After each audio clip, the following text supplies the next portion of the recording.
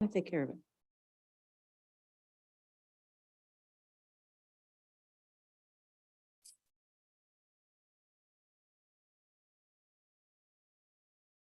Take care of it.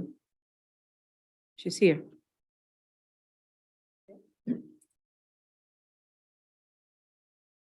Carla, you got her? Hold on. Right, someone let her in. Do we need to invite in or let in? What? There she is. I'm here. Sorry about that. It's okay. Okay, we are live. Okay, we're live. Okay. Good morning. This is the New York City Board of Standards and Appeals review session for June 5th, 2023. What happened to my? Okay, June 5th, 2023. Please be reminded that there is no public testimony during the review session, so please do not raise your hands to be able to request to speak. Once we have the public hearing, you will be afforded that opportunity. The first items are adjournments. Item number 1, 295, 57BZ, 14615 Union Turnpike, 2022 50. Oh. Is this the third adjournment that is being requested in this case? There were 2 postponements according to the note. Chair, we cannot hear you. Can you hear me now? Yeah, Yes. My question was, 295, 57, if Yeah. there was adjournment, 3 there were 2 adjournments. postponements before, but Yeah. not, there were no hearings on I don't this? believe there were 3 adjournments now. Okay, all right. Okay. Thanks. Item number 2, 2022 58BZ, 4420 15th Avenue, Brooklyn. Item number 3, 2022 61BZ, 1002 Avenue N, Brooklyn. Item number 4, 2022 96BZ and 2016 4249BZ. This is 2420 Amsterdam Avenue, Manhattan. Sorry. Move my paper. Withdrawals, item number 5, 2019 96A through 2019 155A, Blue Boat Loop and Cole Street, Staten Island. Motion to withdraw? Chair Shonda, Aye. Vice Chair Shabeta, Aye. Commissioner Otley Brown, Aye. Commissioner Shetta, Aye. Commissioner Yoon. Aye. Application has been withdrawn. So they got to stick together. Okay. Deferrals, item number 6, 2019 264BZ, 3568 Nostrand Avenue, Brooklyn. Item number 7, 2020 51BZ, 95 and 105 Ridgeway Avenue, Staten Island. Item number 8, 2021 35BZ, 957 Grand Street, Brooklyn. Okay, I know we had closed this. I want to reopen it just to, because as the commissioners would have noticed that we received a revised set of plans. So I want to reopen it Okay. and then we can close it again. So Chair, to motion to reopen, Chair Shonda, Aye. Vice Chair Shabeta, Aye. Commissioner Otley Brown, Aye. Commissioner Shetta, Aye. Commissioner Yoon. Aye. Okay, so commissioners, you may have received the a revised set of plans. The applicant is proposing to revise the proposal by providing one commercial, a ground floor commercial retail use at the street frontage and thereby a reduction of a residential unit. This reduces the scope of the variance with regards to the use. And I just wanted to find out if the commissioners were okay with that correction, because the environmental review, everything will have to be corrected and revised and reviewed accordingly. Commission Vice Chair Shibata, are you, I'm okay with that. Commissioner Otley Brown? I just want to add, they also submitted a revised financial to account for the new plans, and I looked it over and I have no questions. I think it is fine. Got it. Thank you. Commissioner Shetta? Yeah, I'm aware of the change and I did look at it. I'm fine with it. Okay, thank you. Commissioner Yoon? Yes. No comments. Thank you. Thank you. So then I make a motion to close. Chair Shonda, Aye. Vice Chair Shabeta, Aye. Commissioner Otley Brown, Aye. Commissioner Shetta, Aye. Commissioner Yoon. Aye. Okay. This is a decision. Okay, closed. Item number 9, 2021 41BZ, 22 to 38 Cumming Street, Manhattan. Okay. Decision items, item number 10, 8881 BZ, 3309 Richmond Avenue, Staten Island. I'm just going through my notes. We received a community board recommendation and community board is recommending an approval. We have received all the necessary revised plans based on the comments that the board had provided. I was satisfied with the changes and the improvements that's been made. Commissioners, anybody has any comments or any? Okay. All right. So I then make a motion to approve with all the prior grants would still be In effect. in effect. Yes. Chair Shonda, Aye. Vice Chair Shabeta, Aye. Commissioner Otley Brown, Aye. Commissioner Sheta, Aye. Commissioner Yoon. Aye. Application has been granted. Item number 11, 12992 BZ, 15055 Cross Island Parkway, Queens. Okay.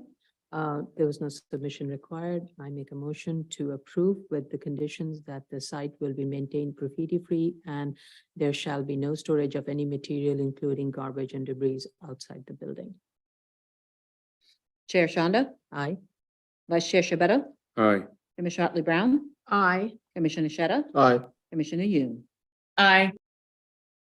Application has been granted. Item number 12, 27515 BZ, 115 East 97th Street, Manhattan. Okay. Motion to approve. Chair Shonda, Aye. Vice Chair Shabeta, Aye. Commissioner Otley Brown, Aye. Commissioner Sheta, Aye. Commissioner Yoon. Aye. Application has been granted. Item number 13, 86755 BZ, 6615 Borden Avenue, Queens. No submission was required, so I make a motion to approve with condition that hours of operation for both car wash and vacuum tower shall be limited to 6 a.m. to 9 p.m. Okay. Chair Shonda, Aye. Vice Chair Shabeta, Aye. Commissioner Otley Brown, Aye. Commissioner Sheta, Aye. Commissioner Yoon. Aye. Application has been granted. Item number 14, 2020-88 BZ, 315 Berry Street, Manhattan. I'm just going through my notes. Just give me a second. Okay. Oops. Hold on. Sorry. Just something happened on my screen. Okay. So board has received a response from the tenant's representative and a follow-up response from the applicant. I'm deeply appreciative of the effort the tenants, members of the public have taken and for their involvement and participation in the public process. I also want to thank the applicant and its team and our sister agencies, especially fire department, for responding to board's questions over the course of the hearings. Over the course of these 5 hearings held on this matter, the board listened to the public testimonies, also received several letters from public tenants and were reviewed by the board. I want to thank the board for their thorough review and our team at the BSA in coordinating the review. During the hearings, BSA had been appraised of the concern regarding structural integrity. Board will defer to DOB, Department of Buildings, that is, to ensure structural integrity of the building prior to granting any permit for the proposed use at the premises. This is a special permit application pursuant to zoning resolution section 73-14 to permit the use of a solar energy storage system, formerly known as BESS, SESS is the current acronym, at the premises. Which according to DOB Bulletin 2019-007 is classified as use group 6D, is not permitted as of right in a residential district. Pursuant to zoning resolution section 73-14, relevant here in this residence districts, the BSA may permit the use of an electric utility substation limited in its area to not more than 10,000 square feet. BSA finds that the proposed use of the SESS at the premise will not adversely impact the character of the residence district and the applicant meets the findings of the special permit of zoning resolution section 73-14. We also received a secret sign off. So I make a motion to approve with the following conditions. That prior to the approval of the work permit, DOB shall ensure that any proposed installation at the premises in accordance with this approval shall apply with all applicable provisions of the zoning resolution, building code, administrative code, and any other laws and rules governing the proposed installation. And the system shall secure all required permits, including but not limited to from OTCR, Fire Department, DEP, DOT, and any other agency that has jurisdiction on the subject site prior to issuance of the work permit. In addition, the proposed system shall comply with all fire department conditions, rules, and regulations, and reviewed and, as stated earlier, approved by fire department prior to issuance of any work permit. So with that, I make a motion to approve. Chair Shanda, Aye. Vice Chair Shabeta, Aye. Commissioner Otley Brown, Aye. Commissioner Shetta, Aye. Commissioner Yoon. Aye. Application has been granted. Thank you. Item number 15, 2022-81BZ, 20434 45th Drive. The applicant has provided the information regarding firm map. I don't have any other comments on this. I guess we're unsatisfied with the submission. That was my fault. Oh, okay. Satisfied with all the submission, Commissioner Chetta? Okay, so then I make a motion to approve. Chair Shanda, Aye. Vice Chair Shabeta, Aye. Commissioner Otley Brown, Aye. Commissioner Shetta, Aye. Commissioner Yoon. Aye. Application has been granted. Item number 16, 2022-83BZ, 20 Jolene Lane, Staten Island. Applicant has provided the revised firm map. Commissioner Chetta, you're okay with that? Yes, I am. Thank you. Thank you. So I then make a motion to approve. Chair Shanda, Aye. Vice Chair Shabeta, Aye. Commissioner Otley Brown, Aye. Commissioner Shetta, Aye. Commissioner Yoon. Aye. Application has been granted. Item number 17, 2022-85BZ, 257 Coleridge Street, Brooklyn.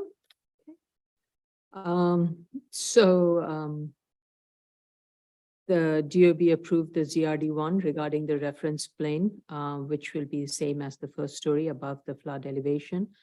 So, and also there were added conditions, and the conditions were a complete application shall be filed for department review.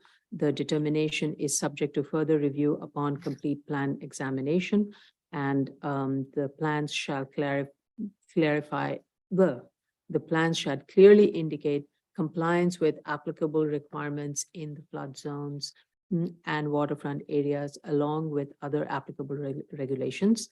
And finally, the applicant shall provide a FEMA elevation certification. And based on that, the applicant has revised the site plan, reduced the FAR as we had directed the applicant to do so to 1 FAR, and the front yard has been enlarged to 18 foot, and the height has been revised per ZRD1. So I was very satisfied, and I really want to thank the applicant for following the direction that was given by the board. It makes these process much simpler. These are not difficult cases, and I think the board has been very consistent in the manner in which it reviews 73-622. So I do appreciate the applicant paying attention to our directions. So with any questions or comments regarding the submission?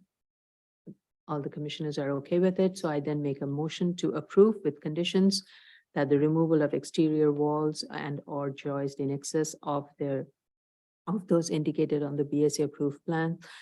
Plans shall void the special permit and DOB conditions stated earlier. Thank you. Chair Shanda, Aye. Vice Chair Shabeta, Aye. Commissioner Otley Brown, Aye. Commissioner Shetta, Aye. Commissioner Yoon. Aye. Application has been granted. Item number 18, 2023-07BZ, 2386 Jerome Avenue, the Bronx. Okay, applicant has submitted the additional information regarding existing rear yard condition, and photos were also provided. I'm very satisfied with the submission. Any questions or comments from the commissioners? Okay, everybody shaking their head saying no. So then I make a motion to approve with conditions that there shall be no outdoor sound amplification during and after business hours and no light spread from the second floor roof to the abutting buildings. With that, motion to approve. Chair Shanda, Aye. Vice Chair Shabeta, Aye. Commissioner Otley Brown, Aye. Commissioner Sheta, Aye. Commissioner Yu. Aye. Application has been granted.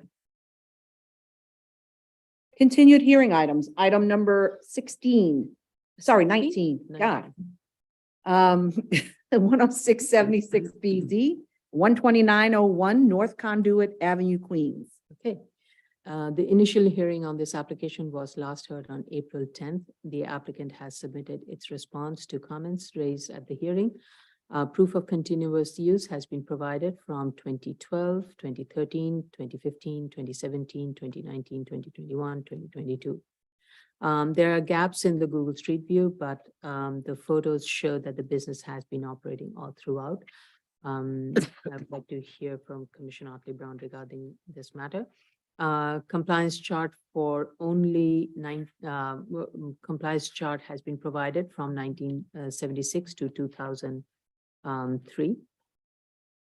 Lumen spread study also has been provided. The analysis shows more than 0.0 beyond the property line in the residential district, in the residential portion of the land use. And this should be corrected by providing shields, and this shall be corrected prior to any board's decision. I think this is an easy correction that can be done. And you want the standard note on the plan? Hmm? Do you want the standard lighting note on the plan? Or not I- necessary? Actually, that's a good question. I did not check if there's a lighting note on the plan or not, but there's The standard definitely, one that you've been yes, using? there should be a lighting note on the plan, but also putting a shield should be very easy, so that can be done even now. Thank you. I have not seen the interior lot line photos because I think questions were raised about landscaping, and there was graffiti, and that we did not see any photos if those were removed or not. And the applicant stated that it is under review, the landscaping part. So I would like to hear from the applicant during public hearing session, any update on the landscaping part of it. Vice Chair Shibata. I just want to, the only thing I'll add is that the question with regard to the graffiti was something that was requested by the case planner. And we haven't received, that's what I'm waiting for, is the graffiti on the site, see if it's been removed from the photographs. Yes. Thank you. Commissioner Otley Brown.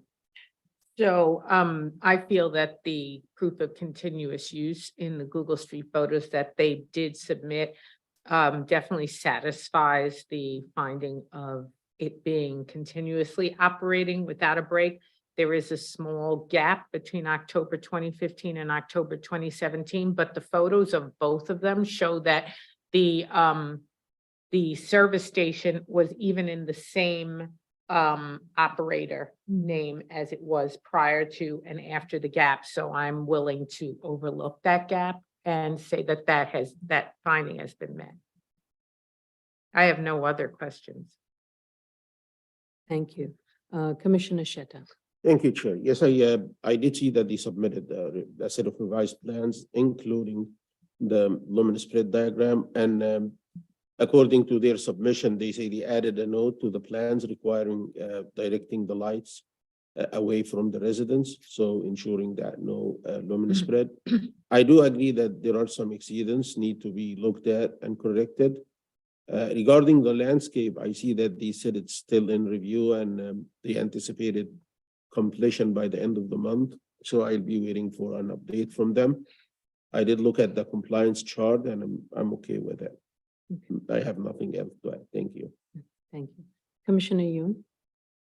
Thank you. Yeah, I just second, we're all waiting for the applicant who said they would respond by the end of the month, which I think was a few days ago. So I would like to hear from them this afternoon. Thank you. Yes, thank you.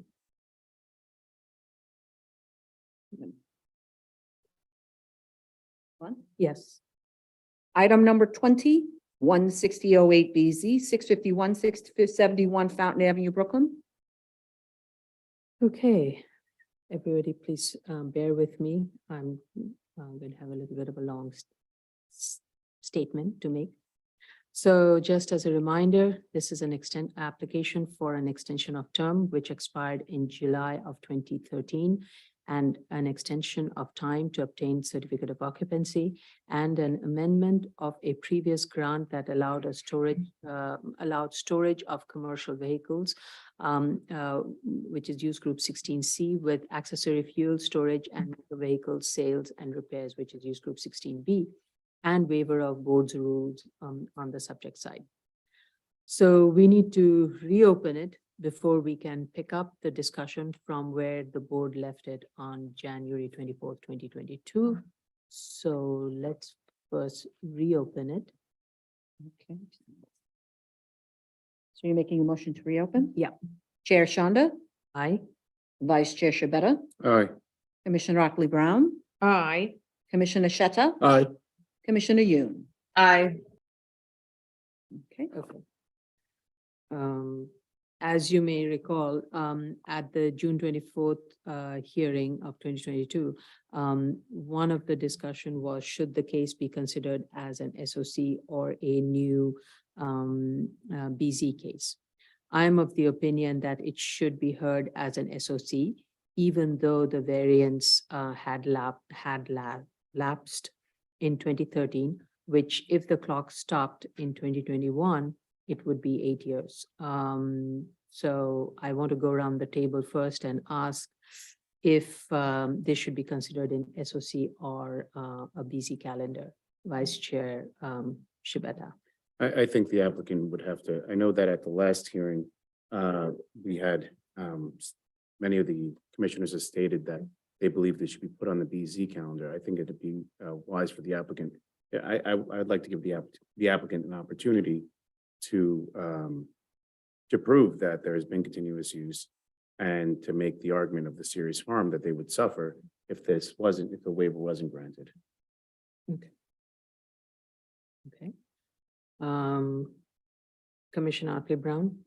So I'm not leaning towards either being on the SOC calendar or the BZ calendar. However, I do agree with Commissioner that in order for them to appear on the SOC calendar, we do have to grant them the waiver to apply the 8 years following the expiration of the previous grant.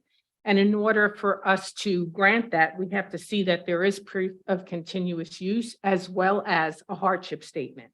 I did go through the file and I did find the applicant's file labeled historical aerials, and the historical aerials do show activity on the site for April 2014, March 2015, November 2016, June 2017, May 2018, February 2019, and April 2020. When you look at the May 2021 picture, it does show a vacant and unused site. However, they did file with the BSA in February 2021. So I would personally accept that as proof of continuous use. I went through the statement and I did go through all of the files and I could not find the hardship statement that Commissioner Shibata has referenced. And so before we can actually make the determination of whether or not they could appear on the SOC calendar, I think they should address that issue with a revised statement of facts and findings that includes that hardship statement. Okay. Yeah, the doc, I was going to state that after I heard the first part of it, but anyway, you printed, which is good. Commissioner Shetta. Thank you, Chair. Just to correct the record, Commissioner Brown indicated that she agrees with Commissioner Shetta. I believe she meant Commissioner Shabbat. I apologize. Yeah, that's I meant okay. Shabbat. I just wanted to correct that. We're interchangeable. And yes, I do agree that we shouldn't be making a decision on behalf of the applicant on this. I would leave it to the applicant, whatever way he believes that he can prove his case. I would be okay with him going that route. So I'm okay with either SOC or BZ listing. Okay. All right, and Commissioner Yu. Thank you. I agree with my fellow commissioners, and leave it to the applicant to determine which way they'd like to proceed. And I know the rest of the board has heard this case a few times, and so I'm looking forward to participating and yeah, getting up to speed with everybody on this. But I defer to the other commissioners on whether it should be SOC or BZ, and I suppose that means that we're deferring to the applicant. Thank you. All right, thank you.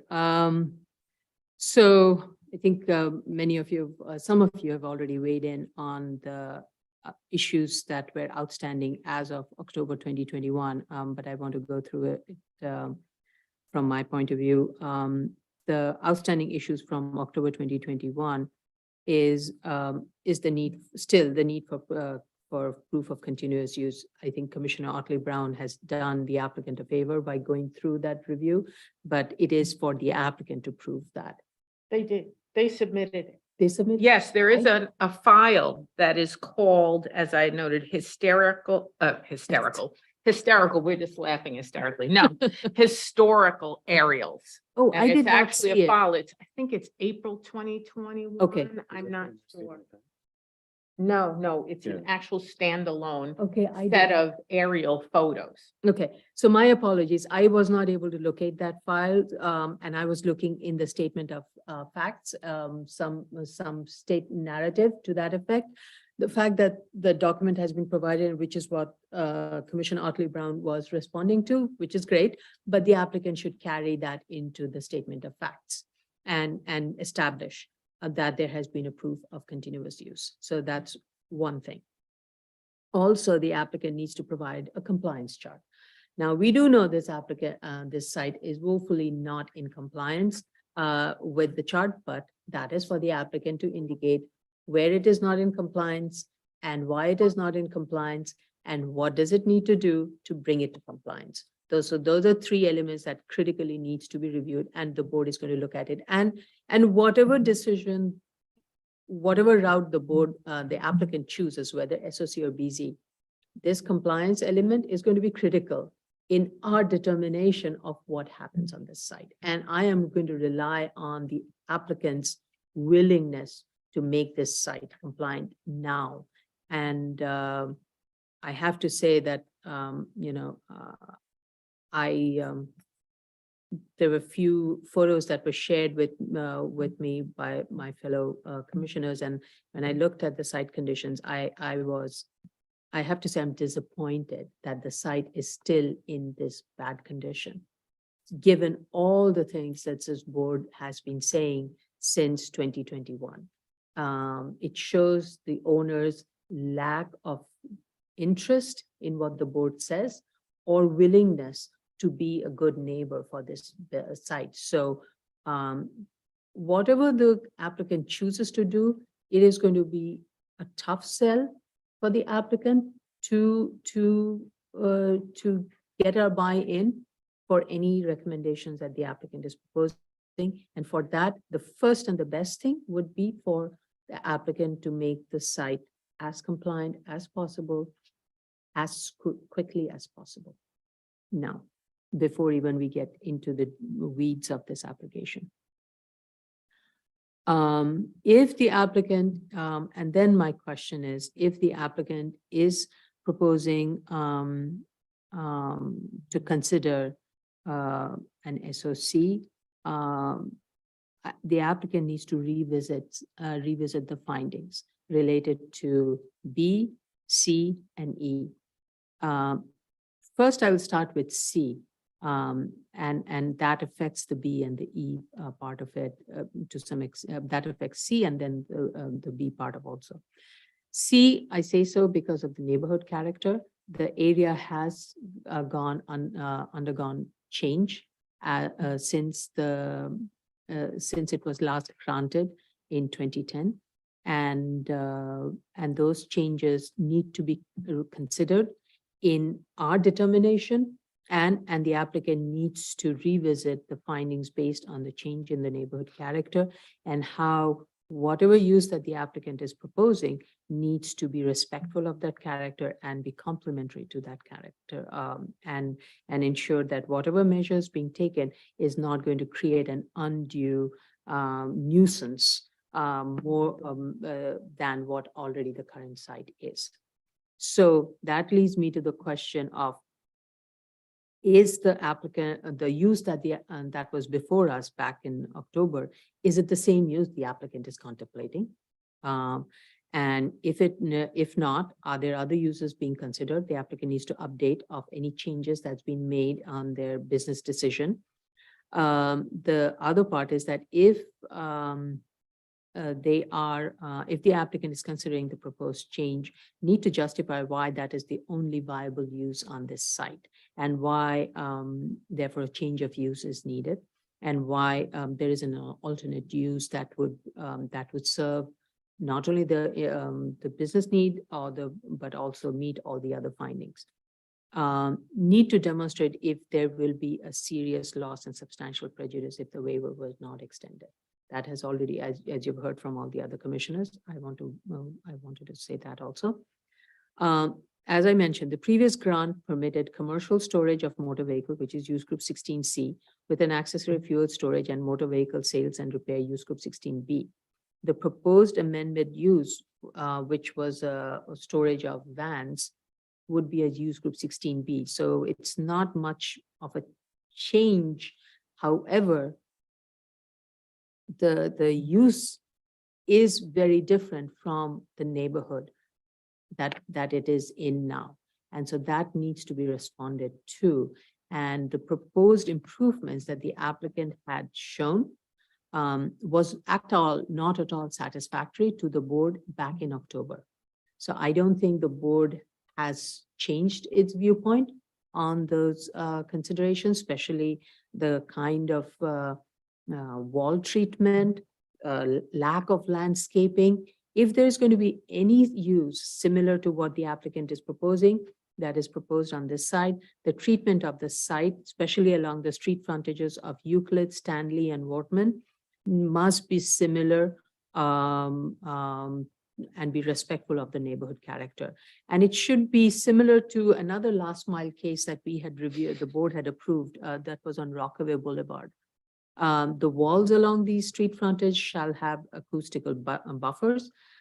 It must be made of a material that is very similar to a residential material like brick, that type of thing. And the perimeter of the lot line in front of the wall must have in-ground landscaping with tall trees and landscape beds that should be of minimum depth that can withstand those kind of tall trees.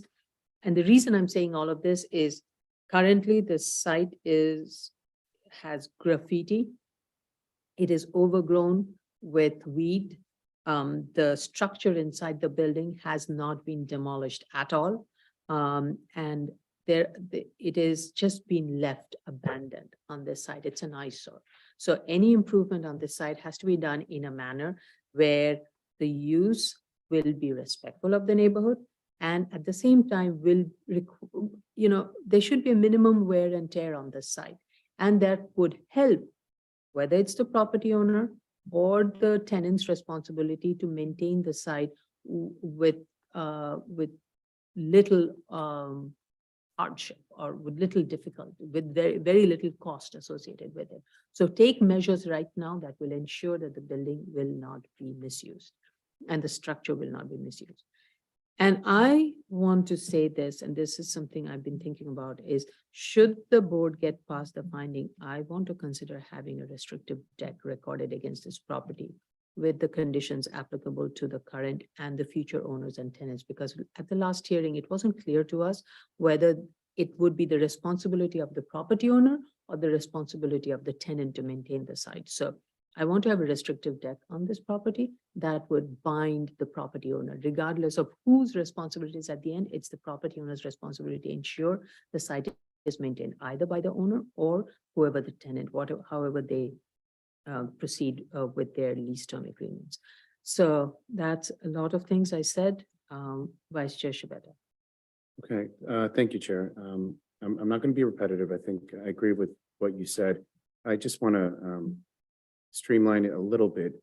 I believe that they first have to prove their waiver, and that may be difficult considering there is potential for as of right use now. So they're going to have to, that's going to be a question that they're going to have to go through with regard to their hardship argument. Now, and this may, I also believe that there is, and they should be aware that there is a connection between compliance and continuous use. And I think that they have to flush out how they are in compliant continuous use. And that would be one of the steps, those two steps I think they need to flush out if they want to pursue the waiver. And again, I don't want to be repetitive, but as you stated, if the applicant is pursuing the same project that they previously presented, I believe they have to revisit the findings for two reasons. One, because the type of the scope of the amendment in and of itself, the actual how it would change the project in its entirety, and the change of the character of the surroundings. I believe for those two reasons, they should revisit the findings if they're continuing with the same project they had. I am in support of your restrictive deck suggestion. I have nothing further. Okay, Commissioner Otley Brown. I'm in total agreement with the chair and the vice chair on this issue. I have gone to the site. I have noticed continuous non-compliance with the previous grant, and I would like to see a revised file of their conditions of compliance and whether or not they comply. I would like it submitted with photos for the record.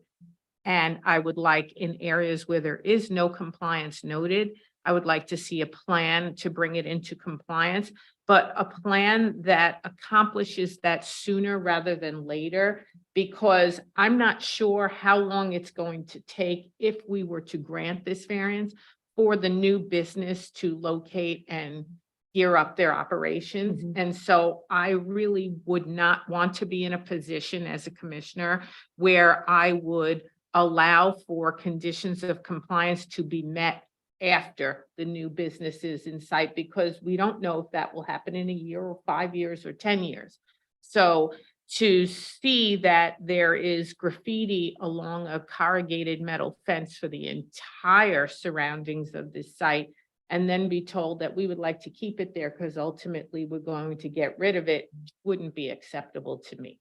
I agree with you. And the history of this case also supports seeing it before believing it. Yes, I agree. And so I don't want to be repetitive other than that. I completely agree with Commissioner Otley Brown on this, that the applicant at no point should be telling us we are waiting for the tenant, and once the tenant is in place, we would fix up the problem. The problem needs to be fixed up right now. And when the tenant comes in, it's the tenant's job to maintain it and carry it forth. And they're currently in non-compliance by And they're- having it like that. And to ask for relief here when you're in a current state of non-compliance, I agree that these things need to be addressed before we should address even the underlying issue. Yes, agree. Commissioner Sheta. Thank you, Chair. I agree with what's being said. I just want to add two things. For me, the governing points on this application are mainly two. And the first one is the character of the neighborhood and the impact on the neighborhood. This is the first finding for me. And the second one is the continuity of the use. Regarding the continuity of the use, I understand that they submitted some aerials to us. But regarding the historic aerials, I'm not sure if the historic aerials looked at are the same that I used to look at online. But if they are the latest on these historic aerials things are 2019, I would, if you give me 1 second, I can just do that. If you look, these are the historic aerials thing, and this is the site, I believe. And if you look at the latest here, it's 2019. You can go like before that, but the maximum, the most updated is 2019. if you look at another site, I used to look at, this is a site that where we have subscription from the city. And this one is slightly better. And if you look at this side, 2021, you can see, bear with me a little bit, it takes time to load. Before November 2021, I'm sorry, November 2020 to January 2021, you can see there is some sort of an activity. If you go before that, you can see the same. If I keep going down or like older, you still see an activity.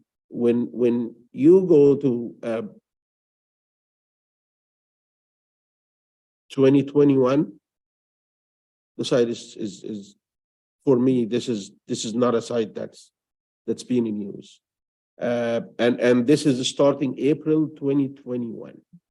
And of course, if you keep going up, I mean, to more recent dates, 2022. So this is the first hurdle for them to like prove to us that the site has been in continuous use through. And like I said, the second, I believe the uniqueness is the uniqueness. Finding A is finding A. It doesn't change. I don't believe they need to like retake a look at it. But again, the neighborhood character and the impact on it. And the second one is continuous use. If they pass these two hurdles, I believe I'm going to be fine with the application. Can I finish with Commissioner Yun and then I'll come back to you, Commissioner? Yeah, I Mathur? just had one sentence Okay, to say their source was Google Earth. Okay. Just wanted to let you know, because you didn't Oh, know okay. which source. So They're it's not. using Google Earth. Oh, I'm sorry. Yeah. I thought you said historic areas, and No, I said the name of their file was called historical aerials. Oh, so I that see. Okay. the Right. chair could find it in the files, Yeah. but it Okay. was Google Earth. Yeah, that's Yeah. all. thanks. Okay. Thank you. Thank you. Commissioner Yun? Thank you. I also don't want to be repetitive. I do think that they need to revisit the findings, given the history of this site and the difficulty that the board has had coming to past grants. And obviously the change in the neighborhood that fellow commissioners have discussed. I think hardship needs to be demonstrated given the current context. And on the uniqueness of the site, I'm not so clear as to why, under what premise the site was granted uniqueness.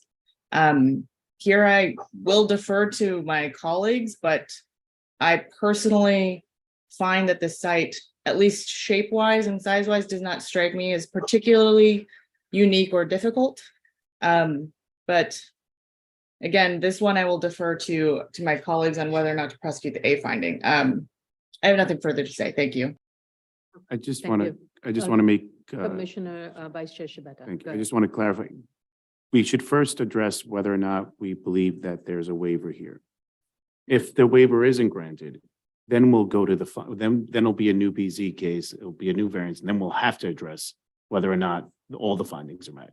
So it's the applicant's hurdle to prove that this is both been in continuous use and they would suffer a great harm if they, if this use was, if they were not granted a waiver. And then if we get to that part and we agree that a waiver is granted, then we will still have to readdress some of those findings because of the change in the character of the community and the type of this type of use. The executive director, Carla Costanza's hand is up. Yes.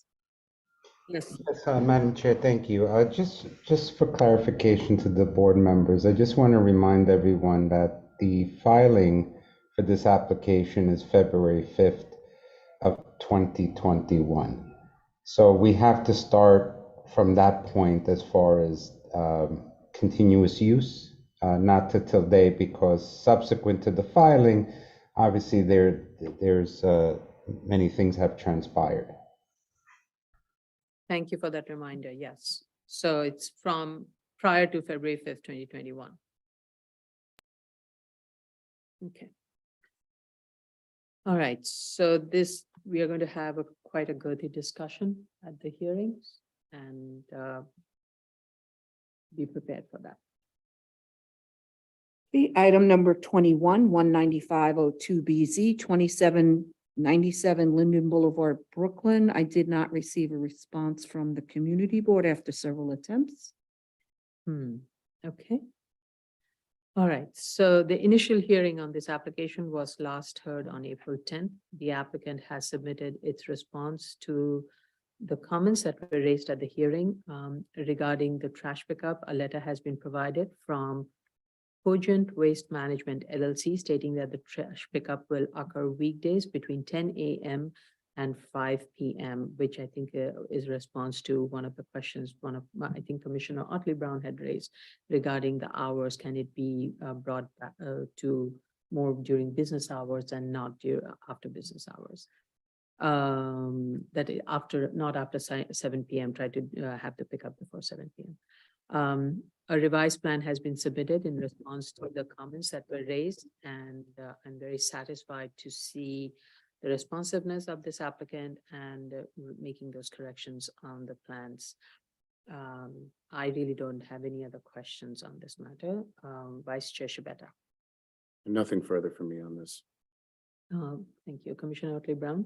I found the applicant very responsive to my questions regarding the trash enclosure, its location next to the residential, and it seems like they've modified that to put a 6-foot-tall masonry wall in the northeastern corner of the lot near the residence and shield it by 2 rows of arbor vitae. And so I'm satisfied with the application at this point. Thank you. Commissioner Sheta. Thank you, Chair. Yeah, that submission was very responsive.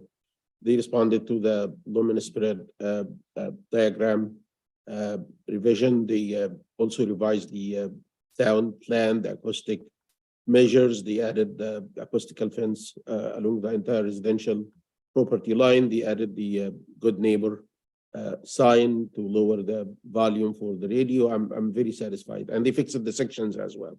Right. So I believe that the submission was very responsive. I want to thank the applicant for that, and I have nothing further to add. Thank you. Commissioner Yoon. Thank you. I just had 2 comments. The updated lumen spread plan now shows all light levels to be 0.5 or lower, even when we're taking readings right next to a luminaire. So it seems like the lights aren't on, or they're very, very dim.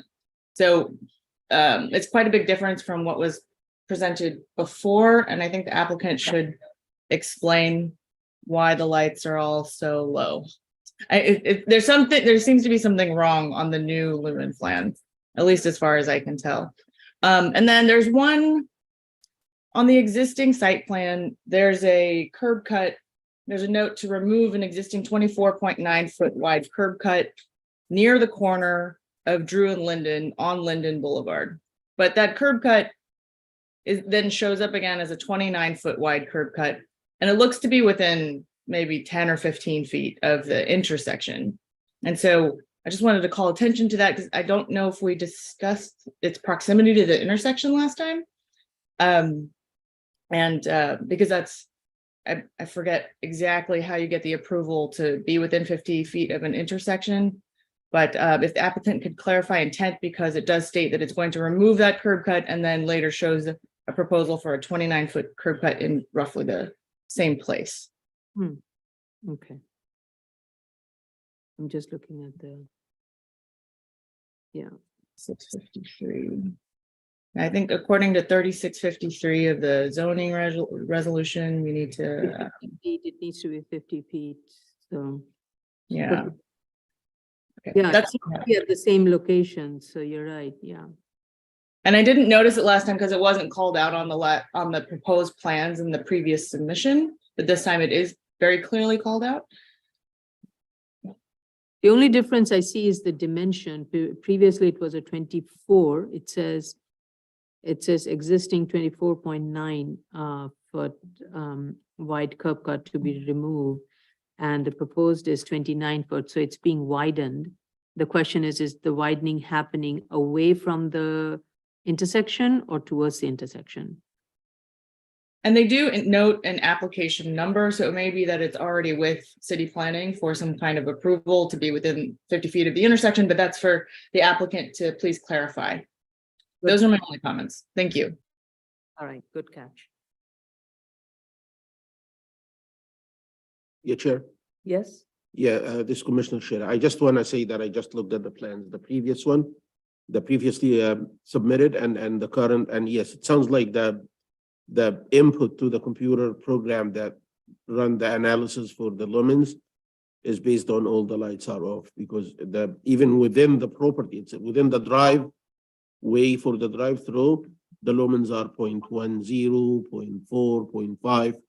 The lumen over the entire site for this submission is actually the maximum is like 0.5. When you look at the previous submission, you can see numbers as high as like 8.1 and maybe higher, and typically is like 5 to 6 in the like the entire site, and of course at the property line it goes down a little bit.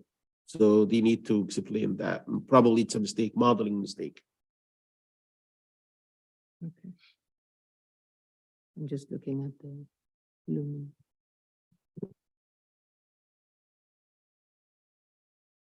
I can show them on the screen if you want.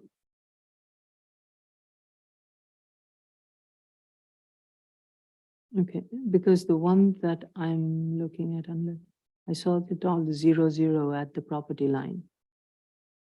This is the current one. I did put it on the screen. This is the current submission. You see, this is the entire site, 0.5s.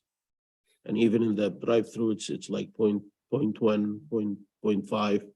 But when you look at the other one, the values are much higher. than Much that. higher, right? Yeah, Right. so it might be a modeling issue. Okay. Okay. Move on. Yes, Item number 22, 27190 BZ, 6801 Queens Boulevard, Queens. okay. The initial hearing on the application was heard on April 10th. Applicant has submitted its response to the comments raised at the hearing. A revised compliance chart has been provided. Plans have been revised to include 8 used car sales spaces instead of 10. No parking on sidewalk sign has been posted, though it's not clear along which frontage that sign is posted. The sign should be on both street frontages, just to be on the safe side. And show it on the plan and the location of the no parking sign on the side regarding basically show the plan on the plan, the locations where this no parking sign is being posted. Regarding the signage, the applicant is requesting to maintain a 300 square foot signage along Queens Boulevard, which would be non-complying with the C2 regulation. C2 permits 3 times the street frontage of the zoning lot, but in no event more than 150 square feet for interior or through lots, or 150 square feet for each frontage for corner lots. Per previously approved plan, the total signage size along Queens Boulevard is 135 square feet plus 69 square feet, which is a total of 204 square foot. Since the previous grant permitted up to maximum of 204 square foot along Queens Boulevard, it should at a minimum comply with the prior grant. I do not see any reason to deviate from the prior grant.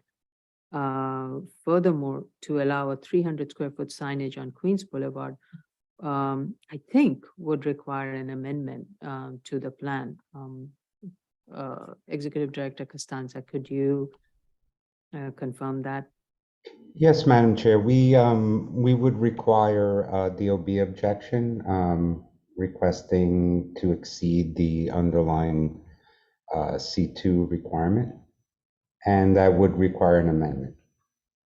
Okay. Thank you. And there are 2 users on the site, so the applicant needs to specify which of the use is the primary and which is the secondary use. I believe applicant had stated one is a primary use, so I just need to understand for my purposes which one is what. Vice Chair Shabeta? Thank you. Just one moment.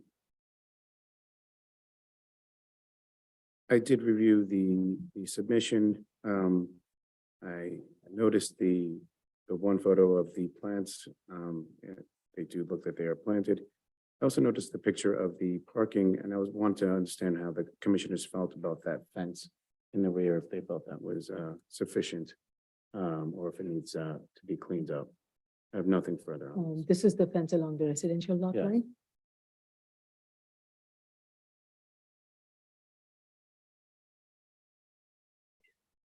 Right.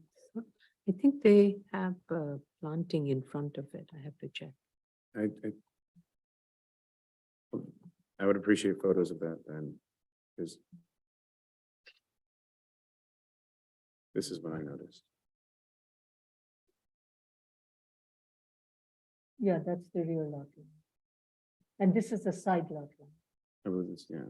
So this is along, so this would be not on Queens Boulevard. This is along the side street. Mhm.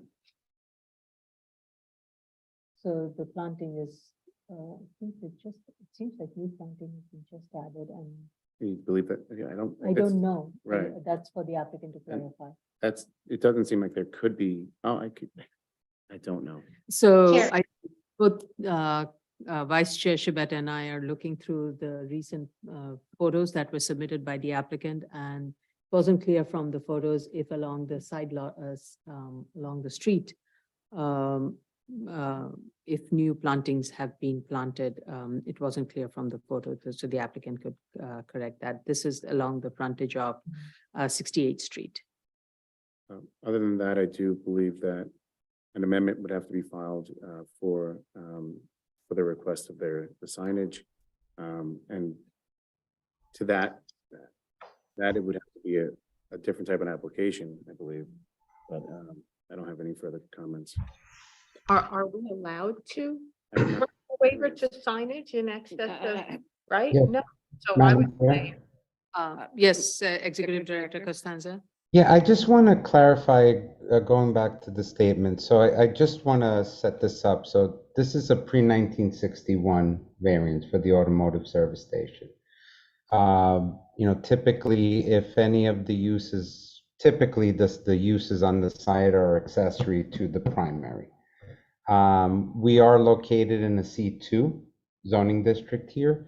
So, and again, I don't want to speak for the applicant, that's for them to represent it, how they wish to frame it. If any of the uses are standalone, non-accessory, then we'd have to look at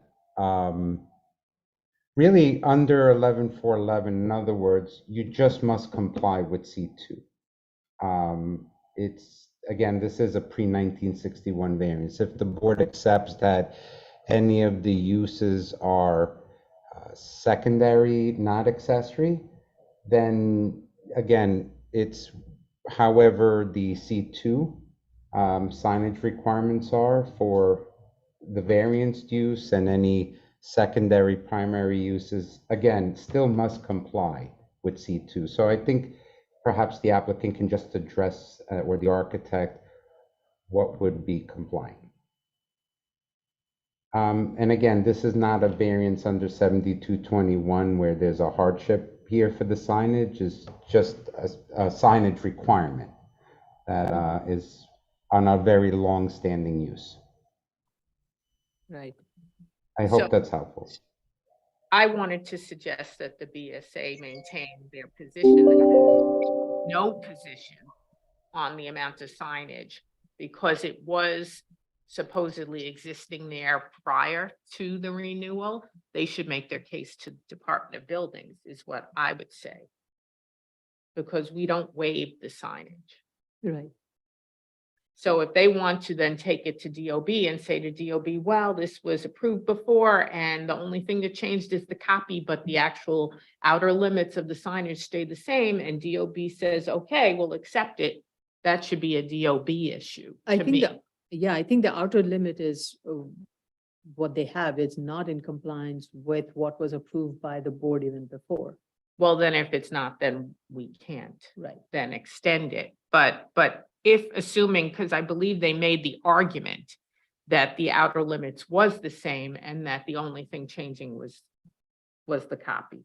That was the representation that they made in this past submission. I just reviewed the two sets of plans of previous approved and what is before. I think the outer limits, like, that's what the measurements that I gave out was outer limits was 135 square foot for one sign, and then the other one was 69 square foot, which is a total of 204. Now here, this is just one sign that we are talking about, which I'm assuming is the 135 that is now expanding to 300. Now that would be 300 plus 69 square feet. That's like going way over what. I agree. Yeah. So, And then I just wanted to state that from my looking at the photos submitted of landscaping, the first photo showed me that the landscaping was barely there and it should be refreshed. and this is along the rear lot line or along the side lot line? Photo number 1, I don't recall which one it was referencing, but I can look at it.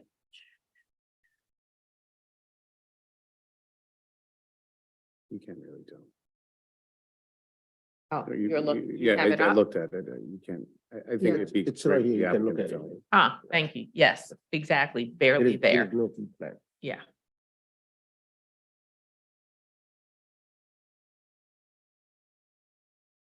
Yeah, Those are the older photos. those are the older ones, yeah.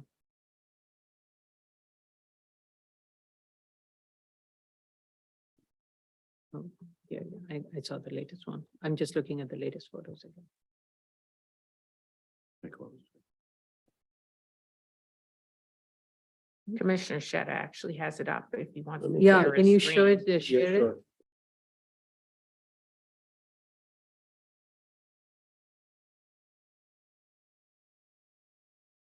That's the photo. Just two pictures without a key. So this is the rear lot line. I think.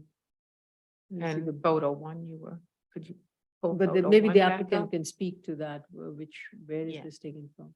This was the. I, fence that I let me, was at. hold on, let me show where, based on the Google, I can. show Yeah, I you. think this is along this 65th Street frontage, because that's where the trailer is. Right, the applicant should key. Applicant should key in these drawings Yeah. and not make us guess and then misstate things that shouldn't be misstated by any one of us. And we're relying on the documents that the applicant has provided. Commissioner Sheta, for some reason, your name changed back to, Sure. Okay, all right, go ahead, Commissioner Commissioner Otley Brown, are you, That was my only. okay, all right, Commissioner Sheta? 1 second. Let me just rename.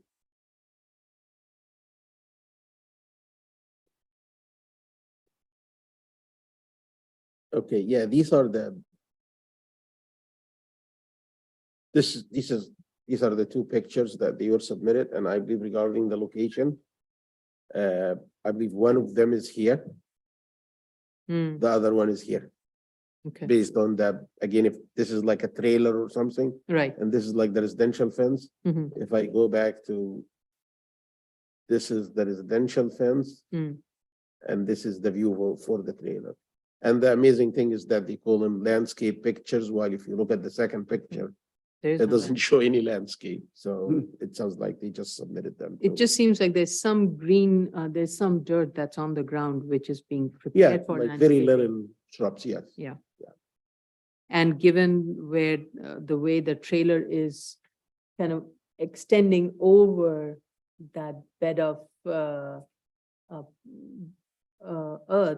I don't think anything can possibly grow unless it's vine. Right, but then unfortunately, that's what you see It's when correct. you're on the street. Right. And it's just not acceptable with Right. the different fencing, because they must have done a quick repair to some of the fencing. It just is very unsightly for the neighbors. Mhm. Yeah, it doesn't look right. I mean, looking at it from outside, and if I'm walking by it, it doesn't look fine. I to don't me. see why the trailer cannot be moved, because you only need 10 spaces, so there should be enough space for the trailer to be, moved in. A bit more of a delicate approach to the neighbors is, I believe the side is kind of tight for them to move the trailer.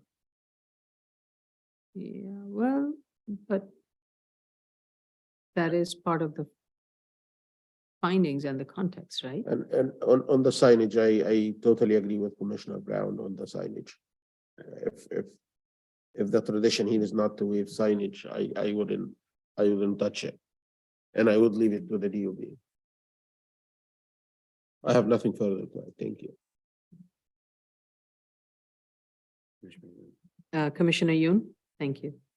Thank you. On the signage, it looks like on the previously approved plans, the auto repair is a 69 square foot sign, and that's consistent between the past or the previously approved plans and the current. It's the auto sale sign that is shown as 30 feet by 4.5 feet in the previously approved plans, which totals 135 square feet. The current shows effectively what looks like the same sign, but it's instead of 30 feet long, it's 50 feet long. So to me, it seems like they just built it bigger than what was permitted on the previously approved plans and are now saying, well, since we built it, we should be able to keep it. I think we should revert back to what was approved. And I just want to clarify. That's the only comment I have. Thank you. Yes. Thank you. Okay, Move on. yes. Item number 24, 36487 BZ, 1710, 1720 Flatbush Avenue, Brooklyn. Right, How about 23? Mahaba? huh? How about 23? 23 is Malcolm X. Did we just, oh, did I miss something? we missed Malcolm X. I'm sorry, I apologize. Item number 23, 29999 BZ, 816 Malcolm X Boulevard, Brooklyn. Yes, thank you. Sorry. Okay, so the application was last heard on March 13th, and based on the comments provided, the applicant has made its submission and made improvements to the site, including a new 6-foot-high opaque PVC fence along the rear and the side lot line abutting the residence, and while keeping the existing chain link fence. I appreciate the applicant making this improvement. However, what is concerning is that the existing chain link fence, which is in dispute, it's not clear whether it's the owner's chain link fence or it's the abutting neighbors. It is still there, and it has a barbed wire, and tangled in that barbed wire is a sports bike, and which can fall any moment and break the new PVC fence. I really would strongly urge the owner to work out this issue with the abutting property owner, because if this chain link fence does not belong to them, and that, I don't know how that bike went to the top. It's somebody like threw it and it just got stuck in the barbed wire. It's fascinating, that photo. It defies gravity, and it's still stuck there, or was stuck there, please. That can fall and break this beautiful new PVC fence that's been put together. So the applicant really needs to resolve this issue and address the barbed wire, and it's going to be a menace if this is not changed. With regards to the additional changes, the board had directed the applicant to also provide a trash enclosure, which has not been provided. The asphalt in the rear area has not been paved, and the ADA space has not been striped. The existing gate to the rear has not been fixed, and the directional marking on the grounds need to be retouched. They have faded. our compliance officer conducted a site visit on April 21st. And the compliance officer noticed graffiti on the walls and vehicles parked on this, and vehicles were parked on the sidewalk. Also fresh coat of paint on the walls and the pylon signs are needed. Now, we have not even closed on this application already, despite the operational plan that has been provided and the confidence and the guarantee that the applicant has provided, we're already noticing vehicles parked on the sidewalk. So if the applicant really needs to, needs a 10-year term, it needs to make these improvements and ensure that the operational plan is being implemented. And that would give board the assurance that the site will be maintained for at least for the next 10 years. And if not, I really am still on the fence as to whether we should grant a 10-year or a 5-year extension. So I have no other comments. Vice Chair. Excuse me, the project manager is going to hand up, Jolene. Yes, Ms. Prenga. Hi, thanks. I just wanted to know if the chair noted the pictures that were received June 2nd, or they were uploaded June 2nd, stamped, showing the striping of the handicap parking spot. There were some additional photos sent in on like Friday. Oh, I did not see the June 2nd. I did not see the June 2nd. Thank you for bringing that to my They attention. also show a trash enclosure that has a fence, chain link with leaves, decorative leaf. Okay, wonderful. That's great. This is good. That I take back my comments. I appreciate the improvements that the applicant has made with regards to the striping. With I can see it. Yeah, I can see it. Thank you. With regards to the gate and the Chair. trash enclosure. Yes, I'm seeing it. Oh, okay, I'm sorry. sorry. I thought you were looking for. I appreciate everybody's help. No, I am looking at the file. You know, what happens when you get some of these submissions at the last Late, yeah. moment? And Friday. I do make an effort of seeing all the submissions before the hearing, but this one skipped. So my apologies to the applicant. But I do appreciate, and the asphalt has been paved, so the new signs will be provided. That is fantastic. This is good. However, there was sidewalk parking. Of course, this photo was not taken at that time. So the applicant needs to again, talk us through how they are addressing the sidewalk parking issue, because this is a very busy pedestrian walkway and there is a bus stop. So that is why I'm being a little picky on this one. Vice Chairship, I'm sorry. Thank you, Jolene, for pointing that out. Thank you, Chair. So I appreciated the applicant's submission, and I have similar comments with the fence. I do think it's a very nice and clean fence. It would be nice if they could figure out about the barbed wire on the other fence that it's in front of, I suppose. There is some refuse in those photos, oil bins. I just want to know if they intend to clean that up or if the plan is to keep those outside. I have nothing further. Okay. Commissioner Michael? I believe it is. Yeah. Yes.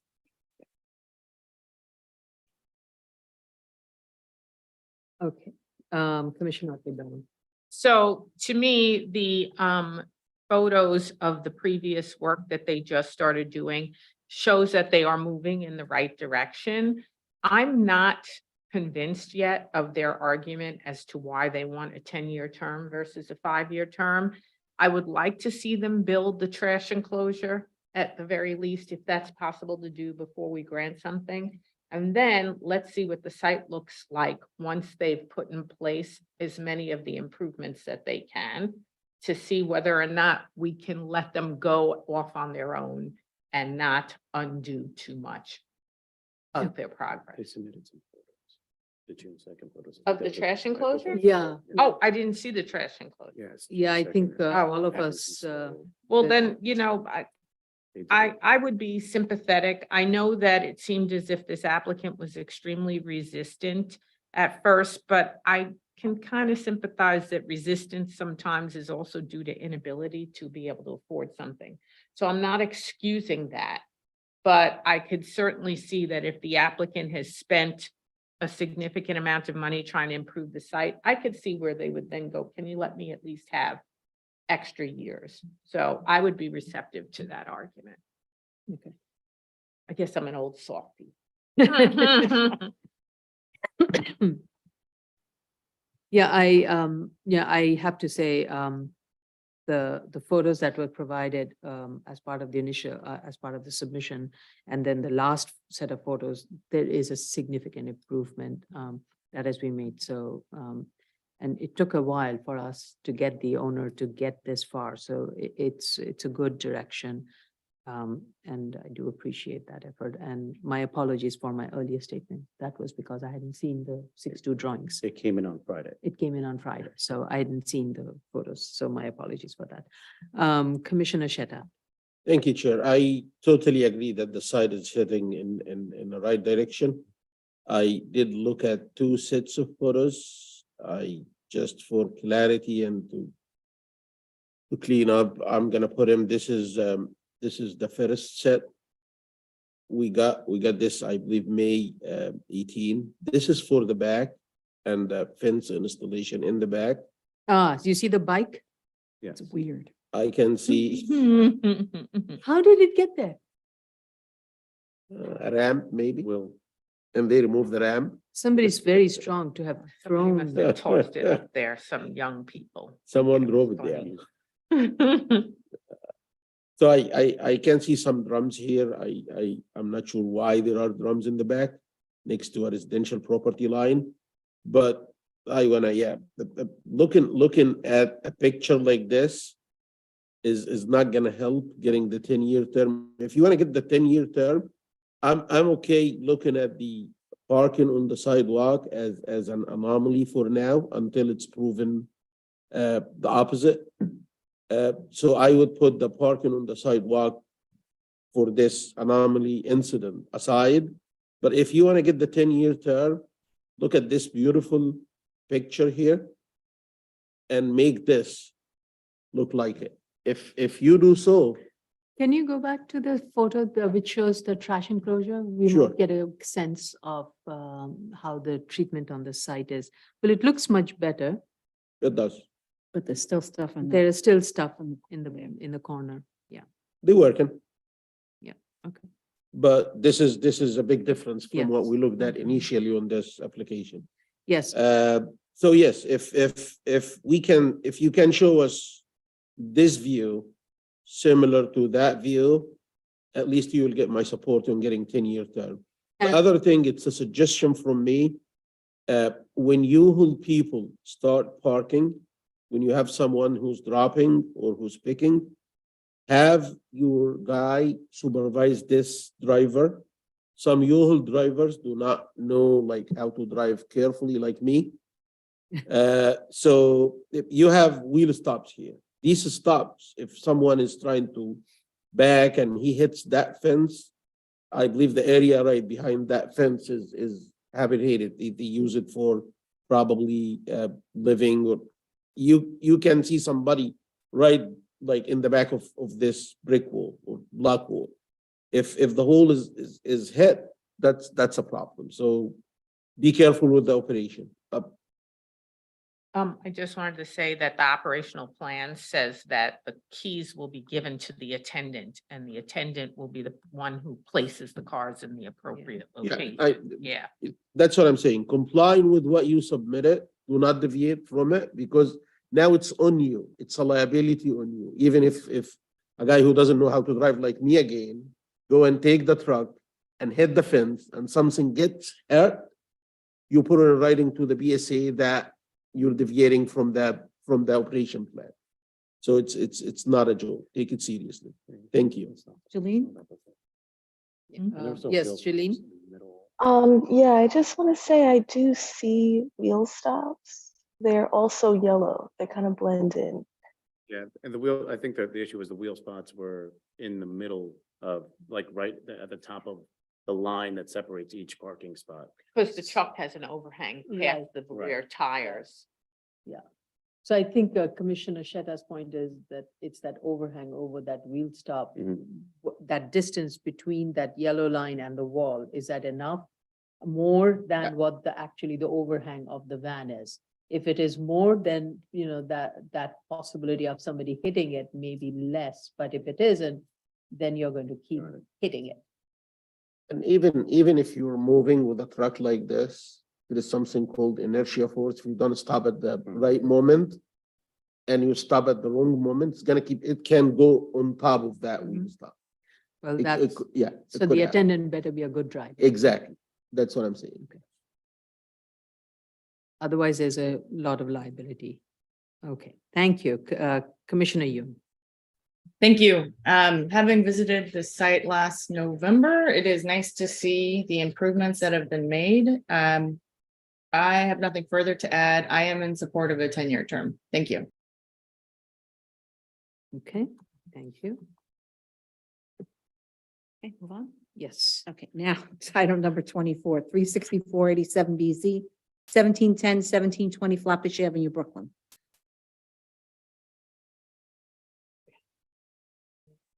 Why is my screen? My screen just kind of went funny. Okay, so this application was last heard on April 24th. Photos from May 22nd submission show that the site is being maintained much better. No vehicles on the sidewalk, trash enclosure is located inside the building. No parking on sidewalk sign has been lowered. So I am satisfied with the improvements and the effort the applicant has taken, especially the operator has taken, to ensure that the vehicles will remain contained within the site and the vehicles are parked, and that the vehicles will not be parked on the sidewalk. While I'm satisfied, I do want our compliance officer to visit the site over the years over the coming years to ensure compliance. If the operator fails, then the operator will be called in for compliance hearing. Vice Chair Shivata, I have nothing further. Thank you. thank you. Commissioner Otley Brown, I have no additional comments. okay, thank you. Commissioner Shetta, Thank you, Chair. I have nothing further to add. okay, thank you. Commissioner Yoon. The only comment I had is the photos don't show the status of the side triangle yards that had been discussed. Am I thinking of the right? Which, project? The Uh, landscaping. this is the Flatbush one, 364. 364.87. I think there was a very recent photo that was provided on 5/22/2023. You're right, That's- you're right, with the dumpsters inside. Yeah. But- okay. Right. I apologize. I have no further comments. Thank you. Thank you. Thank you, everybody. Yeah. Item number 25, 2019-299 BZ, 8201 to 8213 Queens Boulevard, Queens. Okay, just give me a second. The initial hearing on this application was last heard on May 10th. Based on the comments from the last hearing, the applicant has revised the plans, including reduction of the gasoline dispenser to a total of 4 gasoline dispenser, and increasing the on-site parking spaces to 3. The applicant is also proposing to reduce the size of the canopy, and also the location of the curb cuts have been shifted to align with the new layout. A striped ped walkway along the proposed convenience store has also been provided with bollards to provide additional safety. The applicant is also proposing additional street trees along Queens Boulevard. So I would like the applicant to add a note regarding the street tree to state that pursuant to DOT approval, in case DOT does not approve the street tree at the corner at this location. Regarding plan sheet BSA 13, the tree planting detail does not indicate the proposed depth of the soil. Based on the information from Google, it seems both juniper and azalea need similar soil depth of minimum 12-inch to 18-inch. So I would strongly suggest the applicant consult with landscape with a landscaper and indicate the depth of the above grade planting bed. I think it should be a minimum of 20 inches. That's my suggestion, but I'm not a landscaper, so they should definitely consult a landscaper. Vice Chair Shiba. I'm sorry. I believe this case was last heard on April 10th. Oh, sorry, I have it wrong. May 10th. No, it can't be. April 10th. You're right. Thank you. And we had some comments with regard to graffiti. I wasn't able to find any photos that showed pictures of that. Okay. I have no further comments.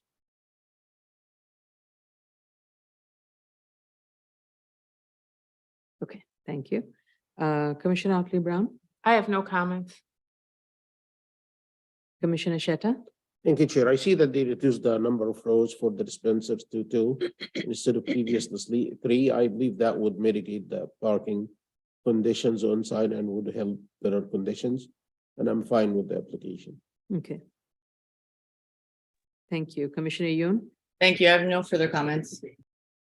okay. Thank you.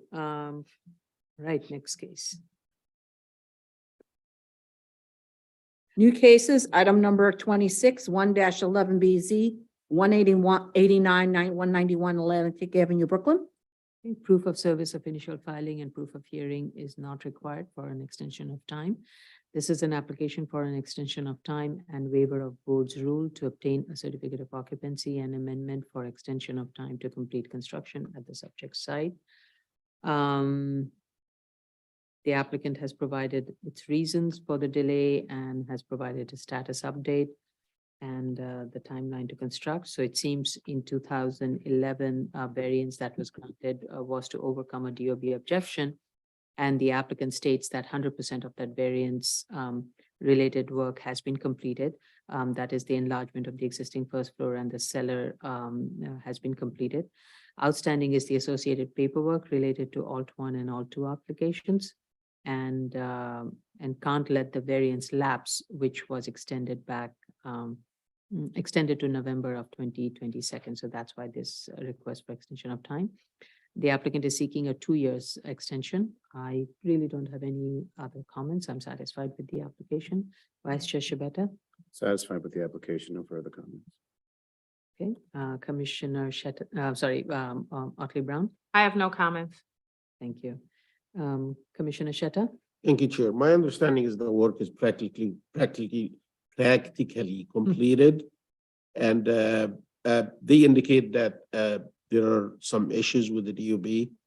My first point for them to clarify whether they completed the construction in compliance with the BSA grant. The second thing is to clarify about the issues with the DOB, whether they were resolved or if not, what is the status? Thank you.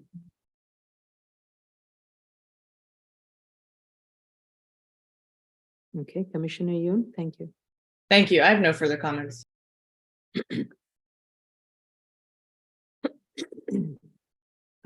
Okay, Item number 27, 2694BZ, 141 Manson Avenue, Staten Island. Mansion. Manson, Manson or Mansion? Manson. You say potato, I said potato. Proof of service of initial filing and proof of hearing has been provided. Committee board has voted to approve. This is an application for an extension of term pursuant to zoning resolution section 73-242 to allow an eating and drinking establishment, which is use group 6 in a C3 zoning district with a capacity of 200% or less at the subject site and a waiver of board's rule. A proof of continuous use has, I don't know if it has been, oh, okay, it's not needed because the extension of term has been filed within 2 years of the expiration of the term.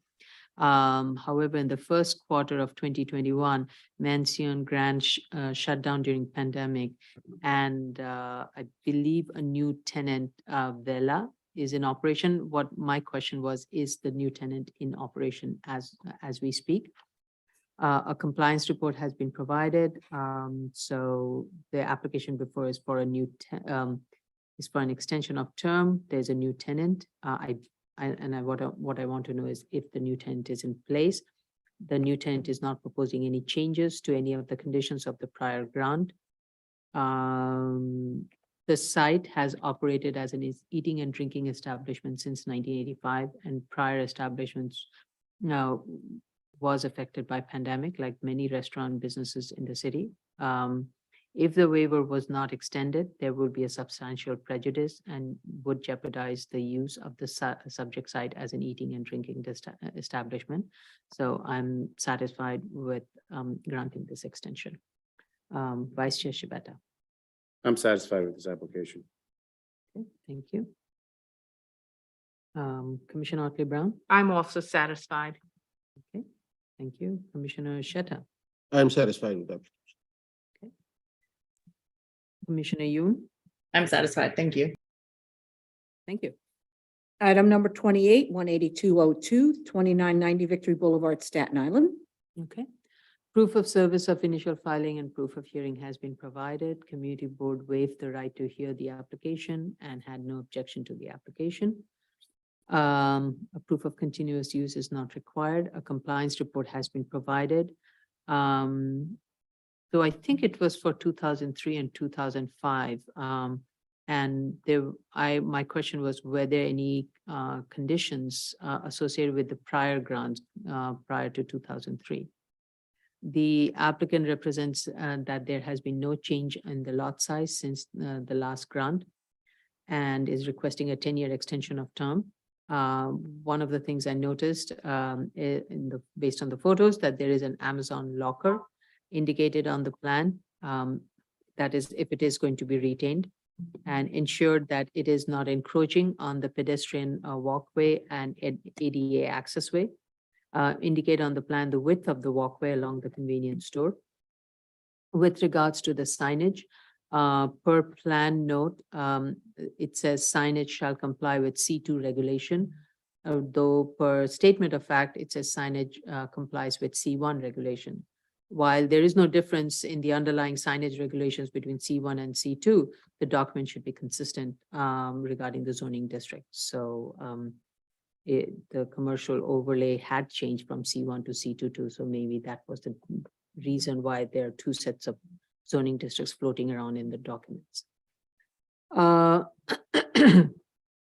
With regards to the landscaping, photos show no in-ground planting. It seems the ground was cleared for planting, so I would like the applicant to provide an update on the replanting timeline.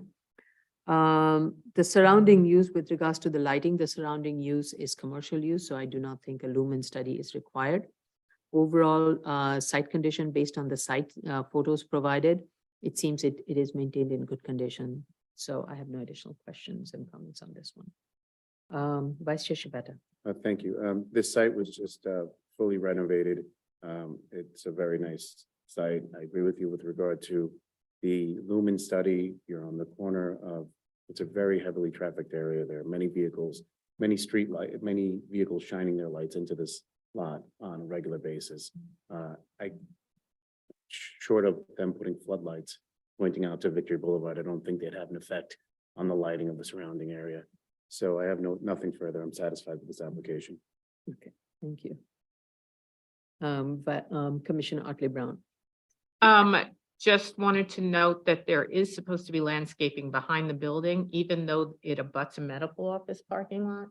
So they should just address whether they're still going to plant the landscaping there or whether they're seeking some kind of an amendment to plan to be released from that requirement, which I would be receptive to. No other questions.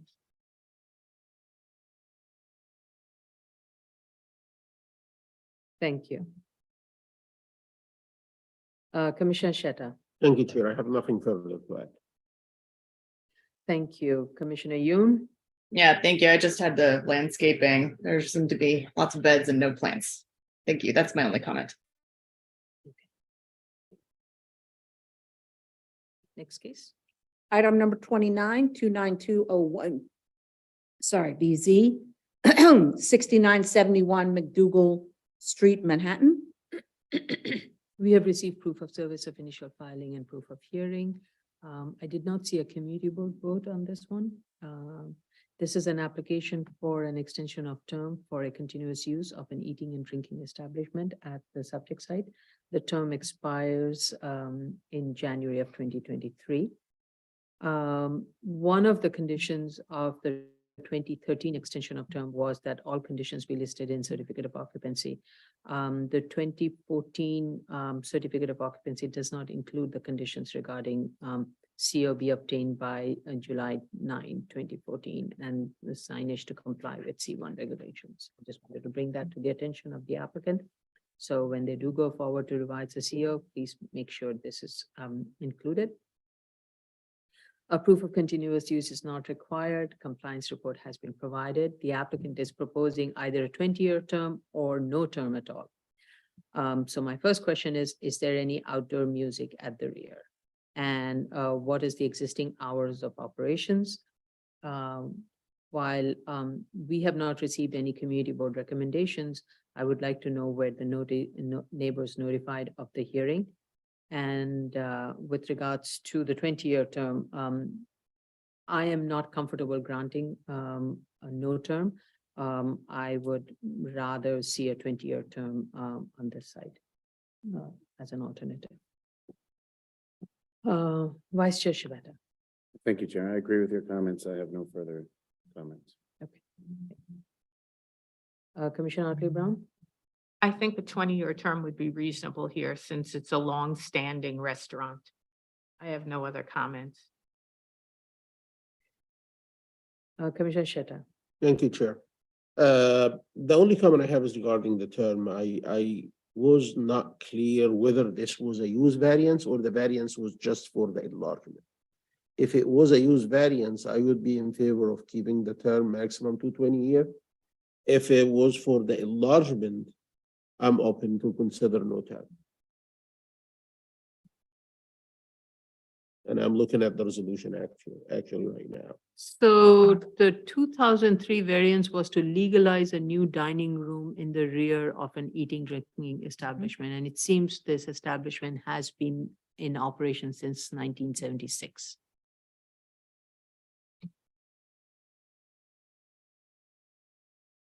Is it an as of right use? No, Then I would be okay with keeping the term, 20 years. the site is zoned R72. There is no commercial overlay, so commercial use is not permitted. Okay, so keeping the term is better to give us jurisdiction on the side, just to make sure that they play with the rules. Mr. Executive Director Costanza's hand is up. Yes, Executive Yes, Director. Madam Chair and board members, yes, I mean, according to the resolution, it may have been a lawful non-conforming use, and it was enlarged via the variance. So I just wanted to clarify that. But with regards to the term, it's not a statutory requirement, rather it's at the discretion of the board.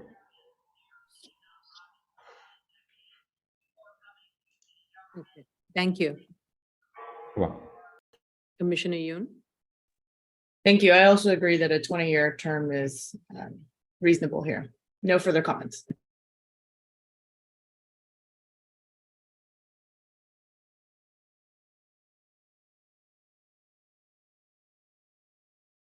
Ready? Yes. Okay. Item number 30, 1098-83 BZ, 147-10 Northern Boulevard, Queens.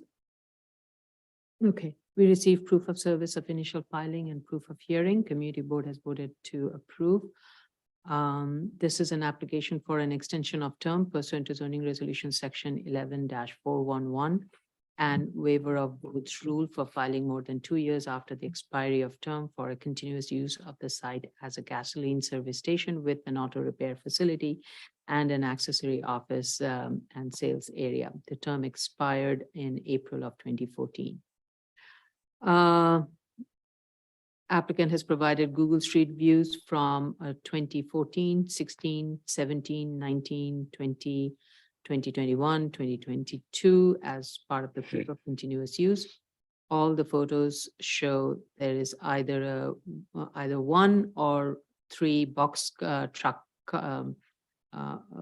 parked along the residential lot line near 147th Street. So I would like the applicant to clarify the reason for these vehicles that have been parked at this location. It seems they kind of regularly park at this site. With regards to the ZR 11-411 threshold, the applicant represents that there has been no change in the lot size since the last grant. So I have few questions based on the photos that's been provided. Area to the north where 3 dumpsters are to be located seems to have a trailer container placed there, and it has vents. Response letter sent to the community board states that the container is a remediation shed and it is in the process of being removed as the remediation is complete. So I would like the applicant to provide an update and provide DEC spill report. Also, the wooden structure in the rear portion of the lot, which is not on the plan, is used for storage. It needs to be removed as it may be a fire hazard. None of these are shown on the plan. So based on the site photos, I also see there's a chain link gate accessing the rear where the trash bins are to be stored. Now, what is the reason? It's not shown on the plans. And also the photo showed that shows that there's a partial brick wall that is kind of in its broken state along 147th Street. I would like to know the reason for it. Is it being repaired? Is that what it's the timing of the photo is picking up that situation? With regards to the trash enclosure, the photos show that the trash bin is stored outside the building. It's not stored in its prescribed area. Landscaping, there is no landscaping. There is no in-ground planting along the existing rear lot line. It must be provided, and right now is the perfect time for that landscaping to happen. So the applicant should start working on it. With regards to the lumen count, lumen level is very high along the residential lot line. It's either it's an error, but if it's 28 plus, that's the reading that is showing. That is very high. I've never seen such high reading along residential lot lines. So if it is based on street measurements that's been taken, it needs to be corrected and reduced to 0 lot line.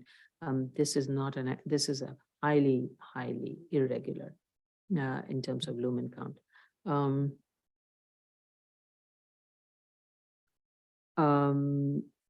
Overall conditions, based on the photos provided, the site is in very poor condition. Chain link fence along the eastern lot line is in very poor condition.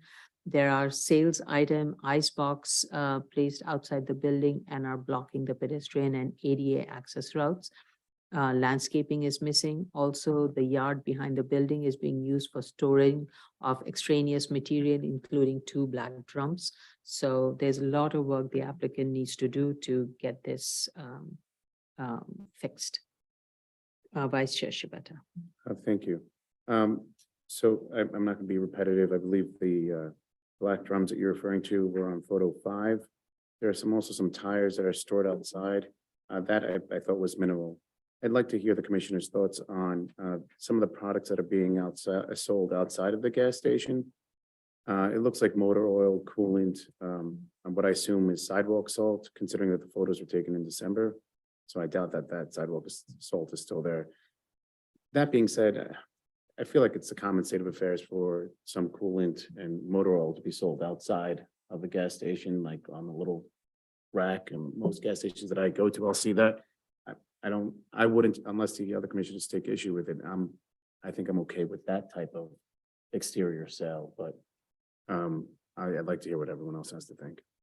I think the concern that we have is it's very difficult to monitor these, and mostly I've seen these operation while they start in a very small discrete section, it starts expanding and then it starts encroaching onto what is actually a pedestrian walkway or an ADA access way.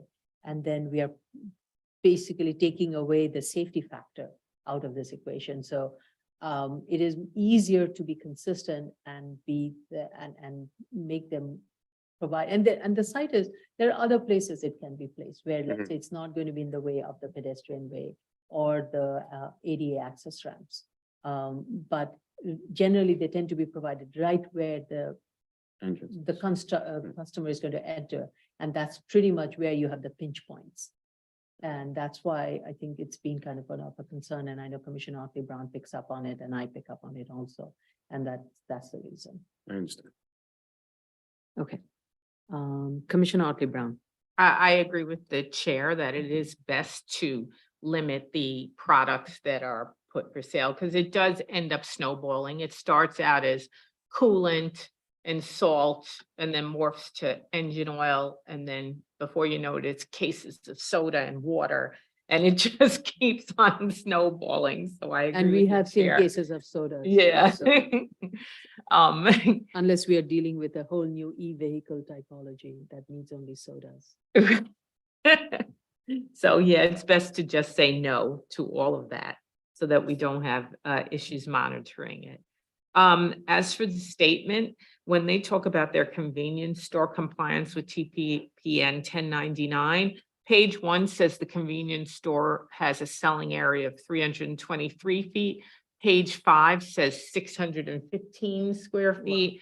And based on the plans, it looks like it never did change from the original 323 square feet. So they need to make corrections to their statement and reconcile the numbers. Mhm. I agree with you that they need to plant the arbor vitae so that it matches the previously approved plans. And the fence between this site and the adjacent commercial site is definitely in need of replacement. And I agree with you. I did notice in the photos, the trucks parked on site then. And I'm wondering, are they renting spots? Because it seems to be constant presence there. So they should not be renting spots to trucks. So they should cease and desist. Thank you. Commissioner Sheta. Thank you, Chair. I agree with what's being said. In addition to that, I need a confirmation from them that view number 6 in the photo submitted is not part of the site. I did look at the key and I did look at the street view, and I do believe that this is for the adjacent site. And I would actually commend other applicants if you have a view like that might be questioned by the board for the adjacent site. You don't have to give it to us because it's showing water ponding and broken significantly, I would say, broken asphalt. So just confirm that this is not part of your site. In addition to that, regarding the luminous spread, I haven't seen a luminous spread for this submission, but there is one for the previously approved plans. And I believe you, Chair, you were referring to that luminous spread. If you look at the previously approved plans, yes, I can see that the numbers are really high. If you want me,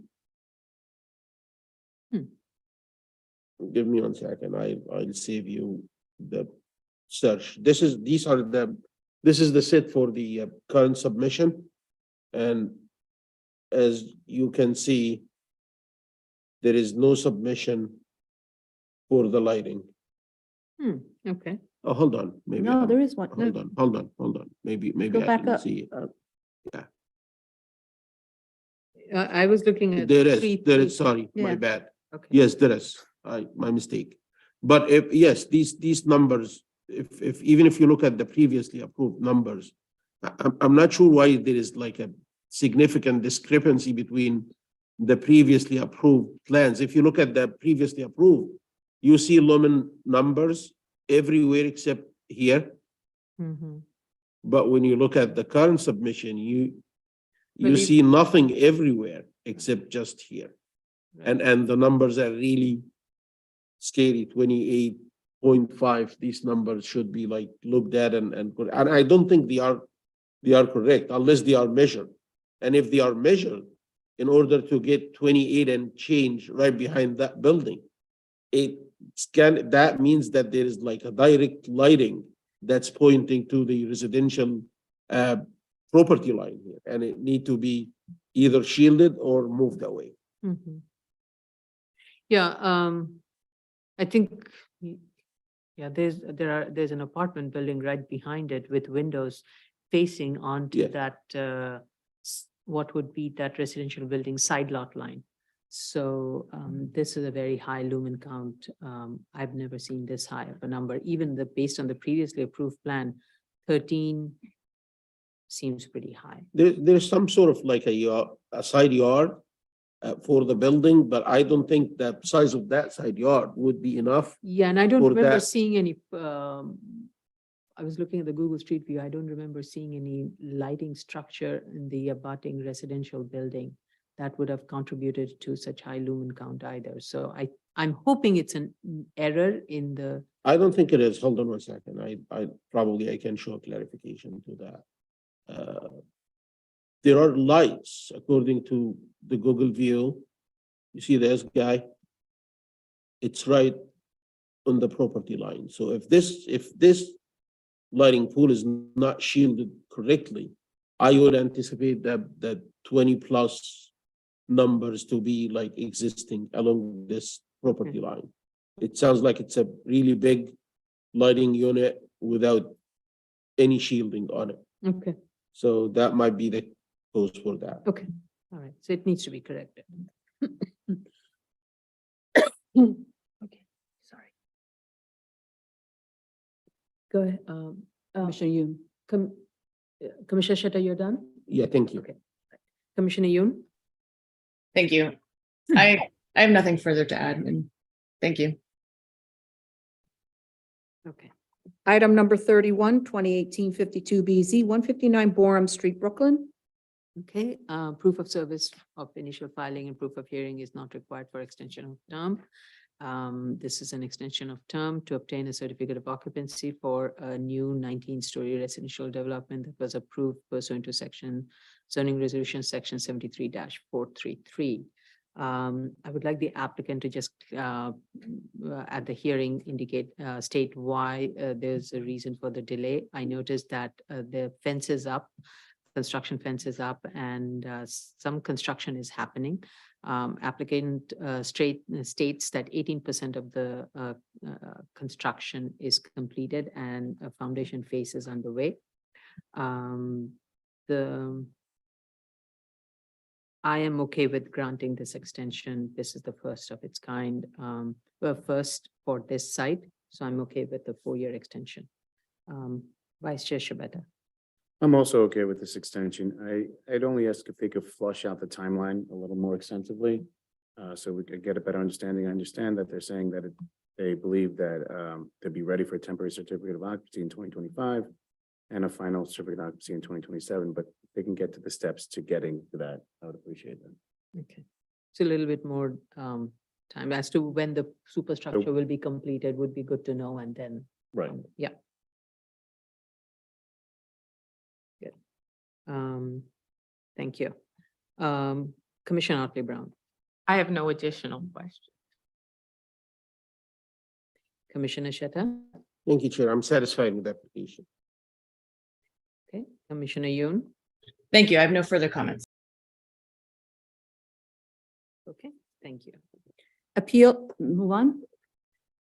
Can we take a quick 5-minute break?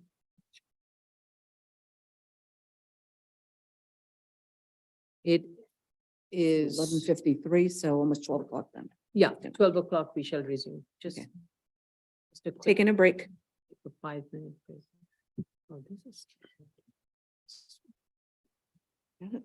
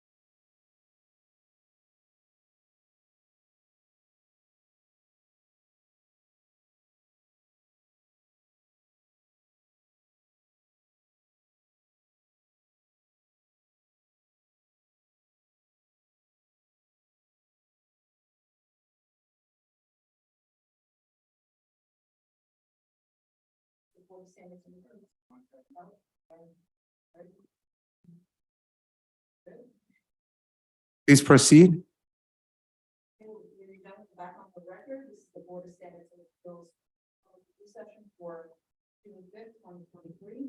Appeals calendar, item number 32, 2022, 1475 Broadway, Manhattan. This is an application for re-argument pursuant to board's rules of practice and procedures, section 1-12.4 of an application dismissed on January 9th, 2023 for lack of jurisdiction. The initial application concerned an interpretive appeal of a final determination of the New York City Department of Buildings. The original appeals case 2022-68A was which sought to vacate a construction permit for a sidewalk shed issued by Department of Buildings was dismissed by the board on January 9, 2023. Subsequently, the board issued a resolution outlining the pertinent issues, procedural history, and stating its reasoning for dismissing the case. Today's hearing is not for the appellant to discuss the underlying case, substance of the original appeal. The applicant will be limited to a discussion of whether the board misapplied the controlling principles of law, which is the issue of res judicata or collateral estoppel, as it pertains to the fact at hand. Collateral estoppel applies when the following 5 elements are satisfied. A, the identical issues were presented in a prior proceeding. B, there are full and fair opportunity to litigate the issues in the prior proceedings. C, issues in the prior litigations were a critical and necessary part of the prior determination. D, the parties in the 2 proceedings were identical. And last one, the issues were actually litigated in prior proceedings. Per board's rule, section 1-12.4 regarding re-argument, it states the board will not grant a request to re-argue a case which was denied, dismissed, or approved unless the applicant shows that the board misapprehended the relevant facts or misapplied any controlling principles of law, including the zoning resolution. And in this case, the applicant must provide necessary supporting documents and or plans for this. So I am not going to state anything anymore. I'm going to, look to the public hearing and hear what the appellant has to state. Vice Chair Shiveta. Thank you, Chair. I'll reserve comments till after the public hearing. Commissioner Otley Brown. I have no additional questions. Thank you. Commissioner Sheta. I have nothing further to add. Thank you. Okay. Commissioner Yoon. Thank you. I have nothing further to add. That's the final case on the review session. So this concludes the public review session for January. Tony, your mic is not on. We can't hear you. Sorry. We were discussing, let me just go back. We were discussing 2022-68A, 1475 Broadway, Manhattan. So that's the last case on the review session calendar. So this concludes the review session for June 5th. All right. I'm going to give 5 minutes for the applicant team to get together to start our SOC calendar. It's 12:06, so maybe at around after the SOC calendar is completed, we can take a half-an-hour lunch break and then go into the appeals. Okay. Is that okay? Yeah. Unless anything overruns. Oops. So just let me start here. 19.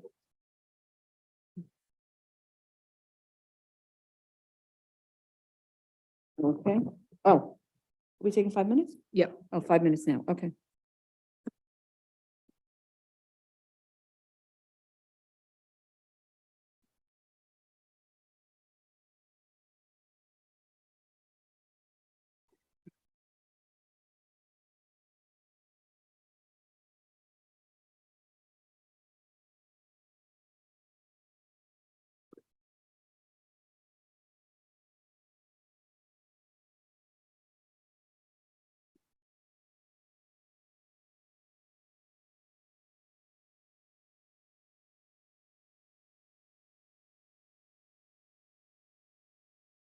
Are we on record or not?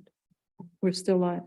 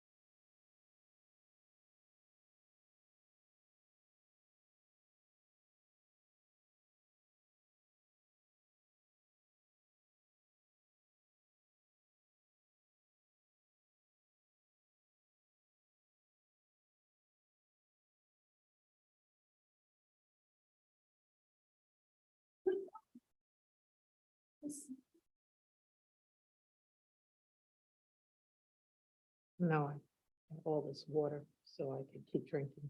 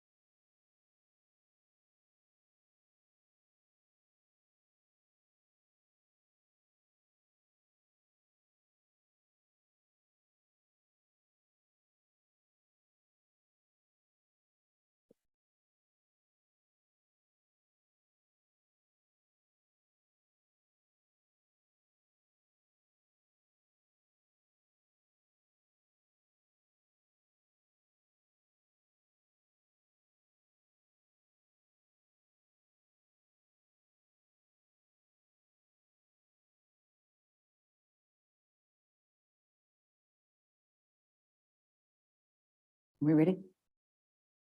Carlo, we're ready.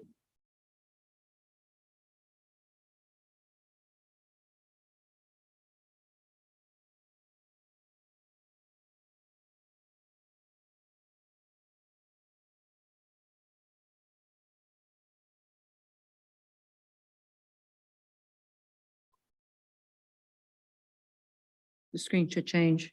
Chella? Okay, thank you. Are we ready? Carlo? I see recording, but. it's the live.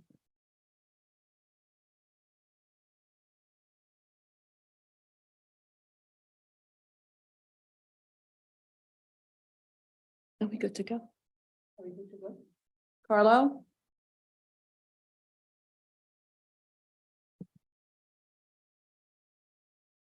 We're live on YouTube. It says recording. I think we're good to go, but I just looking to confirm.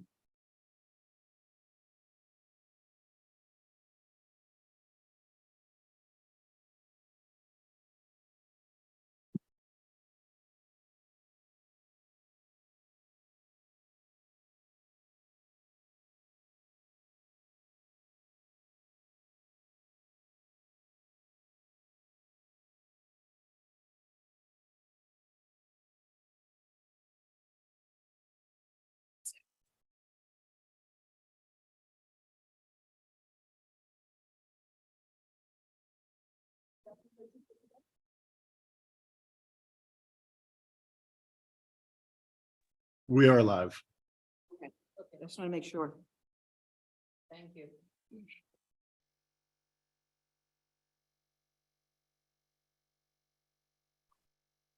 Okay, this is the Board of Standards and Appeals public hearing for June 5th, 2023. We'll begin the special order calendar, continued hearing items, item number 19-106-76BZ, 12901 North Conduit Avenue, Brooklyn, Queens.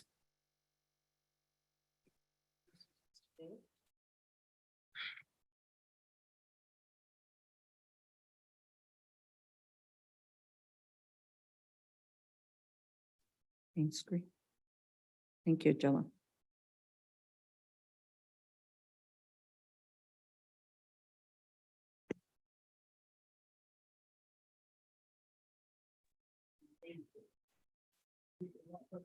Good afternoon, Todd Dale for the applicant. Please raise your right hand. Do you affirm to tell the truth, the whole truth, and nothing but the truth in your testimony before this board and to respond honestly to board member questions? I do so affirm. Thank you. State your name for the record. Proceed. You heard with the words, comments, and please respond. Sure. Good afternoon, Todd Dale for the applicant. I did attend the review session and heard the comments of the board. With respect to those comments, the first thing I would note is the board is correct that we did not provide the additional interior photos as of yet. At the prior hearing, it was requested that we review the landscaping and confirm that the graffiti was removed. At the time of our prior submission, landscaping was scheduled to be by the tenant to be reviewed and taken care of. I believe it's supposed to be happening this month. There was a delay, so that's why the photos weren't submitted. So we acknowledge that this still needs to be taken care of. Upon information and belief, graffiti has been removed, but we waited to hold on photographs for that until we could submit one comprehensive photographic packet. So we understand that's needed for the next submission, and we'll get that in once the landscaping is done, so the board has a complete set to review. I believe the only other question that came up was with regard to the lighting. We did provide the lumen diagram. We will, just to confirm, that plan does have the board standard note about lighting being directed away from adjacent uses. I believe that the diagram that was shown showed some small maybe spill, but we'll review that. But I believe that the lights there may have shields on them, but we'll provide that proof to the board. I think that those were the two primary questions that were raised.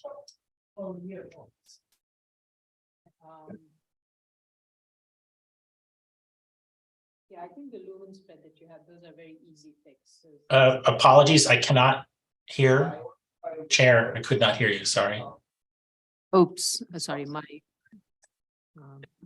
can you hear me now? Yes, I can, thank you. All right. Yeah, I think the lumen spread, the numbers are not very high, but that can be brought down very easily. Sure. Is that something that you will look into? Yes, 100% we'll review that. Just to confirm. Mhm. And address it also. Yeah. Okay. Any questions or comments for Mr. Dale? All right, everybody's shaking their head, saying no. Let's go to the public.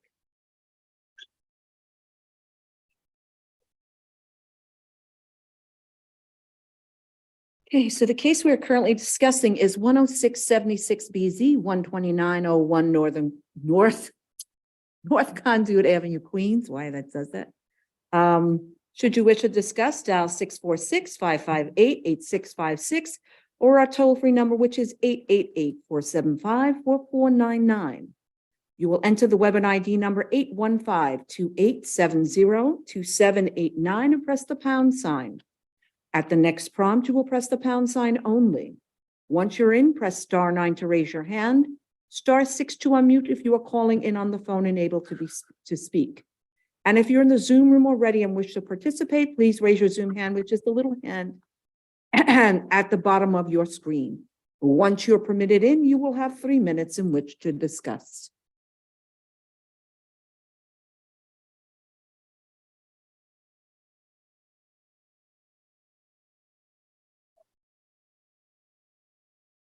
Okay, Mr. Dale.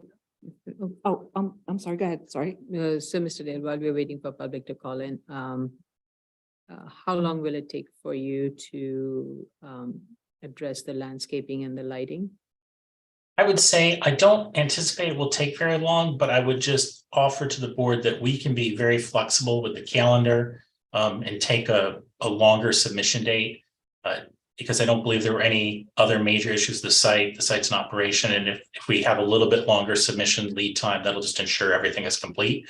So short answer, we could submit in a few weeks, but we could also take a September hearing date if that helps alleviate the board's calendar, which I know is congested for the summer. I mean, the site definitely seems to be in better condition than, yeah, I would say take your time and do it correctly. So if that means going into August or even you're offering September.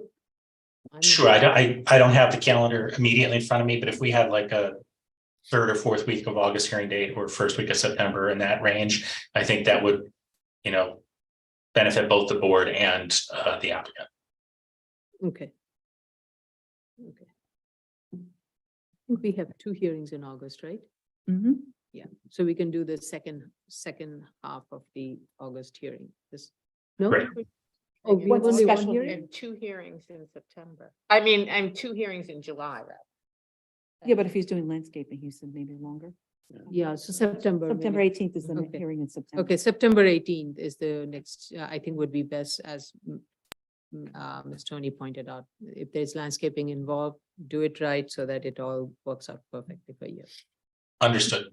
Operator. Any other questions or comments?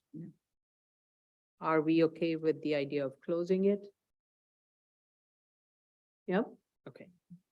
Then I would make a motion to close, but all these improvements, everything would be done before the vote is taken. Otherwise, it will be deferred. Understood. Okay, Chair Shanda, Aye? Vice Chair Shabeta, Aye. Commissioner Otley Brown, Aye. Commissioner Sheta, Aye. Commissioner Yoon. Aye.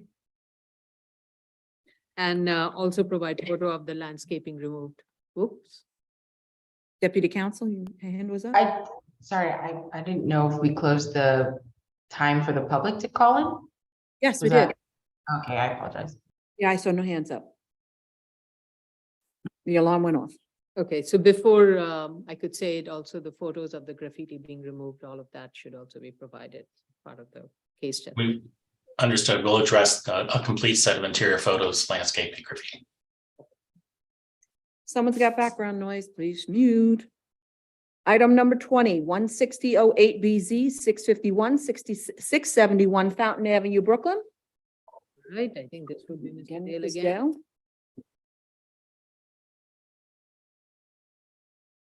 Good afternoon. Okay. Raise your right hand. Do you affirm to tell the truth? Do you affirm to tell the truth, the whole truth, and nothing but the truth in your testimony before this board, and to respond honestly to board member questions? I do affirm. Okay, you heard the board statements. Please respond. Hi, good afternoon. Todd Dale for the applicant. I did hear the comments of the board, and I would say that if this initial or this hearing, there are really 2 primary threads. The first is with respect to the review of the application and proceeding on the SOC or the BZ calendar.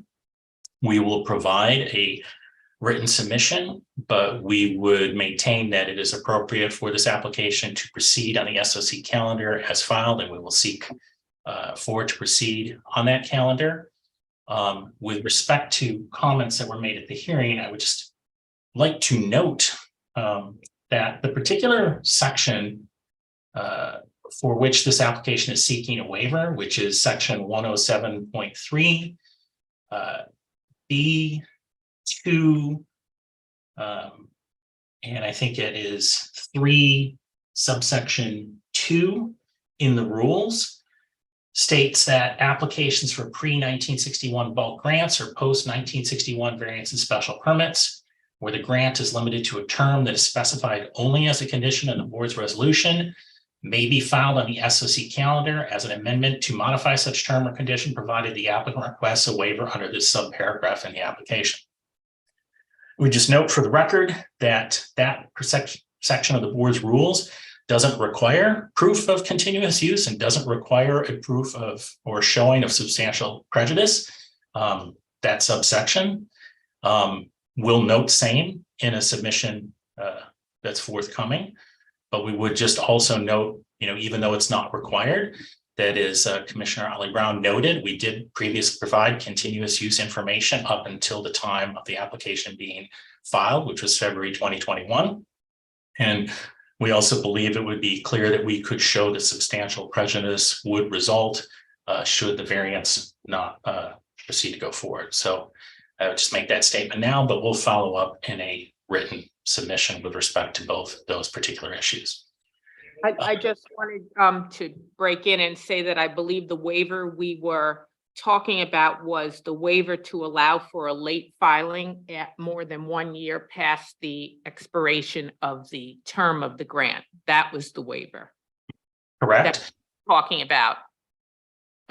You're 100% correct. And that waiver, actually, it was more than 2 years after, but less than 10 years. Is that what you're referring to? I mean, Yes, that was the waiver we were talking right. about. And that particular subsection to which would apply to our application is under subparagraph 3, and that particular subparagraph or subparagraph 2, that particular subparagraph in the board's rules does not require proof of continuous use or substantial prejudice. Certain subsections do. That subparagraph does not include those particular findings to be met for the waiver requirement. There's no, I'm just reading directly from the rules. Mr. Dell, I'll ask our general counsel to send you the section that he's referring that with regard to the waiver. No, Mr. Dale's correct. Subsection 2 of 1-07.3B does state pre-61 or post-61 variances where the grant's limited to a condition only specified as a condition of the board's resolution. A term only specified as condition may be filed as an SOC as an amendment to modify such term or condition such that they request a waiver under this subsection. The previous section does require proof of continuous use and a statement that absent the waiver, substantial prejudice would occur. The board has in its history been asking for this, and I believe the board is asking for it in its discretion now. Understood. I don't dispute that the board is asking for it and that may have asked on other cases. I will address it in submission. I know we have filed other cases where we have not provided information and applications proceed on the SOC, and we'll also reference the specific language of the rules in this particular section that applies. But we'll address that in the submission and the board can review. Beyond particular. I just want to ask one question. I mean, why is there such a huge hesitation on your part to provide that, even though it may not be very much codified in the rule, but it's been in our general practice? Why is there such hesitation? Because I think from your historical evidence, it seems you have been in continuous use. So I'm not sure why there's such a huge argument you're placing. And this is not starting off well, I have to say this, Mr. Dale. And second of all, compliance. We all know it's not in compliance, and we are just asking you to be in compliance. And this is something that we would have asked, even, let's say if this was brought to our attention and it was called in for compliance hearing, we would be calling you in for not meeting all the compliance. So I'm not sure why right off the gate, there's such, an offense that's being taken on simple things, tasks that are being asked. I'm actually dreading to think what's going to happen a couple of hearings down the road. And I hope it's not going to be a couple of hearings. No, I understood. And with all due respect, Chair, the reason that this application is being heard in June 2023 is because of prior misinterpretations by the board that were overruled by the court after an Article 78 proceeding.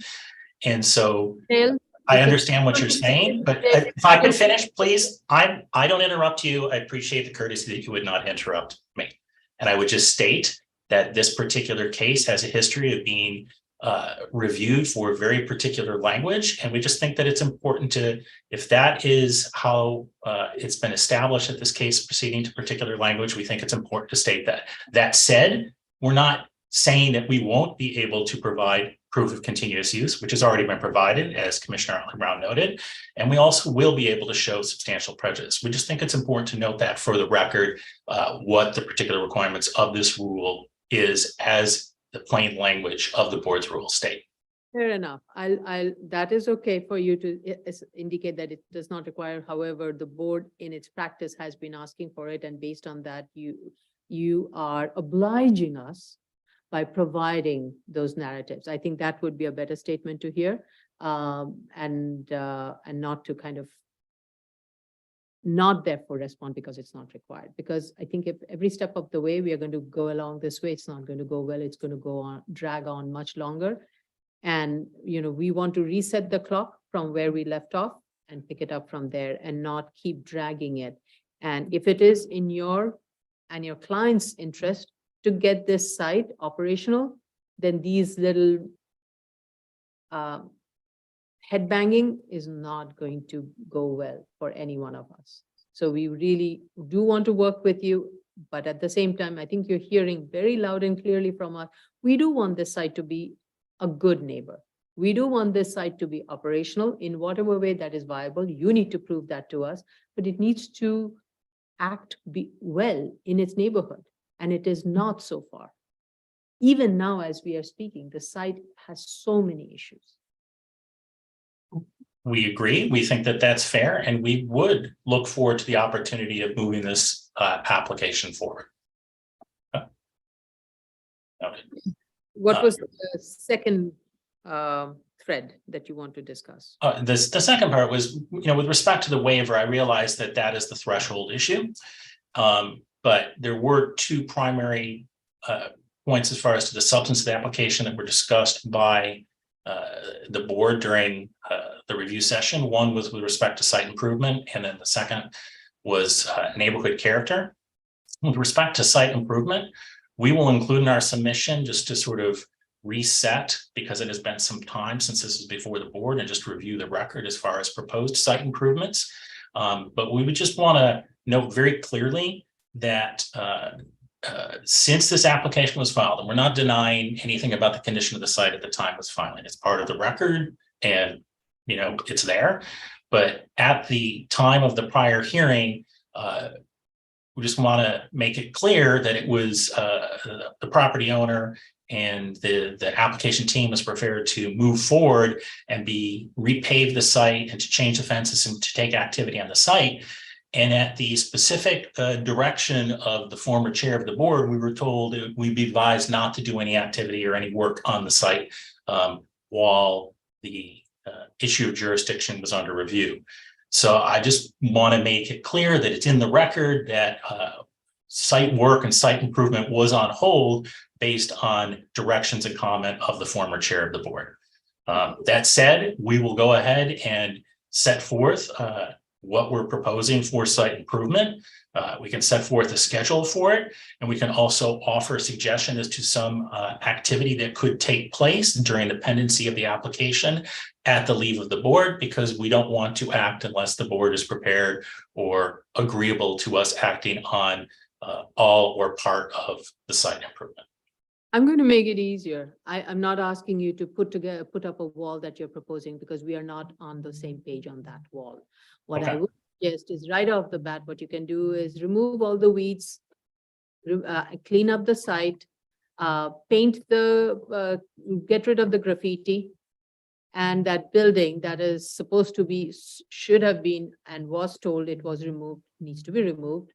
And any other debris or necessary items that are stored in the property should be removed. That's an easy thing that can be done. And I think that's what all of the commissioners here are stating too. We're not asking you to put up that wall because we're not there yet. There, as I think you may have gathered from my discussion and from all our earlier discussions, we do have reservation about in terms of what is being proposed in terms of the design. So that's another set of argument that we need to discuss and go over. But right now, I don't want you to spend a lot of money to put up a wall that we're going to ask you to tear down. So just clean up the wall that you have, get rid of the weeds and clean up the site so that it's not an eyesore. Right now, I think, again, some of the photos that were shared to me by my fellow commissioners, somebody's using this as outside of the site as a sales site. Somebody's selling stuff on the at the sidewalk, but using your. So you need to make sure that it doesn't become a mess and a liability for your client. Understood. And I appreciate you clarifying that, Chair. I appreciate that. I would just note one just brief thing about the building. I just want to clarify that the prior condition of the prior grant was to remove the second story of a building, and that was removed, not the entire building. That said, we can review with respect to any structures that are on the site in conjunction with the proposed development, because the proposed development did call for the complete removal of the existing building. I just want to make that little point clear that it was just the second story, not the full building. That was a condition of the prior grant. Can I speak? Because Yes. I saw the second story, at least the frame and the corrugated metal is still there. I believe that it was supposed to be reduced down so it wouldn't be visible over the fence, and it is still very much 10 feet over the existing fence. So I'm not sure what exactly was removed, because it looks like at least the portion that we were concerned with, which was what extended over the fence and was visible to the neighbors, is still very much there. Right, understood. I'll have to review the record, but as I recall, there were two buildings and it was actually the second building and not the first building. But I don't want to get into the details now because I don't think it serves the discussion, but we'll definitely take that under advisement and review in conjunction with any other site cleaning and site improvement, and in conjunction with long-term goals for the site. The only other third point is there was discussion about the neighborhood character and perhaps changes since the prior grant. And I would just note that it's already in the record, but we can either resubmit it or flag it. There was a study provided showing land use in the area at 2010, which is at the time of the prior grant, in 2021, which was when this was filed. And reviewing that land use chart, the percentage of use in the area of residential versus commercial manufacturing is exactly the same or within 1 percentage point. So the character of the neighborhood has not changed since the time of the prior approval of the board, and it was documented with evidence that's in the record. And we'll just flag that because we think it is a fair question for the board to ask. But in response to that, we would say there have been no changes. This is really a buffer site between a significant manufacturing and commercial presence to the west and the residential development to the east, and that this site is uniquely situated and affords the opportunity, to provide a use that would be a great buffer between the west and the east. And, we would just note that this was acknowledged by the community board, which unanimously or near unanimously recommended approval of the application. And we would say that the local community board is probably a good judge of the neighborhood character. Okay, speaking of the neighborhood, I think since we have had there was the discussion of this matter kind of changed after the January hearing, it would be, I would strongly suggest that at the next prior to the next hearing, the community be notified, the community board and the neighbors be notified of the hearing, because there's been a long gap and I don't know if they know what's going on. So it would be, as a good neighbor, let's start now. Please do that. That's fine. I think we actually were prepared to do a mailing. We may actually have it in draft form still, but we can review that and update that. Okay, all right.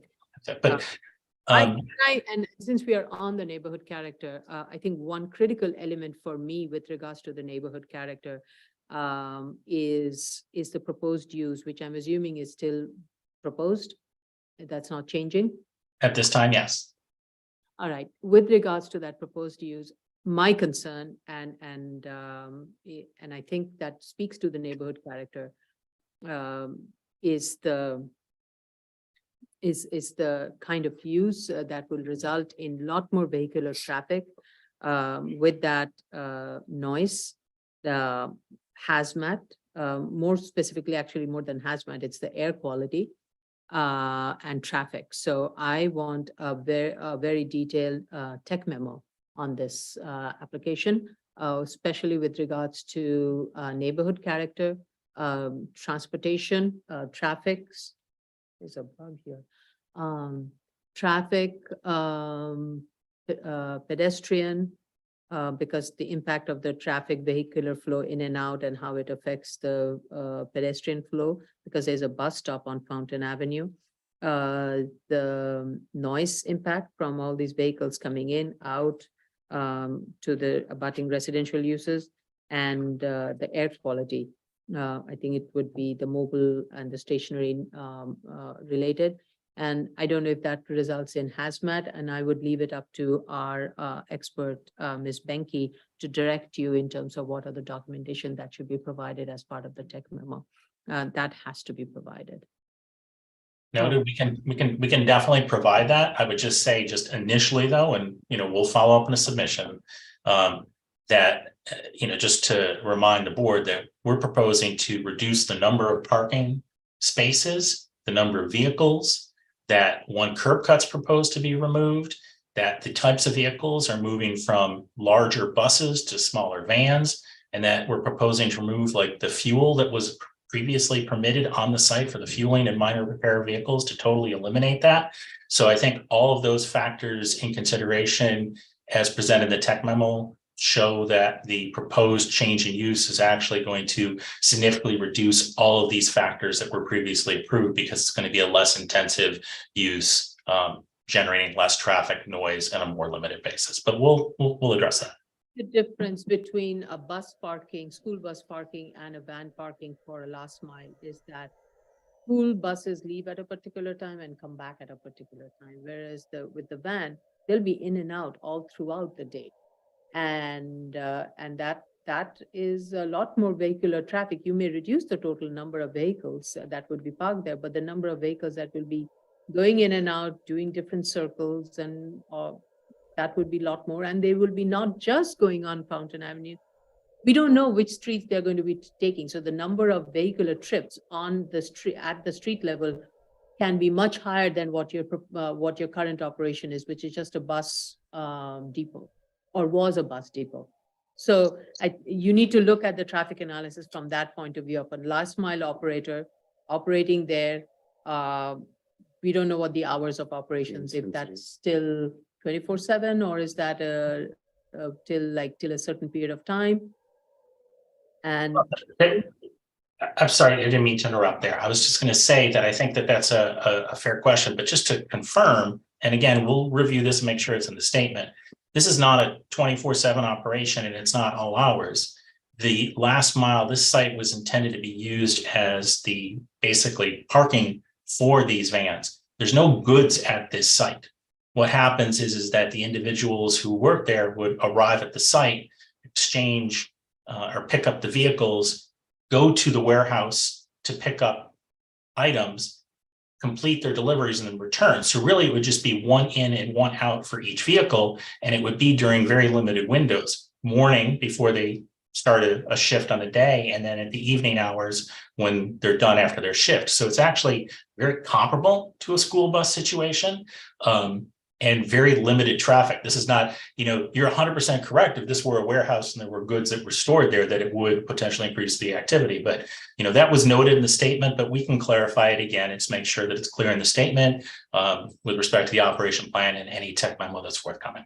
Yeah, please do that. Please detail the hours that you intend that, and how many of these trucks, if all of these vans are being picked up at a specific hour, when all of these vans is it going to be a regular 9 to 5 day for these people who are delivering packages?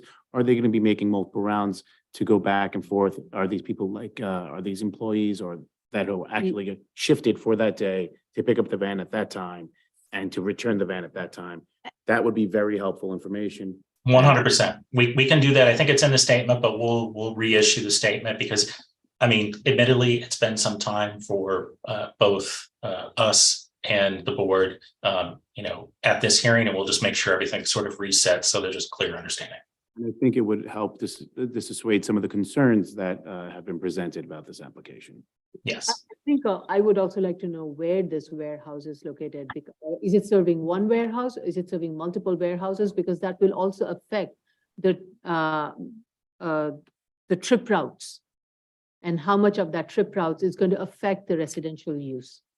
And That's- would it result in a traffic circulation issue along Fountain Avenue? Will you be adding in more trips and those kind of things? So that's those are my other concerns. No, Commissioner Brown Great has. question. Executive Director Okay, Carlo. okay. So first, I will let our Executive Director speak, and then I know Commissioner Otley Brown wants to speak. So yes, Mr. Costanza. Yeah, Madam Chair, yeah, no, I was just going to suggest we can have a conversation with Mr. Dale, myself, and Ms. Benke to just discuss the technical memorandum, as obviously Mr. Dale is furthering his narrative and providing this operational information. We can provide guidance in that regard. Yes, I agree. I think we are just citing our concerns and why we want a tech memo, but it should not be just limited to what we are saying. It should be really directed and discussed by Ms. Benke and what should be needed at a minimum. Commissioner Otley Brown, thank you, Carlo. So I just wanted to echo what was previously said, that it would be very helpful for us to have an operational plan for this site. If indeed what it is an actual parking lot and it operates as a parking lot, then I think it should try and comply with the plantings for parking lots that were put in the text amendments, because I'm noticing when I look at the plan that, and it's really all we have is 2 pages, proposed layout of parking, and then an electrical site plan, but it doesn't show any landscaping on the islands that would show compliance with the planting requirements. So I would like to see more landscaping I think throughout this site, Yeah. and definitely a landscaping border along the lot lines. Yeah. To soften its effect on the neighbors. And I also wanted to add a comment that you did talk about how you didn't really see a change in this neighborhood over time. And I would like to say that southeast and southwest and due south of this site, outside of the 1,000-foot radius, the site is definitely the neighborhood, rather, the larger neighborhood is moving towards residential. There's an awful lot of affordable housing and mixed income housing that's coming online from the Belt Parkway, and it's creeping north. So it is coming closer and closer to your site. I do understand your statement that your site acts as a buffer between the industrial and the residential. But if you do look, for instance, at your historical land use, and you look at the block just east of this site, which is the block bordered by Euclid and Pine, that site used to be large, partially vacant and partially residentially developed. It is now completely residentially developed. So there may not be very significant changes in the percentages within the 1,000 foot radius, but still there are very marked changes that are really solidifying the area to the east of Fountain as being firmly residential. And I think that should just be acknowledged. I would like to also jump in on that, because I also noted the 1% comment based on square footage, which I think is not as representative as what's actually happened in the neighborhood, given that your denominator is massive industrial manufacturing blocks of square foot. That square footage is obviously not changing. So it's going to be hard to make any kind of numerical percentage point mark that sounds substantive, but actually the neighborhood has changed significantly in the immediately surrounding blocks that are all, excuse me, also zoned residential. So every adjacent block that had a vacant site, almost all of those vacant sites are now fully residential, as shown in your historical land use maps. So I think that saying 1% is sort of a false representation of actually what has happened on the adjacent blocks and the increased development of residential in a residential zone. Thank you. Thank you, that was good. I do have to pick up one thing, and I'm looking at the zoning resolution. Can you confirm what is the proposed use amendment that, the current use is 16B and 16C. What is the proposed use? Hang on just one second. I think it's still a 16. I think that, let me double check. And the reason I'm asking is, as I'm looking at it, 16B is automobile, trucks, motorcycle, or trailer repairs. This is Right. not a repair. So why would you want this to be a 16? Can So- you do something else, like I'm looking at? I would just say that the specific use change proposed is the prior board grant was for 16C and 16B. Right. And we're proposing to amend it to eliminate the 16B and have only 16C, but also a reduction in the number of spaces and curb cuts and vehicles that would be on site. So it would be still 16C, but a smaller 16C, not to be so basic with it, but that's what it would be. Will it have a motor fuel pump? No, No. So the reason I'm saying is that the vehicle storage establishment C is commercial or public utility vehicle storage, open or enclosed, including accessory motor fuel pumps. And I mean, if you're really, it's going to be just vehicle storage. I think a use group, something like, is it 12 or 11, which is what I was looking at. Automotive service establishment. No, that won't be the subject group. It can be that, so can it be public parking garage or public parking lot with a capacity of 150 space or less, subject to the provision set forth for accessory parking space? No, I'm not it's sure. not really a public parking garage if it's for the Oh, private Carlo, owner only. Carlo, did you find the section? I'm looking for it because, or can it be? No, I was just gonna ask, and I'm sorry, Mr. Dale, I'm not sure of the answer, is the 16 only when there's potential repair of motor vehicles as an accessory to? My understanding, and again, sort of doing this on the fly, but that the 16B was what would be the repair, like the minor repair and the fueling there. But since that's no longer going to be proposed, then it would just be the 16C. So essentially it's 16C and 16B has been approved and proposed to 16C.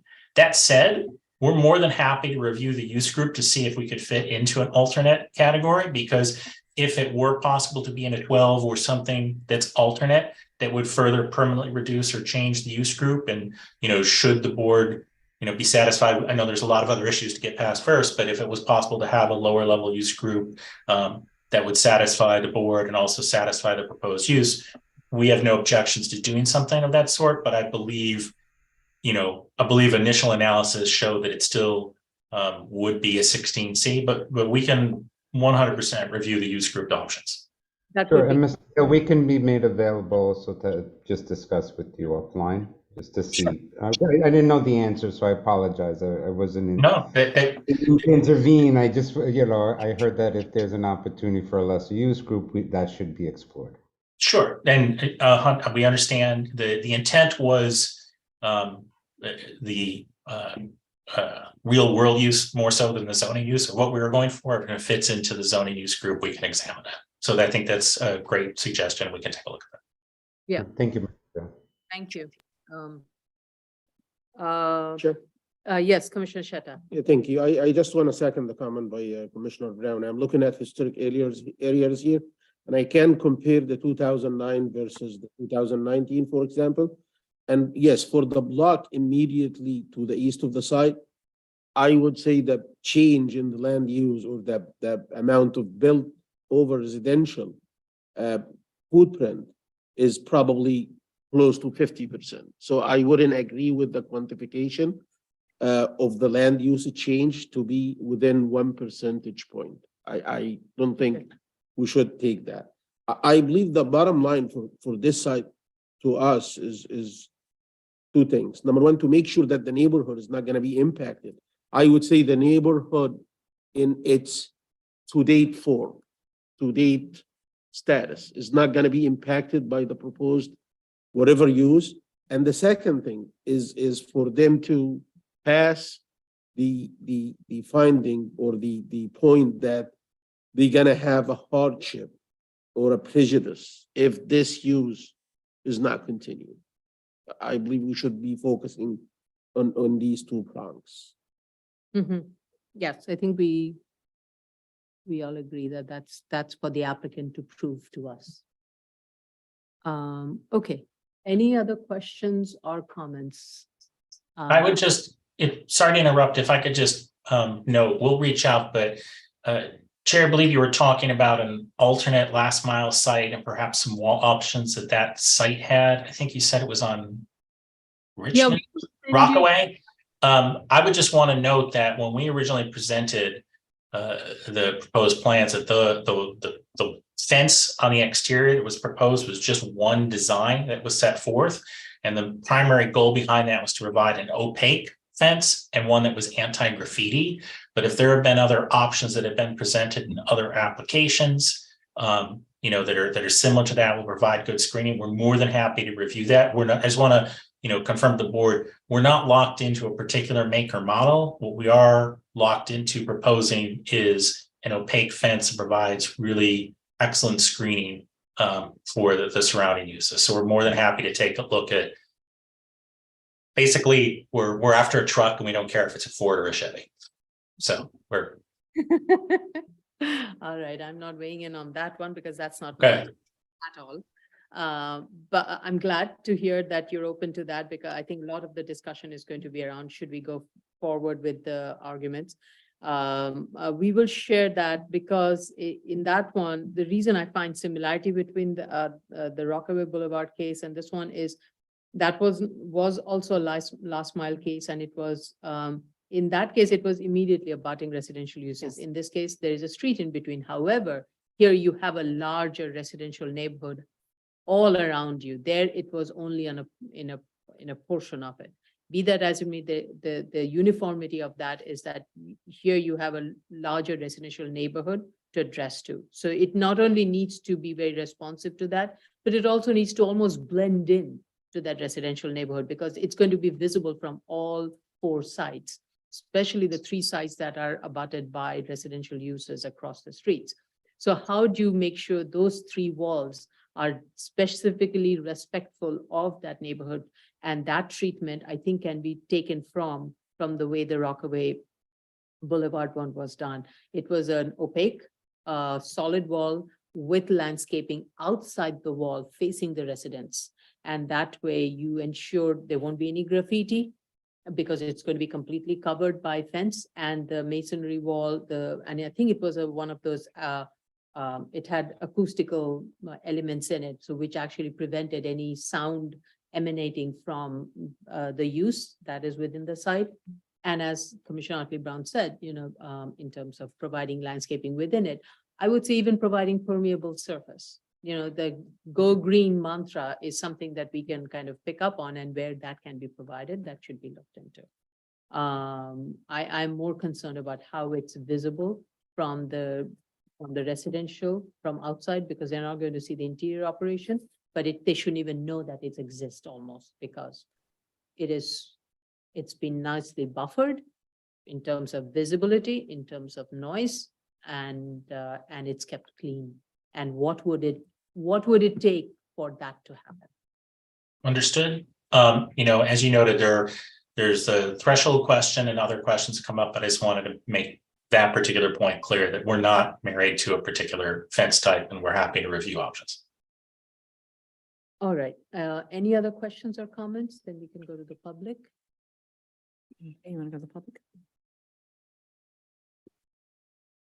Okay, the case that we're currently discussing is 16008 BZ, 651, 671 Fountain Avenue, Brooklyn. Should you wish to discuss, please dial 646-558-8656 or our toll-free number, which is 888-475-4499. You will enter the webinar ID number 815-2870-2789 and the pound sign. At the next prompt, you will press the pound sign only. Once you're permitted in, you'll press *9 to raise your hand, *6 to unmute to be able to speak if you are calling in on the phone. And if you're in the Zoom room already, please raise your Zoom hand, which is a small hand at the bottom of your computer screen. Once you're permitted in, you will have 3 minutes in which to discuss.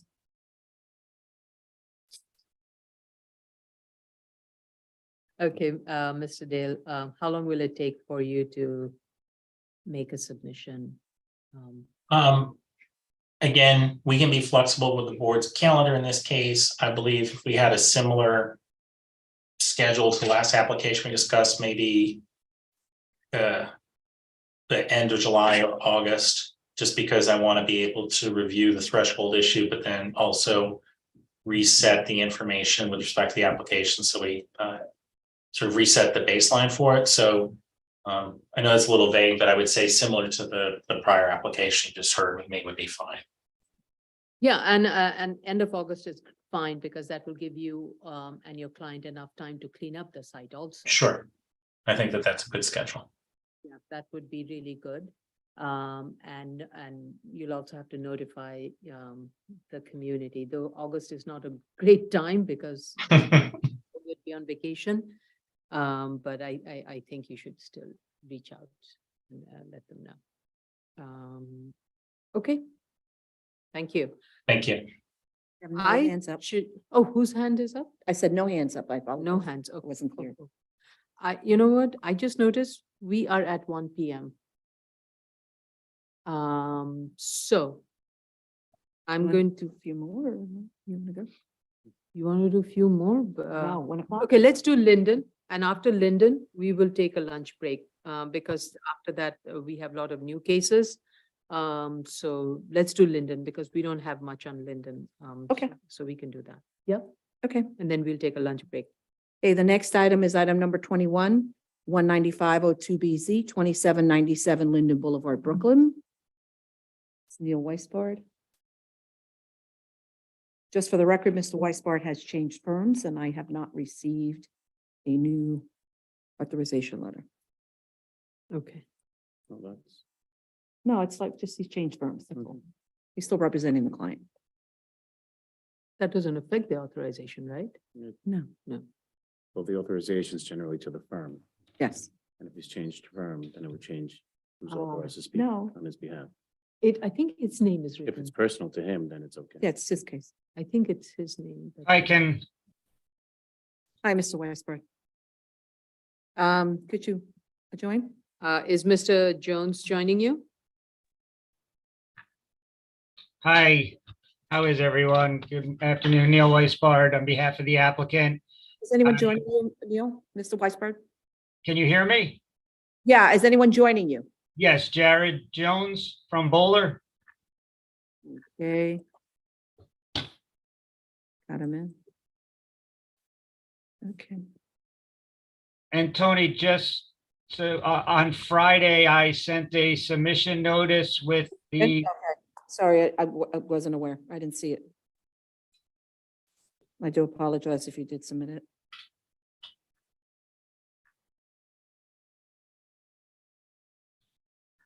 Let me just check. Oh, okay.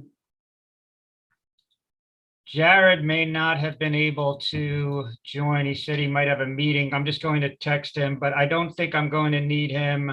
Yeah, I don't think based on the comments you would need No. him. Okay, so I'm ready to be sworn in then. I do have for the record the authorization form. Okay. Do you affirm to tell the truth, the whole truth, and nothing but the truth in your testimony before this board and to respond honestly to board member questions? I do. Okay, please state your name for the record and proceed. Respond to the. Neil Weisbard on behalf of the applicant, McDonald's Corporation. Good afternoon, Madam Chair, Commissioners. I listened to review session and I can respond to the 2 comments made by Commissioner Yoon. And if they require something in writing, because Jared is really the pro here, but the original the original lighting plan that was submitted with the initial application is the existing lighting condition. There will be new lights, a whole new light system installed.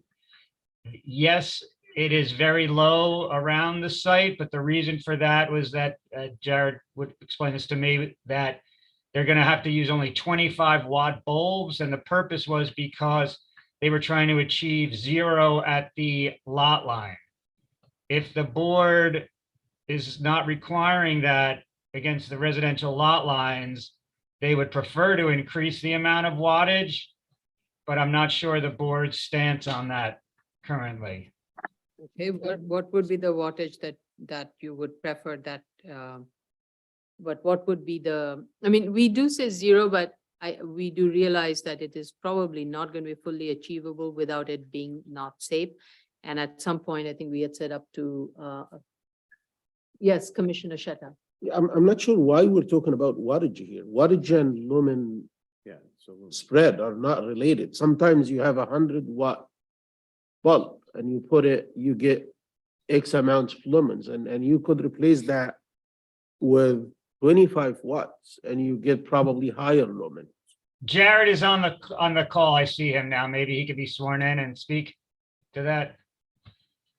Oh, Jared, Mr. Jones, do you affirm to tell raise your right hand, do you affirm to tell the truth, the whole truth, and nothing but the truth in your testimony before this board and to respond honestly to board member questions? I do.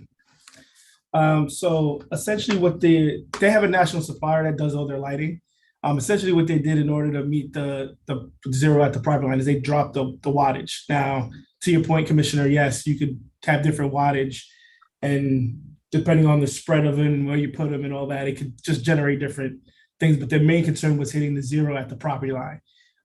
If we don't have to be exactly 0, 0, I would definitely go back to them and do a little working. I don't know what the wattage would be, but I would obviously try to limit the wattage of each light, because they have different options. They can do 50, they can do 75. There's a whole bunch of options. I would definitely like to relook at this, but if the main concern was making sure we're at the 0, 0 at the property line was the first. Oh, thank you. This is Commissioner Yoon. I think when Chair and I discussed offline, just generally our standards, I believe we were talking closer to 2-foot candles at the property line adjacent to residential. So 2-foot candles will give you a lot more wiggle room. I think 0.5 across your entire site is very, very dark and will be a scary parking lot. So please, for the safety of your customers, increase the wattage as needed to achieve a higher foot candle count. And I believe we'll accept up to 2 at the residential property line. Chair, correct if any of that is in script. Yeah, I think that was what was discussed. And since you're doing this right from scratch and not a continuous, that I think that results in a much more reasonable expectation of ensuring the site is safe, the property boundary is safe, and at the same time, it is not a nuisance to the residences. Absolutely. I will have it revised. That's much more agreeable for us. So not a problem. We'll have that revised. And I think, sorry, I just want to jump in. There's one A fixture in the trash enclosure that's the closest to the property line. If that one is shielded and the rest are left open, you might have a bit more. I'm not sure if it is, but just to be able to put the light where it's needed and to protect it from where it's not. No, absolutely. Okay. I guess, Neil, I'll jump into the second comment about the curb cut. So the curb cut is actually, when we filed to the DOB, there's no existing application number for the existing curb cut that's there. So they wanted us to legalize it, but because of some of the shifting that's happened on with just the size of the stalls, the curb cut is actually getting closer to the intersection. So it doesn't meet the 50-foot separation for zoning. However, we're currently we resubmitted back to the DOT because the DOT is looking at it, and they're looking at all the curb cuts just holistically to make sure that they're willing to grant the waiver of the 50-foot, which we'll take to the DOB commissioner once we have. As part of their initial comments, they did not comment on the closeness or the proximity of that curb cut. They actually made comments about shrinking the curb cut on Drew Street, which we gave them. So we had a resubmission back into them early May. I'm expecting a response, hopefully sometime this month. That will be their approval. I'm just waiting on that final notification. So hopefully that's all taken care of this month. Okay, thank you for that explanation. No problem. So for that reason, we were, if the board has openings, we would if the board chooses to close this and set a decision date pending this revised lighting plan, that the decision date would come on August 7th. I think that gives Jared enough time to hear back from DOT and DOB. Yes, yeah. Mr. Costanza has his hand. Yes. Yes, Mr. Costanza? No, Madam Chair, I was just going to ask Mr. Jones. So it's really contingent on the DOT and DOB approval. We're not being asked to consider the curb cut. Correct. Thank you. So right. So if it's a timing matter, this would be something that's a condition. Correct. Thank you. Thank you. Yes, Commissioner Sheta? Yeah, Jared, this is Commissioner Shera. On the plan, the luminous split plan, there is a luminaire schedule that indicates two types of lights, I guess. Mm-hmm. With the quantity, and it says the lumens for each is 3,000. Is this the lumen capacity for each light? 3,000? Correct. Yes. So this is if you're standing right by the light and you put a mirror, you're gonna measure 3,000. Yes. And you're gonna be using the same lighting units in the updated. I don't know. When I get back with them, we'll see what they come back with and what, based on the new parameters. It's definitely, I would assume it's going to be a brighter light. I don't know if the lumens will remain the same, even though the wattage change. I have to work that through with the lighting company. Okay, if you update the type of the lighting, please give us the same specs for the proposed light. And if you can get us from the manufacturer, the chart that shows for single light, Yes. how the lumens are spread, that would be helpful too. Thank you. Okay.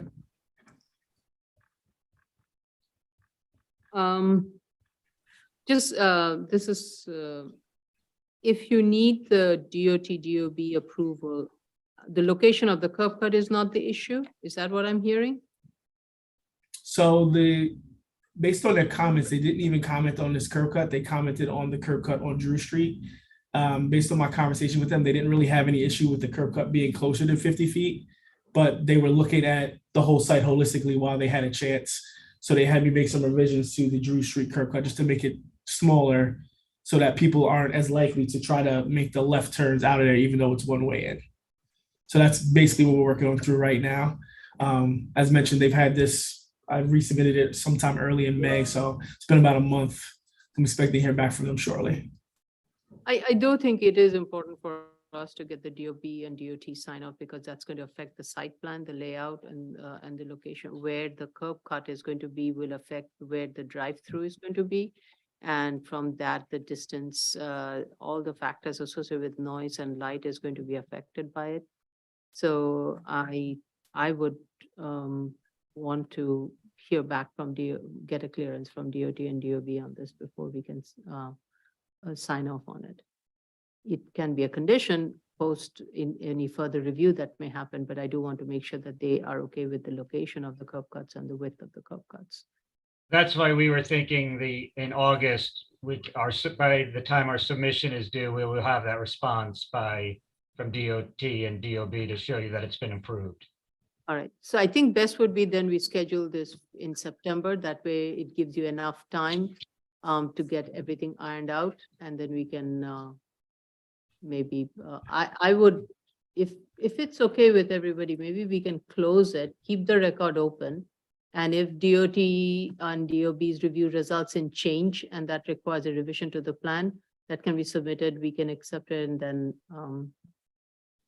we can vote it in September, if that's okay with everybody. I want to make sure if Mr. Costanza, Yeah, we could do that. right? That would be enough, right? That would be fine, Madam Chair. Yeah, because I think all the findings are met so far. And if there's a change, we just want the drawings to be reflected. Okay. Yeah, and my suggestion is that that's actually a better approach because in the event that there is a change, then they don't have to do it subsequent through some sort of administrative filing, which is costly and timely. Right. Yeah. Okay, so we will schedule this for September. Let's go to the public. Actually, did we go to the public? Nope. Oops, okay. Mm-mm. The case we're currently discussing is 19502BZ 2797 Linden Boulevard, Brooklyn. Should you wish to discuss, dial 646-558-8656 or a toll-free number which is 888-475-4499. You will enter the webinar ID number 815-2870-2789 and the pound sign. At the next prompt, you will press the pound sign only. Once you're permitted in, you will press *9 to raise your hand, *6 to unmute if you are calling in on the phone to be able to be heard. And if you're in the Zoom room already and wish to discuss, please raise your Zoom hand, which is the small hand at the bottom of your screen. Once you're permitted in, you will have 3 minutes in which to discuss. I guess we discussed the September hearing on this one and typically, we ask for a submission, I think whatever the submission date is, It's 2 or 3, at least 3 weeks. 3 weeks. So it's August 15th or something. Like that. Yeah. Should keep So the it- calendar here. Right, in this case, maybe it can be, Could be like a couple of weeks before maybe. yeah, it can be a couple of weeks Week. before because you're in discussion with DOT and their review may affect your ability to deliver all of the submissions in that 3-week time period. So I would be okay with giving you a little bit more time to accommodate DOT's review. Oops, sorry. Thank you. And if we get the decision sooner, we'll file our submission sooner with the lumen spread. Of course, yeah, yeah. I'm just looking at the submission date for September is August 31st. So.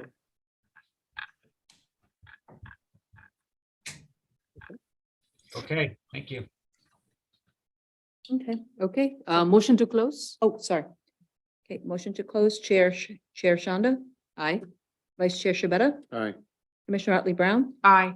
Commissioner Sheta, Aye. Commissioner Yoon. Aye. All right, we are going to take a 35-minute break So that's for lunch. 35, so. Thank you. 1:15. Thank you. Hello, 150? did somebody speak? It was 35 minutes. Oh, yeah, 35 minutes for now it would be. Okay, so we're going to take a break, ladies and gentlemen, and we'll 1:50. come back at 1:50. Yeah. Okay. Thank you. Please remember that we're live still on YouTube.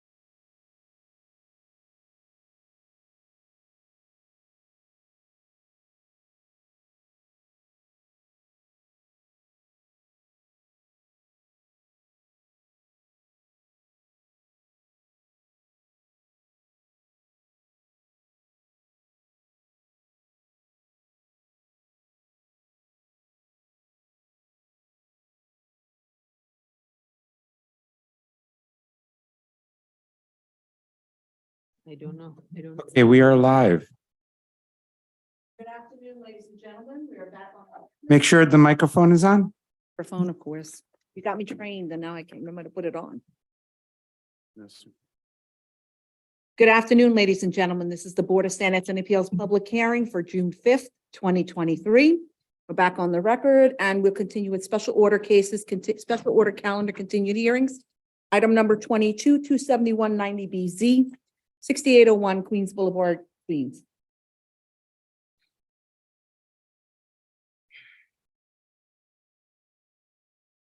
Mr. Dale, raise your right hand.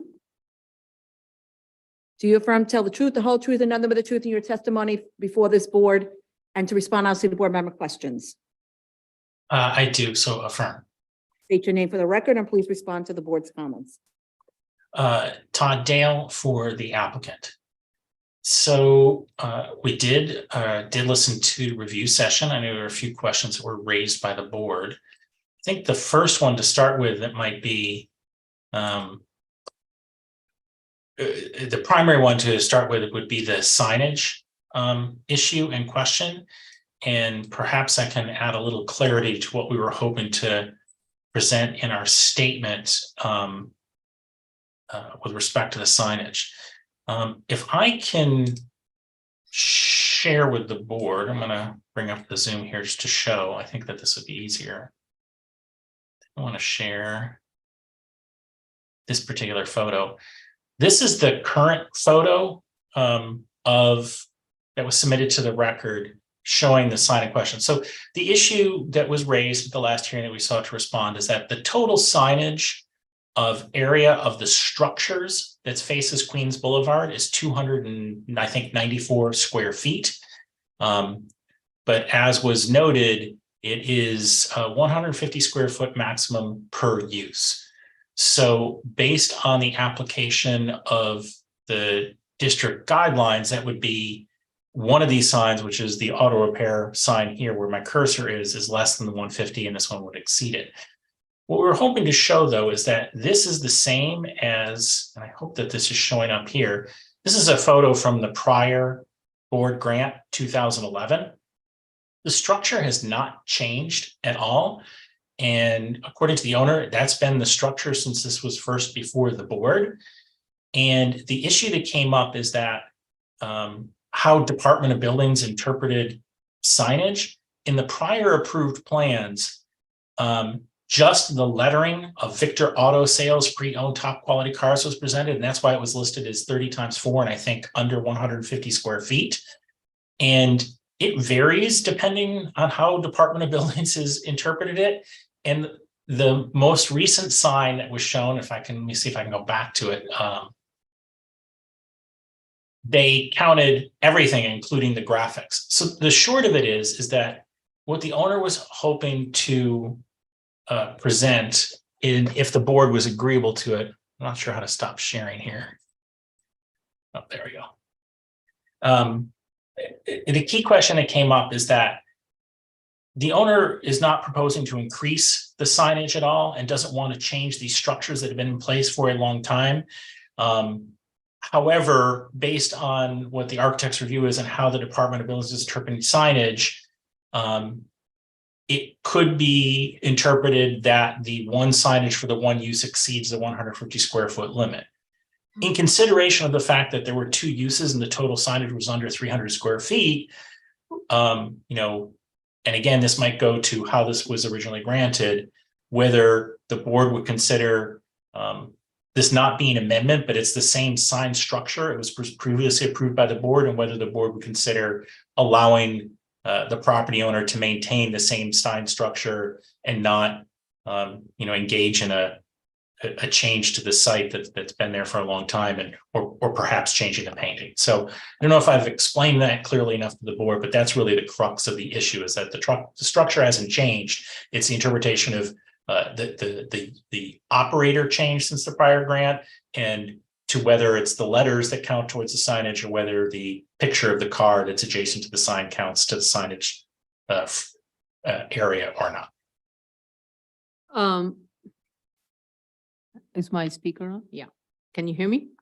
Yes. So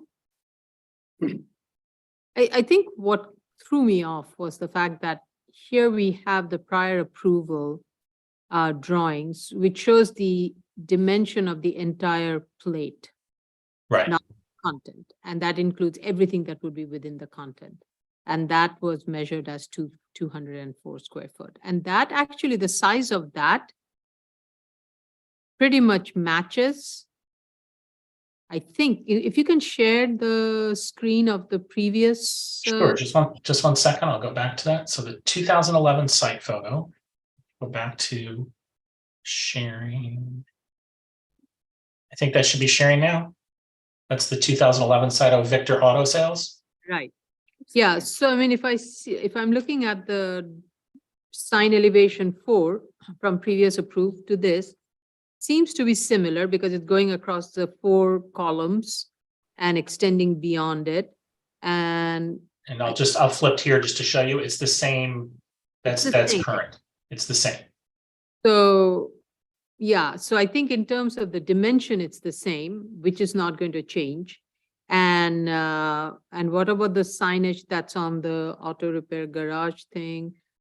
That is also the same in terms of what was before and what is today. Yes.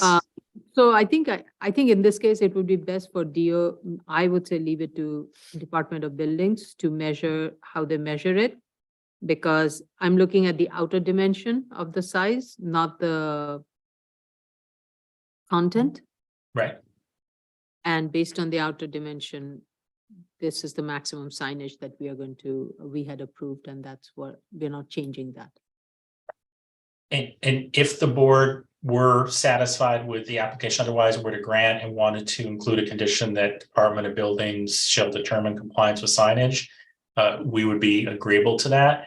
And that would leave it to the Department of Building interpretation. And if the Department of Building determined that, they were basing their letters or whatever, perhaps the owner then would repaint or redo the sign as needed. But we would be more than agreeable to that condition should the board determine that that's the appropriate course of action to take.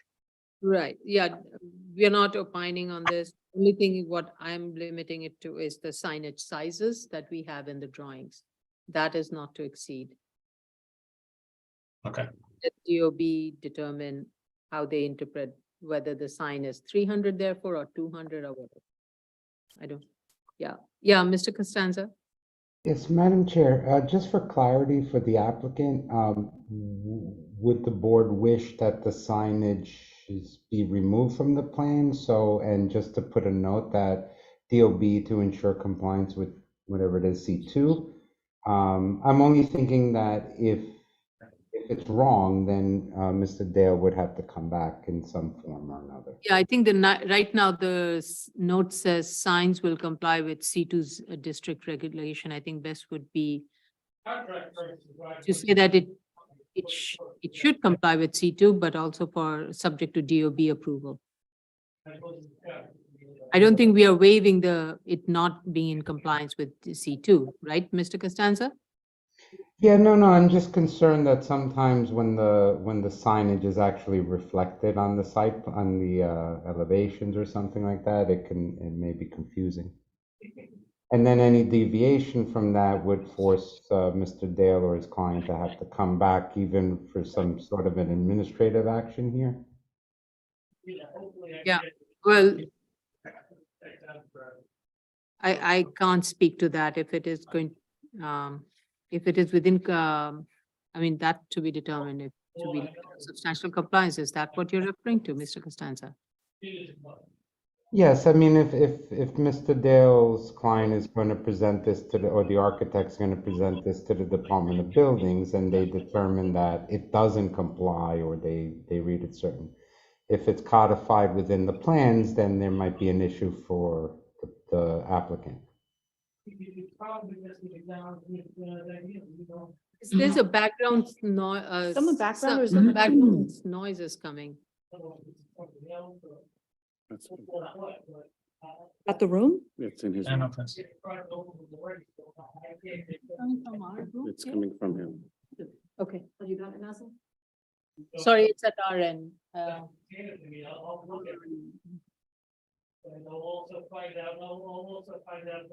think it's on. I think it's in Todd. Todd, is anyone else in your office or? Hang on a second, let me check. Let me mute for a second. Did that stop the noise? Yes.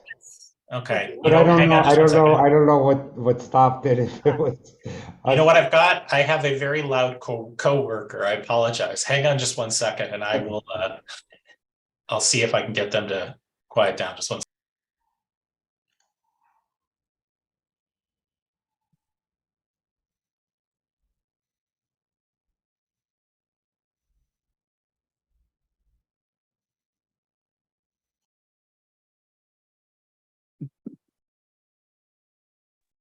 Okay, apologies for that. Hopefully that will take care of it.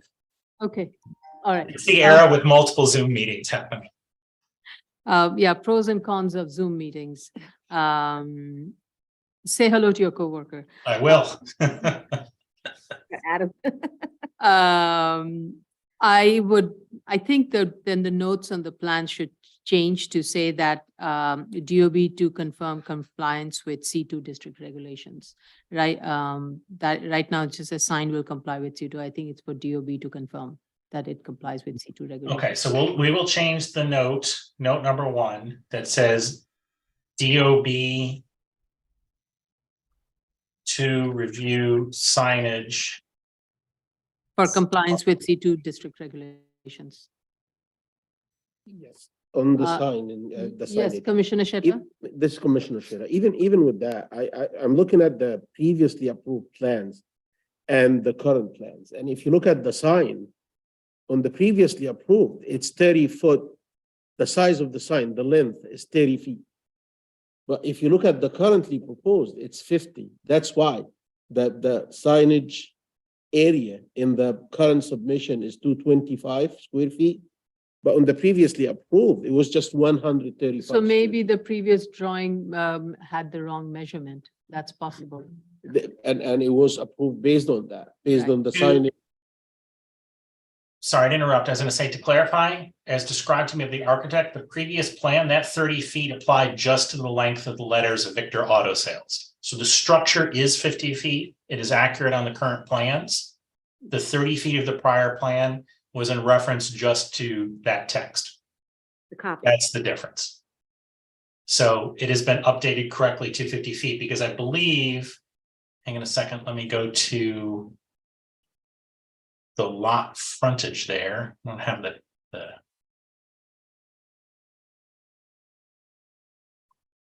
lot frontage on Queens Boulevard is 89.35 feet. You know, the full lot frontage, and reviewing the signage, you know, I know it's just sort of an eyeball measurement, but the sign for the used car sales portion of the site is roughly half of the lot frontage, which makes sense. It's clearly not 30 feet because that would only be 1/3 of the frontage.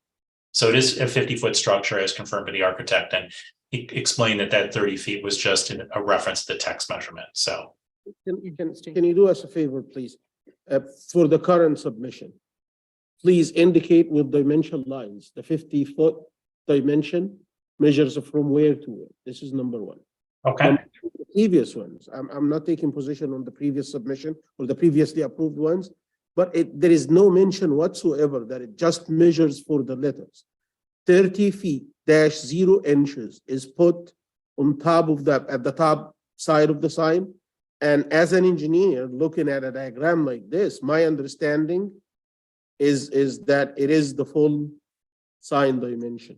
If you want to show the letters, it should have been like a dimensional line, starting letter S and ending letter V, and showing that clear. Commissioner Sheta, I think it is not correct for us to have the applicant clarify what the prior board's approval or the plan review was, because they probably were not Same applicant. the same applicant. It's- Okay, understood. So I think it would be best for them to clarify what is they're addressing right now. Okay.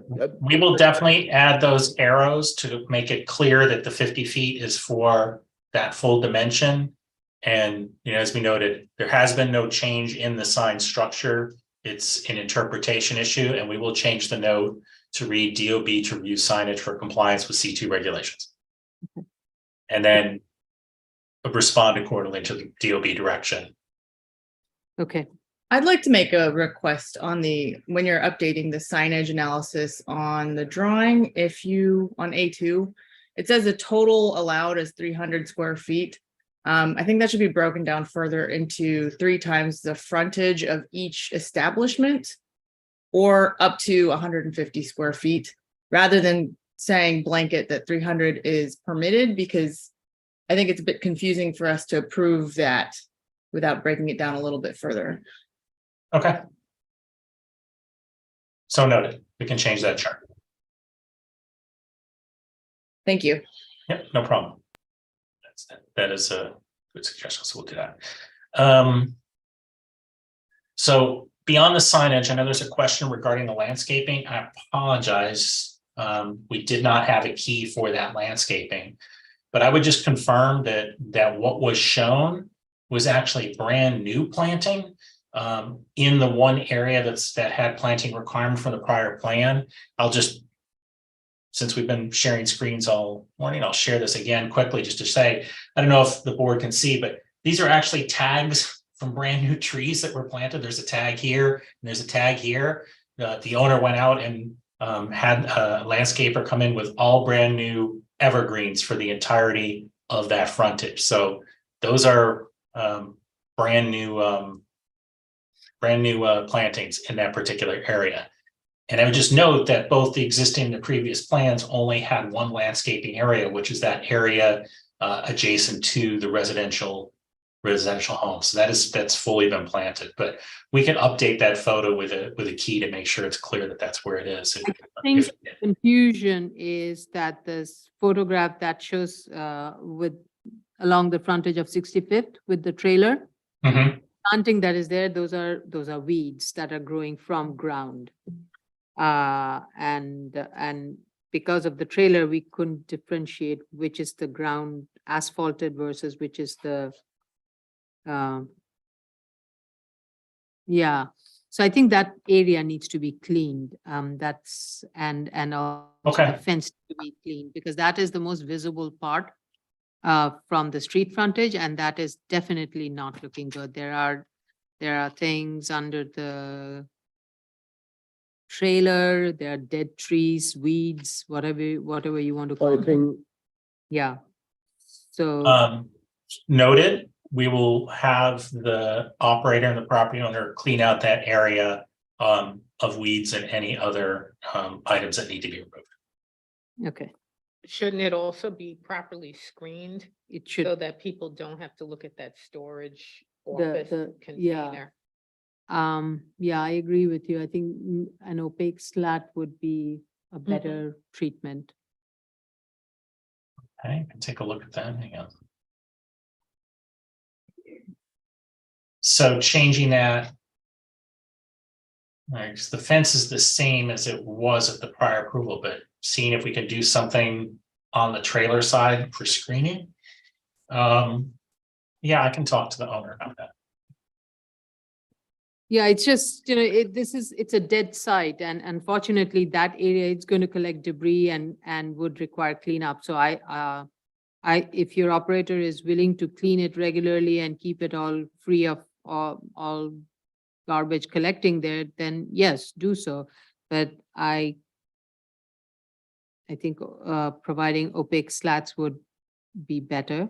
That way you not only maintain the site, but also keep this ugly trailer from being visible.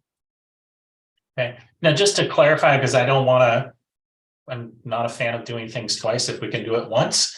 There is the existing fence there. So if there was I know there's some fences of like opaque weave that goes in that fence. That's the design that would be acceptable. Something to supplement the existing fence. Yeah, something nice. Okay, all right. We can do that. Something that's durable, nice, and that can be also maintained. In Because addition also, to the neighborhood. In addition to the neighborhood. in addition, and it would be like a positive addition to the neighborhood. Okay, And in Fine. terms of the opacity, it doesn't probably have to go all the way to the top of the fence. Maybe it can go partially. Maybe it can go 6 feet high or something. Because this fence is very high. Yeah, the But original shouldn't it grant cover says it's, the storage trailer? Oh, you wanted to cover the stroller? Well, I think unless you could keep that wall like clean and white. Oh, yeah, it is not white. Yeah. Okay, the entire height. okay, that's fine. We can definitely do that. And I think that those were the two primary items. So we can definitely change the plan note. We'll change the calculation table per Commissioner Yoon's direction. We'll change the plan with respect to making sure the arrows make it clear that it's the 50 by 4.5 feet. And then we can clean up that area in the side street and provide an opaque screening supplement to that existing fence and provide photos. Yeah. I had a question, and that was regarding the tires that were located in front of the auto repair building that was outside of the building. I did not see any photos if those were removed or not. Oh, I apologize. I don't know if that would be on me. I'm not sure if we sent photos because we just wanted to note that it was a condition that no tires would be stored outside. I mean, we can show a photo. I just always feel like with tire photos, to be blunt, we can show you a photo with tires removed and then they come back, and it's more important to have a condition, but we can show that photo. I can ask them for that. Okay, but I think the condition needs to be maintained, then we need to understand the operation of it. Why are those tires? Sure. Tires that are being discarded, that are going to be picked up, it just happened to be the time when the photograph was taken, or is it are all the good tires stored there and used for servicing and My understanding of describing the operator, and this has actually been comparable to other sites, is that sometimes they have tires for vehicles they're working on that they store inside the building. And then during operation hours, sometimes they'll move the tires outside while the car is in there being repaired. And then the car comes out and they can move the tires back in. So it's a movement issue, but it's not a permanent storage of materials outside. This is not a tire shop, so they tend not to have tires on hand for sale or inventory. It's more of an as needed basis based on any particular repair that's happening. So I think that was just a circumstance of the repairs that they had, at that particular time, and the tires needed at that particular time. But it's not a permanent issue, and they're more than happy to agree to that condition that they're not going to be tires outside. So if you could just clarify in your letter that that's the operation and that's why Sure. the tires are out there during daytime operation, but are put back in place indoors during off hours. Sure. Sure. We can note that any tires, if needed for a particular repair, are not kept outside and put back inside during off hours. Yes. Okay. Any other questions for Mr. Dale? All right, let's go to the public. Okay, the case we are currently discussing is 27190BZ, 6801 Queens Boulevard, Queens. Should you wish to discuss, please dial 646-558-8656 or 888-475-4499, which is our toll-free number. At the prompt, you will enter the webinar ID number 815-2870-2789 and the pound sign. At the next prompt, you will press the pound sign only.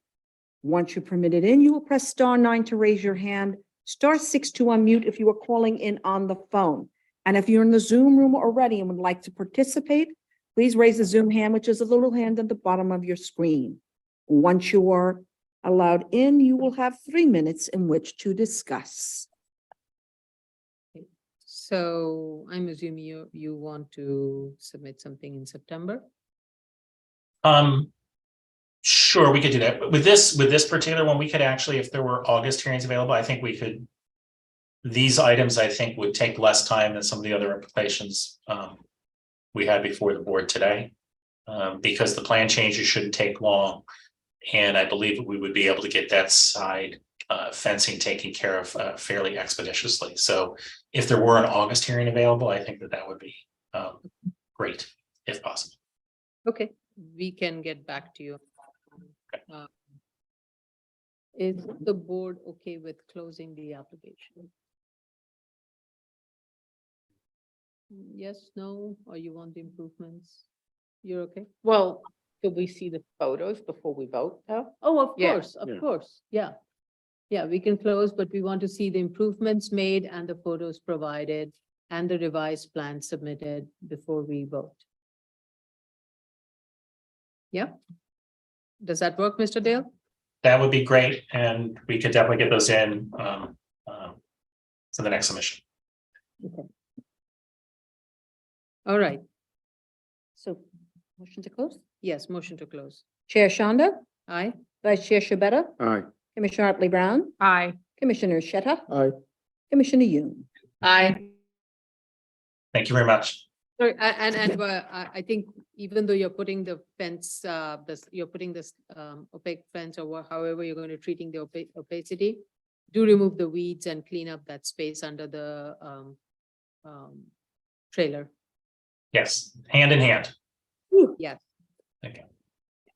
thanks. Next item is item number 23, 29999 BZ, 8-16 Malcolm X Boulevard, Brooklyn. Hi, how are you? Anyone with you, Ms. Polidera? Should be Joel Mealy. Can text him if you don't see him. Don't see Mr. Mealy. I don't see him, Elise. You need him, right? Nice to have him. Hmm? It's nice. I mean, I know the answers, but it's better to, have you. There he is. Hello.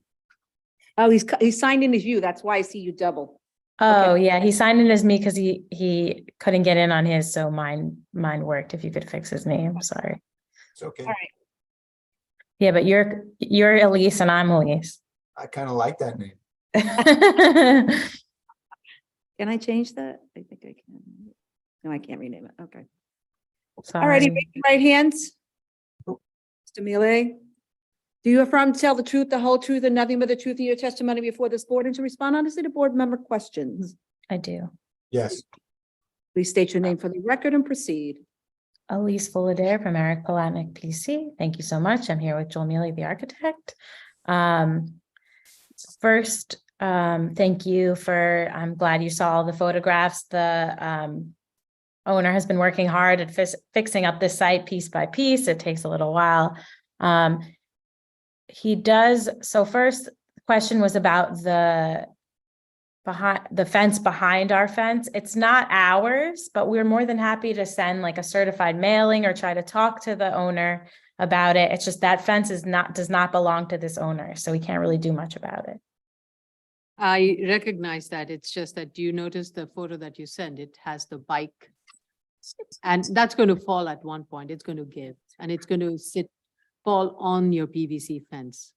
So yeah. I'm just in the interest of your client. Owner. Yeah. The owner should make sure he reaches out to the property owner to remove that nuisance of a bike hanging Sure. up, so that it does not damage his hard work. Especially because he just paid a lot of money to have that fence put in, so we understand. Exactly. And then also, more than happy to explain to him that he's got to clean up the rear, especially with the drums and the schmutz. I don't know if that's the technical word, but we're more than happy to give you another photograph and tell him he's got to make sure it's clean back there, especially because he has such a beautiful, nice fence back there now. Exactly. And do let him know, we appreciate the effort he has put in and improving the site. It is much appreciated. And I think all he needs to do is that was one last mile, no pun intended, for that little piece and in the back. And, I think we are very impressed with the way he has moved along. Thank you. And I'm sure he appreciates that because like Commissioner Otley Brown pointed out, it's a lot for him. He's put a lot of money into this, and that's why we asked for 10 years to hire another architect, to hire attorney to get the C of O. It all costs a lot of money, and that can be really hard when you don't own a million sites and you don't have like corporate funding. So appreciated on that comment. Thank you so much. And then with the cars on the sidewalk, we recognize that that's a problem. We're having a big problem with neighbors parking on sidewalk, and we can't, you know, we're not the police. So it's sometimes really hard to get people to move, even if you ask them to move. So that is an ongoing problem. We also have a picture, and I can try to share. I got it on Saturday. I don't know how good the picture is, but we put signs up that say like, do not park on sidewalk, right next to the ADA parking space that's on the sidewalk, like next to the sidewalk. To try to help the situation, but it is a difficult situation with neighbors. You may just want to reach out to the community board and kind of state the issue problem so that they are aware of the fact that you're not the cause, it's something happening in the neighborhood, and figure out a way, maybe the community board can help you find a way to respond to that. Yeah. Use DOT or police or whoever. I don't know who the body is that gets involved in it. Yeah, thank you. So I think those were the majority of the questions, unless you think we missed something, and we can more than happy to get you a few more photographs with the last item. Okay, any questions or comments from the commissioners? None. Okay, let's go to the public then. So the case that we're currently discussing is 29999 BZ 8-16 Malcolm X Boulevard, Brooklyn. Should you wish to discuss, dial 646-558-8656 or our toll-free number 888-475-4499. You will enter the webinar ID number 815-2870-2789 and press the pound sign.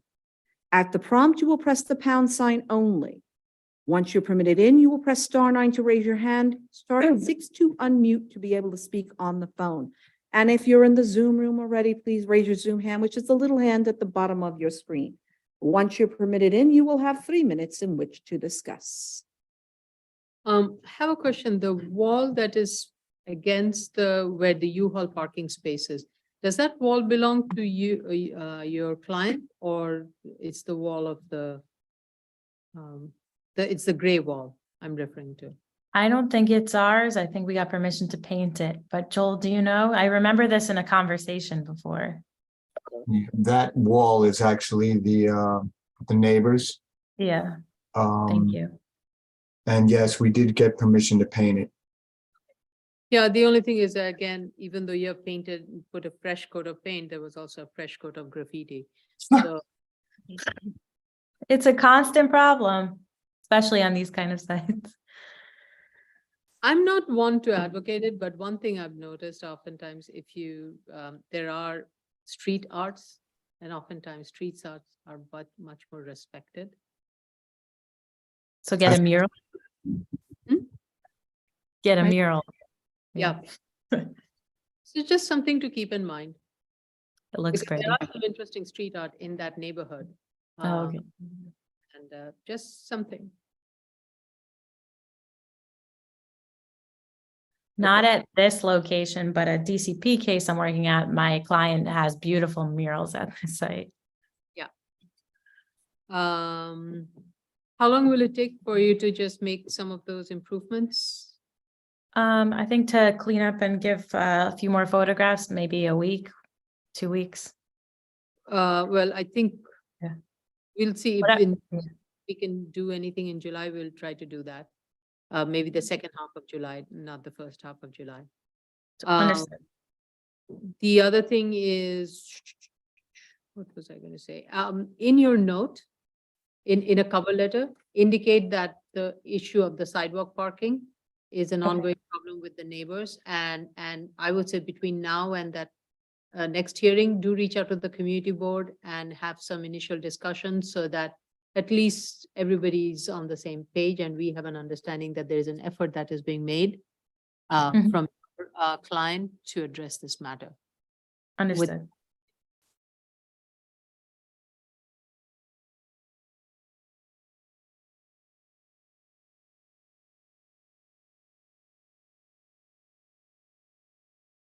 Okay. I would like to make a recommendation to close it. Is everybody okay with it? Yeah.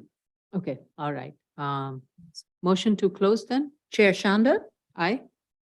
Vice Chair Shabeta, Aye. Commissioner Otley Brown, Aye. Commissioner Shetta, Aye. Commissioner Yoon. Aye. And you have to make all of the submissions, a cover letter, photos of improvements made. And I think those were the two things, right? Mhm. Yep, and we'll reach out to the community board. Okay. You want the graffiti off too? right? Yeah, and the graffiti removed. Okay, that we're gonna have to get permission again from the From the next door neighbor, but I can, if we can, we'll do it, but I'm just trying to let you know, I don't know his relationship. The fence thing, the bike with the. The bike fencing, that's an ongoing thing. I don't think you can resolve it, but any effort you can make of starting the discussion would be a good indicator. Yeah, because all those, the graffiti and the fence behind us are all neighbor problems that we have to deal with. Understood. All I'm saying is just start the discussion. Understood, thank you. All right, Okay. thank you. Next item is item number 24, 36487 BZ, 1710, 1720 Flatbush Avenue, Brooklyn. This is Alexis Landesman.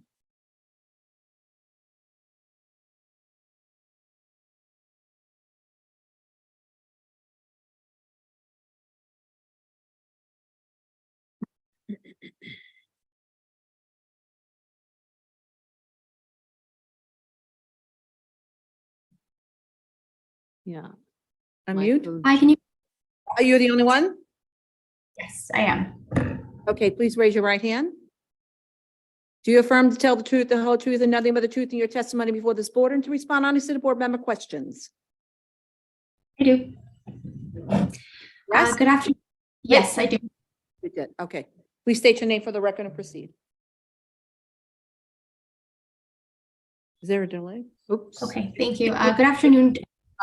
There was a delay. Can you start all over again? Because we didn't hear the first part you said, if you said anything. Ooh, Sure. I think you're freezing. Sure. freezing. Yes.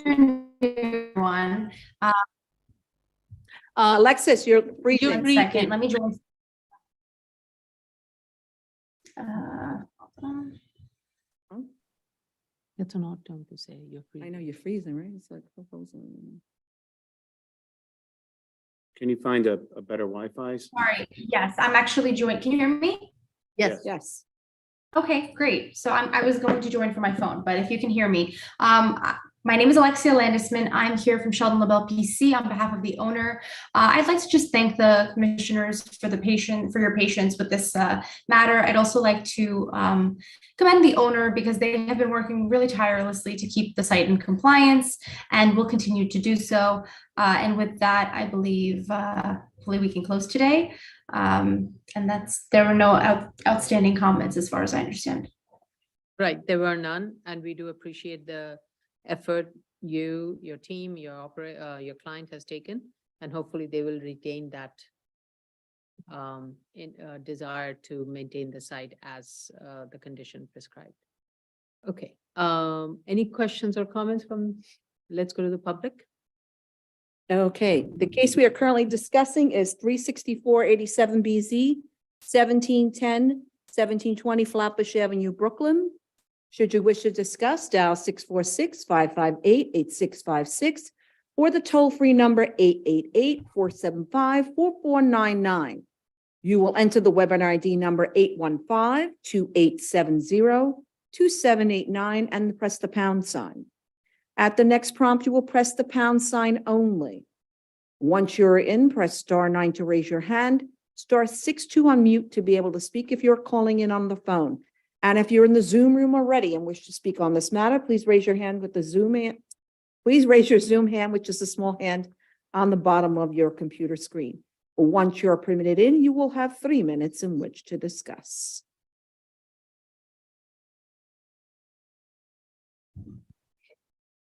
I don't think we have any submission on this. I'm going to let the clock run out. 28 seconds. When do you think that we can be put on the decision calendar? Is there any room for July? We'll try. We can try. Okay. There is Thank you no very solution on this. We can try. Yeah. much. Appreciate it.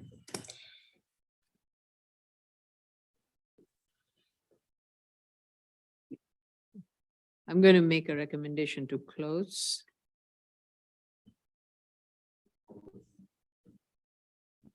Oh, sorry. No submission is required. July is, just looking at the July.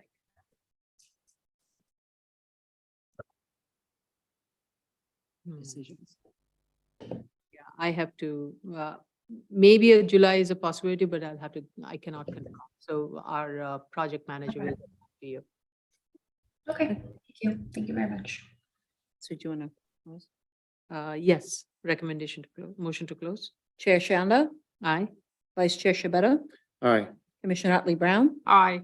Commissioner Sheta, Aye. Commissioner Yoon. Aye. Thank you. Thank you, everyone. Have a nice day. Continued hearing items, item number 25, 2019-299 BZ, 8201 to 8213 Queens Boulevard, Queens.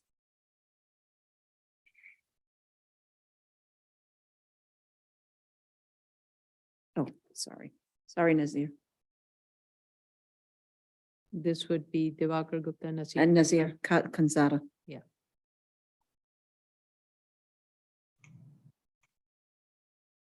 Hello. Are you the only one, Diwakar? Just me today. Okay, I'm sorry, Mr. Gupta. Okay, raise your right hand. Thank you. Do you affirm to tell the truth, the whole truth, and nothing but the truth in your testimony before this board and to respond honestly to board member questions? Yes. Please state your name for the record and proceed. Diwakar Gupta, representing the applicant Nazir J. Khanzada. I listened to the review session this morning. So for the note regarding the street tree location, typically we file that with the Parks Department, and then they approve like the location. And one of their regulations is that I think the trees have to be more than 40 feet away from the intersection. So we made sure that the proposed street trees are more than 40 feet away. So I could put a note saying that the street tree location and number will be pursuant to Parks Department approval. That's fine.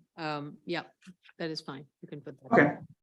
And then the tree planting detail on the sheet BSA 13, that comes from the Parks Department materials. And that's why it says the depth varies, but we can change that to say it'll be 12 to 18 inches.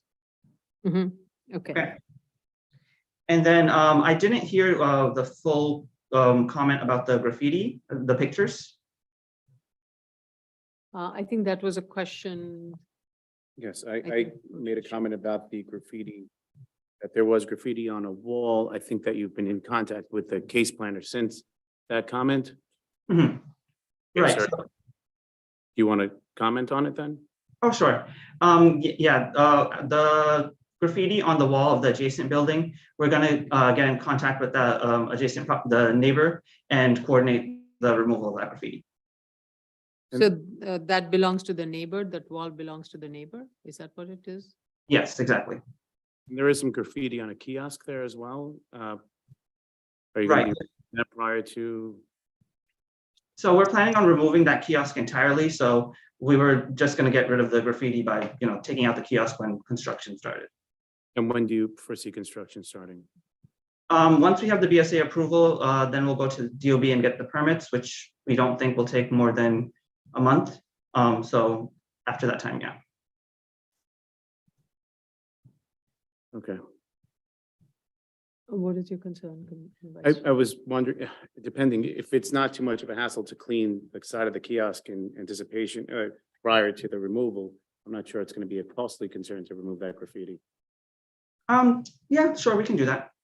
Okay, thank you. Great.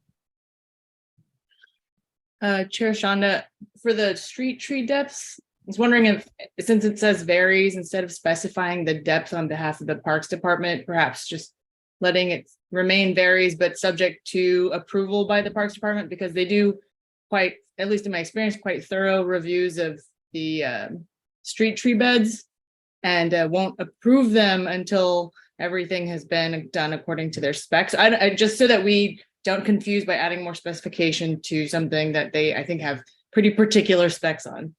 I agree. I know my note to regarding street tree was, I wasn't sure if the distance of the street tree from the intersection would be approved by DOT. I thought it would be DOT, but Department of Parks.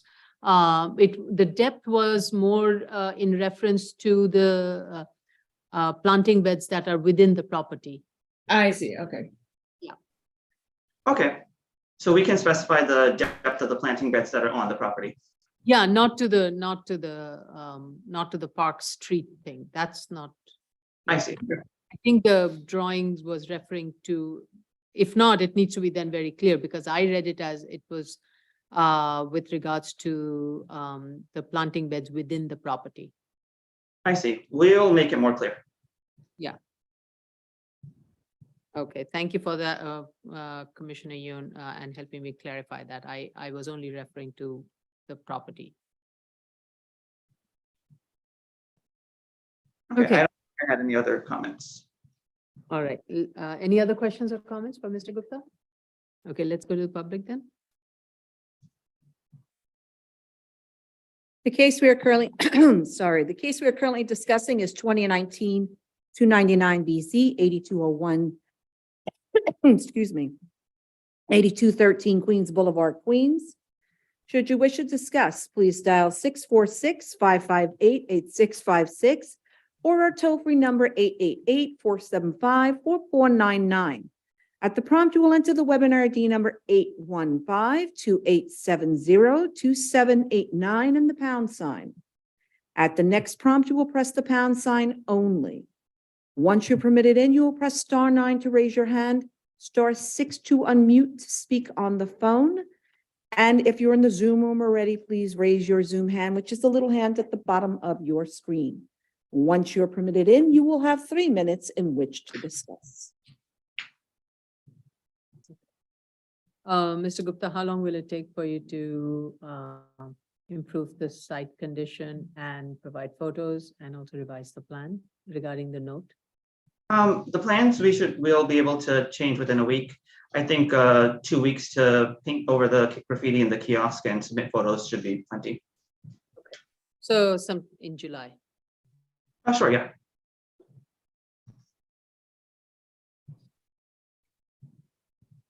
I would say end July, just to give everybody enough time.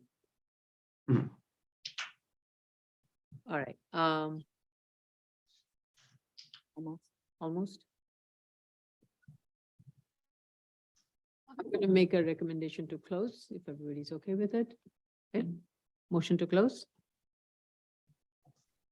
Chair Shanda, Aye. Vice Chair Shibata, Aye. Commissioner Ockley Brown, Aye. Commissioner Shetta, Aye. Commissioner Yoon. Aye. Okay. Thank you. Thank you. New case, oh, sorry. Thank you, Mr. Gupta.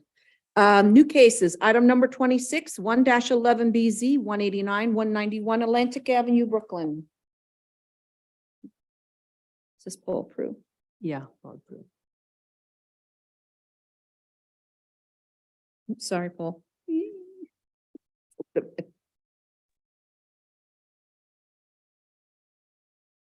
Is he in? His hand is, do you want to put your photograph, your video on, Mr. Prue? Yes, sorry about that. It's okay, it's a nice picture, but we need to see you. Sorry, I'm missing, I don't seem to have a button for that. On the bottom, Oh, here we go, join us. on your left, my left. Bottom left.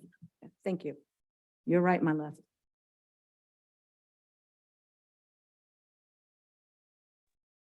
Hi. Hi, good afternoon. Okay, raise your right, wait, you ready? Raise your right hand. Do you affirm to tell the truth, the whole truth, and nothing but the truth in your testimony before this board and to respond honestly to board member questions?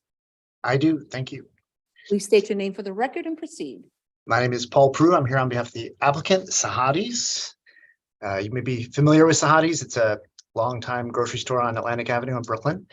And we were here to seek a variance in 2011 to make a slight enlargement in a backyard courtyard, which allowed the two wings of the existing grocery store to be connected in a with much better circulation paths.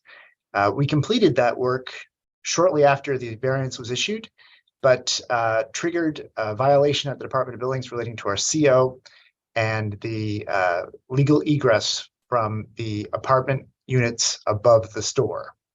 The units in the front egress through the main stairwell and a fire escape on the front.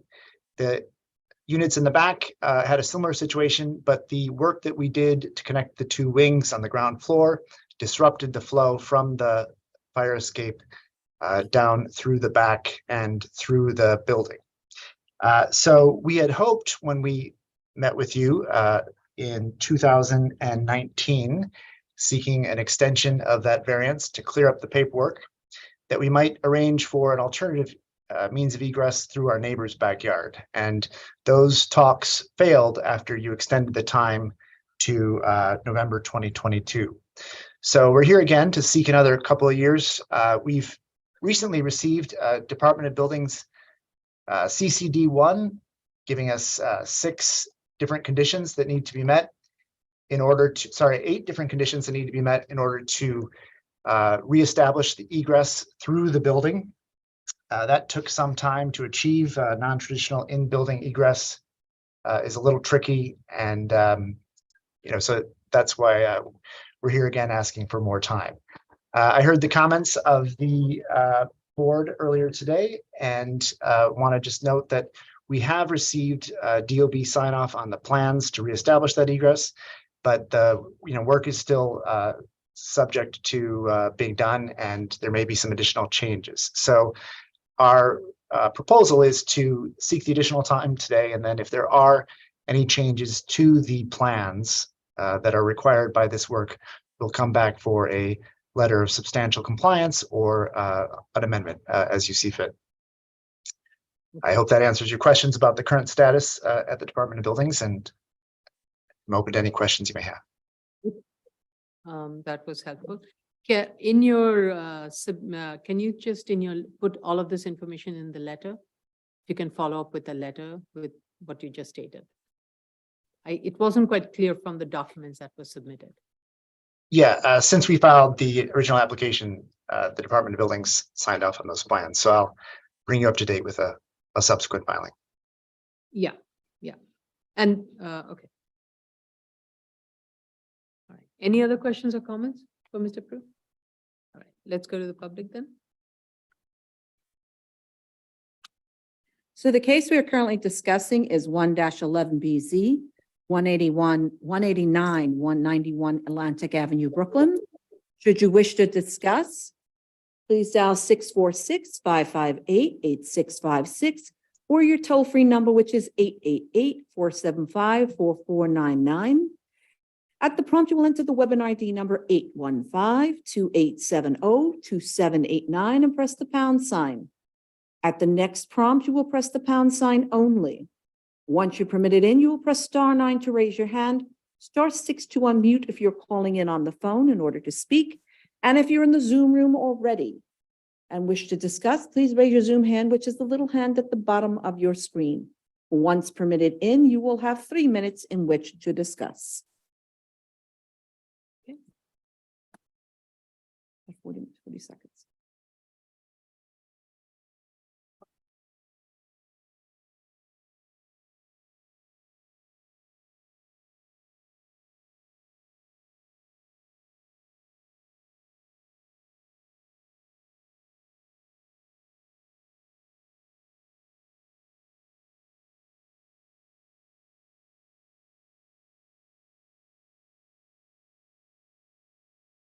Okay, I'm going to make a recommendation to close, and all we need from you is a letter regarding the DOB submission.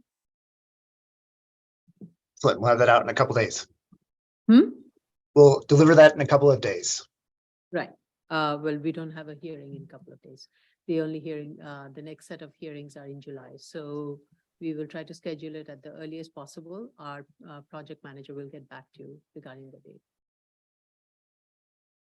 We don't have Excellent. any more hearings in June. It would be in July. I understand. Thank you. Okay. Thank you.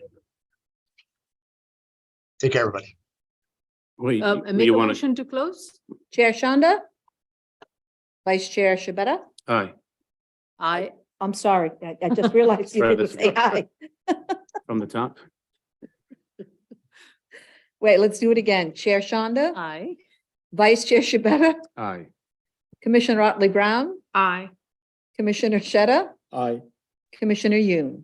Aye. Thank you. Sorry It's about that. Monday afternoon. We all need to have a little bit of fun. Yes. Okay. I'm gonna turn that fan on. Yeah, it's so stuffy. It's like, yeah, the same thing. it's gonna be very noisy though. That's the only problem. Even if it's just a few minutes, just to Yeah, circulate oof, some air. I know. The door's Great. open, maybe. Yeah, maybe open the door. I don't know if that's hooked up though, Vice Chair. Or the air conditioner?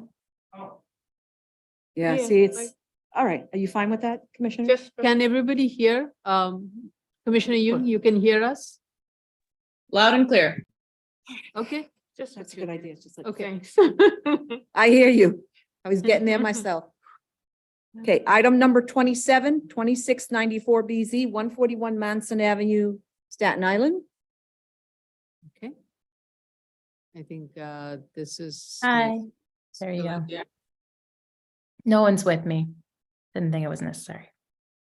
Who's with you? No one. No one? Okay. Didn't think it was necessary. Didn't want to keep Okey-doke. them. Raise your right hand. Do you affirm to tell the truth, the whole truth, and nothing but the truth in your testimony before this board and to respond honestly to board member questions? I do. Thank you very much. Elise Fullader from Eric Palatnik PC on behalf of the applicant. The restaurant is not open yet because the owner did not feel comfortable opening a new restaurant until this was approved by your board. So that is the answer. The same restaurant? I know it's new ownership, but is it the same? No, it's a restaurant? different restaurant. It's going to be a Mediterranean restaurant. Ooh, By the water, it's nice. shall we go visit? I think a second. Yep. I didn't hear that. Oh, sorry. Strike that. All right, any questions or comments? Let's go to the public. Okay.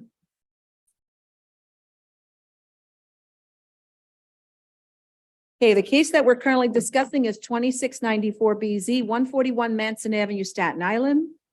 If you wish to discuss, dial 646-558-8656 or our toll-free number, which is 888-475-4499. At the prompt, you will enter the webinar ID number 815-2870-2789 and press the pound sign. At the next prompt, you will press the pound sign only. Once you're permitted in, you will press the *9 to raise your hand, *6 to unmute to speak if you're calling in on the phone. And if you're in the Zoom room already and wish to discuss, please raise your Zoom hand, which is the little hand at the bottom of your screen. Once you're permitted in, you will have 3 minutes in which to discuss. Oops. Buzzing sound is new. That buzzing sound is new. It is. The buzzing sound is new. That's annoying. Yeah, Yeah. it's a buzzing sound. We didn't have that. No, we had like a loud like thing, but not a perfectly pitched buzzing sound. Okay, Almost. I don't think there's any submission. No submission? Okay. Yeah. I don't know, yeah, we were all satisfied, so make a motion to close. Chair Shanda, Aye. Vice Chair Shabeta, Aye. Commissioner Otley Brown, Aye. Commissioner Sheta, Aye. Commissioner Yoon. Aye. Yep. We'll schedule this sometime in July or August, depending upon our schedule. Okay, no problem. I'll let the ownership know. Thank you. Okay, next item, item number 28, 18202BZ, 2990 Victory Boulevard, Staten Island. Raise your hand again, sorry. Do you have This time, some, Andy Stewart. Andrew Stewart? I don't see him in the, Oh, I see him. There he is. See? okay. On my screen, that's weird. Okay. Do you affirm to tell the truth, the whole truth, and nothing but the truth in your testimony before this board and to respond honestly to board member questions? I do. I do. Your name for the record and proceed. Elise Fullader from Eric Palatnik PC. I'm here with Andrew Stewart, the engineer of this property. I will go through your comments. First is they built a new building after the 2003 application. So we only showed the compliance and everything from 2003 with the new BZ number on. If that works. It was a whole new raise and rebuild situation. Okay, but the photos are still from I'm a little confused. The photos that. So you asked about compliance before 2003. Okay. Oh, so it was a new as of 2003. Okay. Yeah, so there was a new BZ number. They changed the building. So all of our resolutions and compliance information was from 2003 on. Okay. Sorry if that confused you, or I wasn't clear. And then the next question, the Amazon locker is gone and we plan on keeping it gone, and we'll indicate that on the plans. And then we'll also indicate the width of the walkway. And if Andy has anything to add to that situation, he can. No, show the width of the walkways. I mean, the box is gone, so there's nothing really to show on the plans for it. So I'll just show the walkway width. So. And then we can take a new photograph to prove that the Amazon locker is gone. And then, yes, these two signage regulations will fix that in the statement of facts. And last, we heard your comments about landscaping, and we do agree that behind the building, it is hard to maintain that landscaping and keep it alive. So if you would be open to having us plant the other landscaping and then file an amendment just for the landscaping behind the building, that would help us significantly. And then the question would be, would we pay an amendment fee for that, or how procedurally would you? But maybe that's a Carlo question. Okay, I just want to look at the plans just to refresh my memory. Amendment to a board's conditions. Yeah. But regardless, we still think that's a good idea, whether we file an amendment for it or not. We agree that it would help us. Yeah.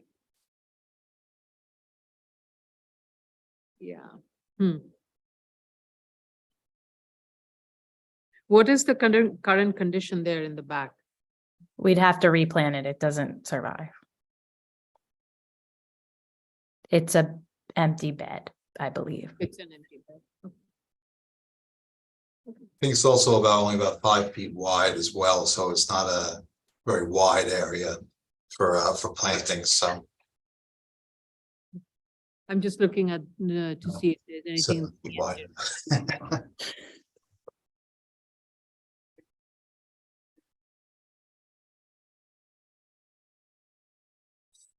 Okay.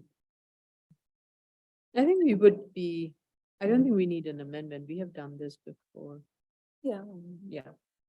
Madam Chair? Yes. Yeah, I agree.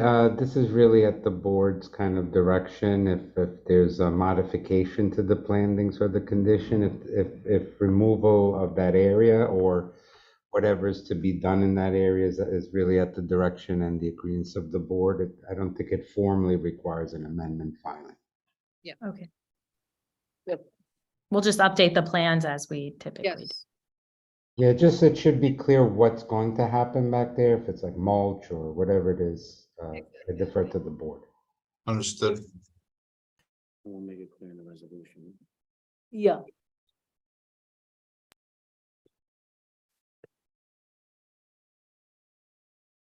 Okay, any other questions? And I think we should, indicate how it's going to be treated. The rear portion is going to be treated. And we can mention that in the resolution that it's been removed. Thank you so much. Really appreciate And it. that should be reflected on on the updated site plan. Mhm. No problem.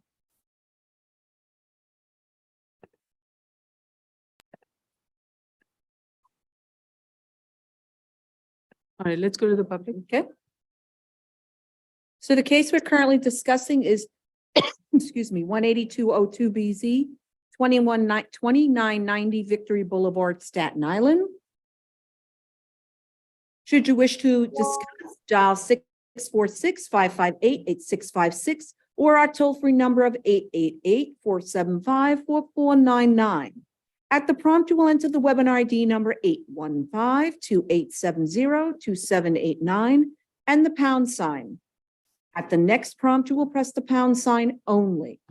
Once you're in, press *9 to raise your hand, *6 to unmute to speak on the phone. And if you're in the Zoom room already and wish to discuss, please raise your Zoom hand, which is the little hand at the bottom of your screen. Once anyone is in, they will have 3 minutes in which to discuss. All right. How long will it take for you to make these corrections to the plans? If you would like to see the landscaping in as well, we were told to ask for 6 weeks just to make sure in case there's any holdup, with the landscape. All right, great.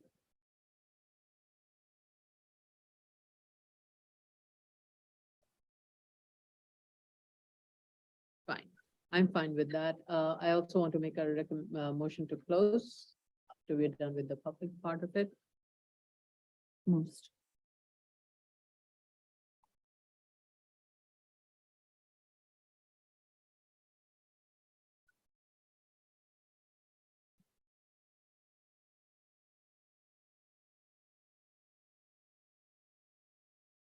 Okay, make a motion to close.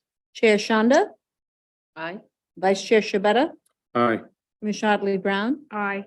Commissioner Sheta, Aye. Commissioner Yoon. Aye. Thank you. Thank you. Thank you very much. Want to pull the other case out of? I was gonna say you wanted to pull the other one since it's the least and give her a break, but that's all right, never mind. No. Item number 29-29201BZ, 6971 McDougal Street, Manhattan. This is Fred Becker. Yep.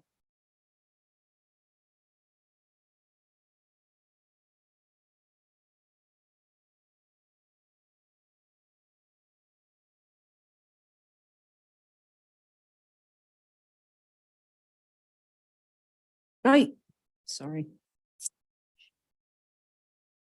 Is Mr. Becker in? Yeah, he's coming in, sorry.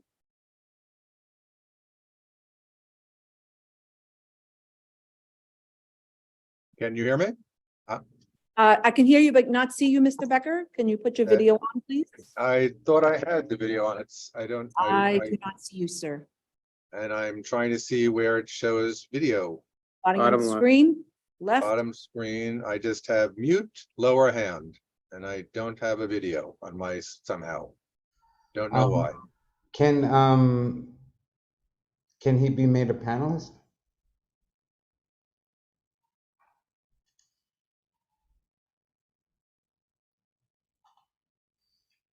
Allowed him to come in and talk.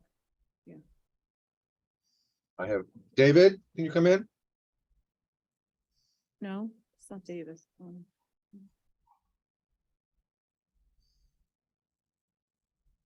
Ms. Matias, is there an option if you go to participants to allow Mr. Becker to be a panelist?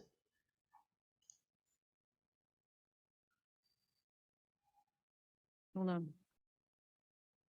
Invite. Seems like he is a panelist. Yeah, I thought he was a panelist. There we go. Here I am. Got it? Okay. There It's I just am. Yes. Slow. I'm sorry. Little slow. Okay. There I am. There we go. Okay. Yes. Raise your right hand, please. Do you affirm to tell the truth, the whole truth, and nothing but the truth in your testimony before the board and to respond honestly to board member questions? I do.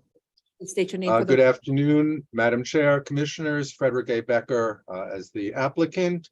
I listened to your executive session earlier today. Some things were a little hard to hear from from Madam Chair, but what I can tell you is as follows. There is no outdoor music. The days and hours of operation are closed on Sundays, Monday to Saturday. They're open for lunch and dinner from 12 o'clock until 11 p.m.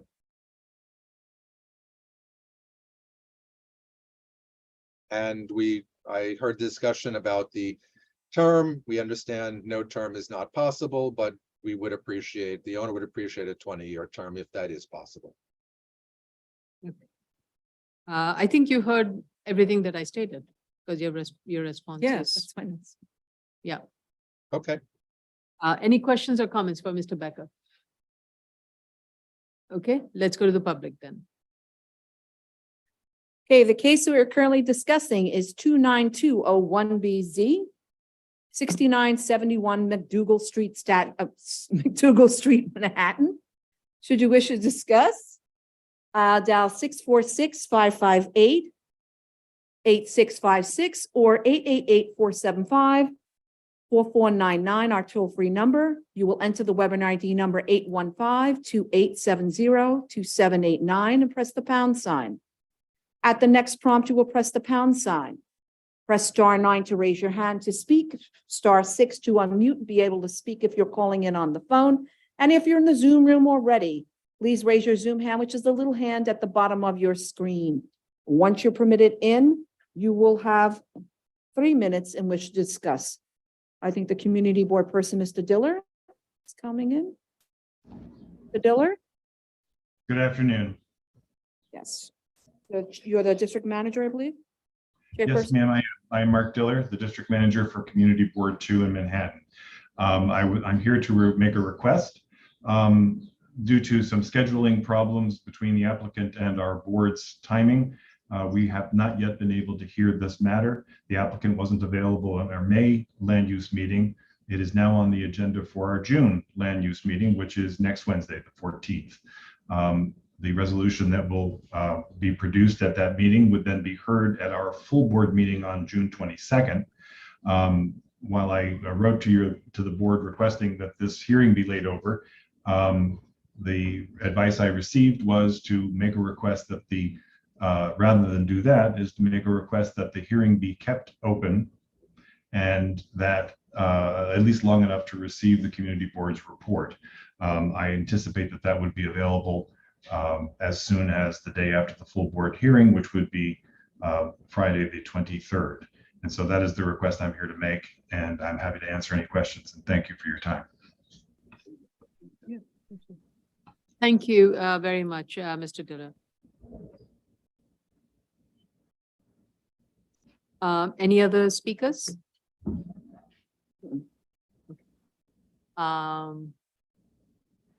We do want to hear from the community board. So for that reason, what I would make a recommendation, since from our end at the boards and there weren't any issues, I would make a recommendation that we close, but we keep the record open for community board or any other public to send in their comments. With that, make a motion to close. Chair Shonda? Aye. Vice Chair Shabeta? Aye. Commissioner Otley Brown? Aye. Commissioner Sheta? Aye. Commissioner Yoon? Aye. Thank you very much. And I'll wait for the decision date and hopefully a 20-year term. So thank you very much. Yes, thank you. We'll let you know of the decision date. Of course. I fully agree. I appreciate what you did closing it. And of course, we are looking forward to going to the community board and getting their recommendation for your board prior to decision. Next item is item number 30, 1098-83BZ, 147-10 Northern Boulevard, Queens. Hi, Dan Ash is the only person.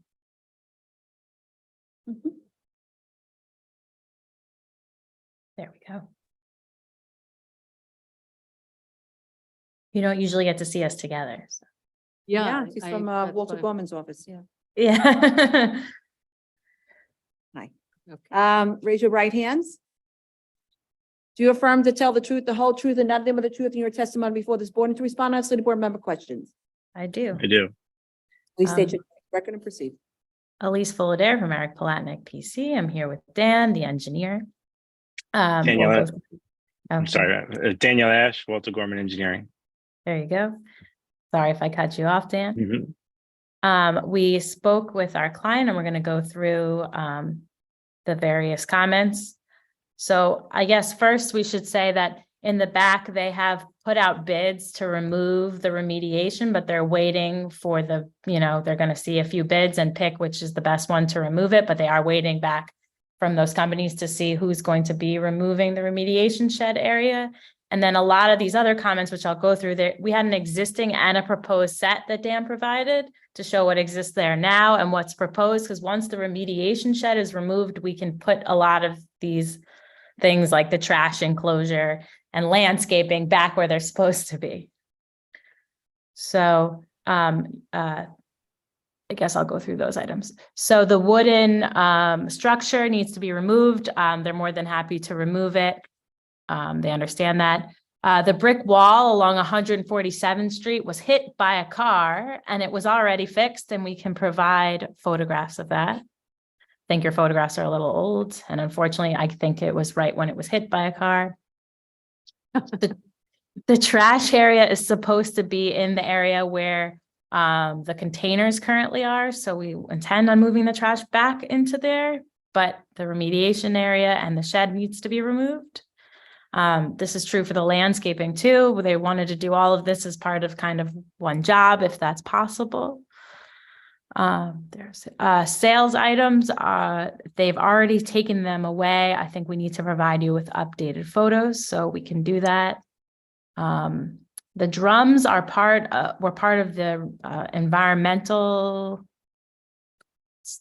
I don't know how to call this because I'm not an expert, but environmental remediation, environmental cleanup, but we can make sure those aren't just stored outside. And then and then item view number 6. When will those drums be removed? It's part of the remediation. Is that what? We need to keep them on the site, but we can put them inside. We don't have to put them where they are. We can put them inside. Okay. And we can explain them in the cover letter. What So it's not related to any one remediation project. They just Yeah. keep that there whenever they have to pump out water. They consider it contaminated, whether they test it or not. They just treat it like it's contaminated. Okay. But I'm sure it's over time it gets removed from the site also. Yes, they'll pick those up and empty it and replace it with empty ones. Okay, all right. Yeah. And I believe we've seen this before on other gas stations. I'm sorry, this is Commissioner Sher. Regarding the drums, you're disposing these drums legally, right? You confirm that? Yes, Yeah, there's I was Yeah, also so- going to say, we can have the global provide you with a letter saying like, this is part of, Just a okay, confirm. but yeah, yes. Yes, Yeah, I mean, and I'm saying we can have them sign something that confirms it if you'd like, Yes, that would be good. just to be clear. And then you asked Commissioner Sheta about view number 6. That was our neighbor's property, so we can't fix their asphalt, but it was just meant to show the fencing. Yeah. Having a lot of problems with neighbors today, but I don't know what to say.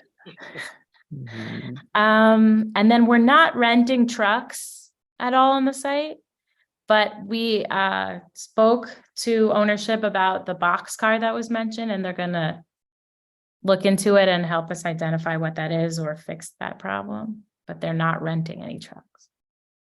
Are they renting parking spaces to trucks? No, there's nothing being rented. And that was a question too that I believe Carlo asked us after we filed, so we confirmed it twice now. But maybe it's a delivery truck, but we have to get back to you on that. It's just a coincidence that every year when Google, that vehicle goes by, those 3 trucks happen to be at the same place always. So that's why it kind of piqued my interest. And it seems Maybe there's a regular delivery that happens. I don't know. I feel like we have to get back to that. I don't. I will suggest, let's not guess. Let's get the answer from the. That's what I'm saying. They have to get back to us. I don't have the exact answer. Sorry. And then Bergen Wall, boxcar. Oh, and then Dan will discuss any questions about lighting and help you understand. Yeah, I apologize. I look back at it now. That was a CAD mistake on the lighting plan. Instead of the lumens are not 2000. It's 2 something and not 28 point something. Not even 28 point something. The 2000 was a reference number to a photograph that had the actual reading of 0.1. And I don't know, the person transcribed it and wrote the photograph number instead of the lighting number. So I'm going to fix all of that. And I look back, nothing was higher than about 1 lumen. Okay. All right. So you will make that correction. Yes. Okay. Are you the person to talk about landscaping? So landscaping, I sorry if I went too fast on that one. Landscaping, the issue is the remediation shed has to be removed, and they were going to kind of do that as part of one big, unless your board would like to see something. So the landscaping even along the rear is part of because there is quite a good portion of the rear lot line. I think the entirety of the rear lot line is landscape. So that is not affected by, so it's like half the back is affected, but half of it isn't. We can ask them if they can do some of it now. yeah, it's especially along the, I don't know, how long will it take for the remediation system to be removed from the site? At least another year or so. Yeah, so we can ask them if they can complete some of it. I can't wait that long. And I think whatever improvement to the landscaping happens along the rear lot line, independent of what's happening with the area where the remediation instruments and all of that is. And you anyway have to remove that wooden shed that's in the rear, which is also in the way of the landscaping. Mhm. So I would say start with that. And that can be a discrete process, and when, and that's just, because there isn't much of landscaping anywhere where the remediation is happening. Understood. So, yeah. I'm sorry. And this is Commissioner Schiller, please. Yeah. Regarding the lemon spread, that lumen spread, if you can make it similar to the previously approved, like put the lumen numbers on the entire plan instead of just at the residential property line, that would be helpful as well. But why? Sure. I mean, we only care about the spread that's along the residential. I will explain it here. Sure. Yeah. You want me to explain it now? Yes. It looking at the entire plan gives you some sort of sense how the lumen spreads and whether there is a mistake on the plan or not. So if you just get a spot and you're not able to compare it to other spots with respect to where the light itself is located, you're not able to create a size. But if you have different locations and you have the location for the lighting and the specification for units, it's much better vision to guess whether there is an issue with the plan or not. It's some sort of like back and check. We had a case in which there was a high lumen spread in the towards very close to the boundary, and then it was a strong stop and went to 0. And I think that's what you're trying to capture. Yeah. And sometimes it's something you can catch. Sometimes those little light barriers are the reason why there's a stronger stop. So. Okay. I think it's also part of this is Commissioner Yoon, part of the BSA instructions for the lumen spread diagram is that the foot candles are taken on a 10-foot grid, except when you're within 20 feet of a property line shared with residential use, you then transfer to a 5-foot grid. Okay. Yeah, that's true. You start with 10 and then go to 5. That makes more sense as you're approaching the residential. Yeah. Okay. Any other questions or comments? Ms. Florida, do you have any? I'm just going through my notes. Oh, and then please do indicate the width of the pedestrian and the ADA route on the plan. With, oh, I also didn't answer, apologies, I did not answer Commissioner Otley Brown's selling area. That will be corrected. Apologies for the inconsistency. With a pedestrian. Okay.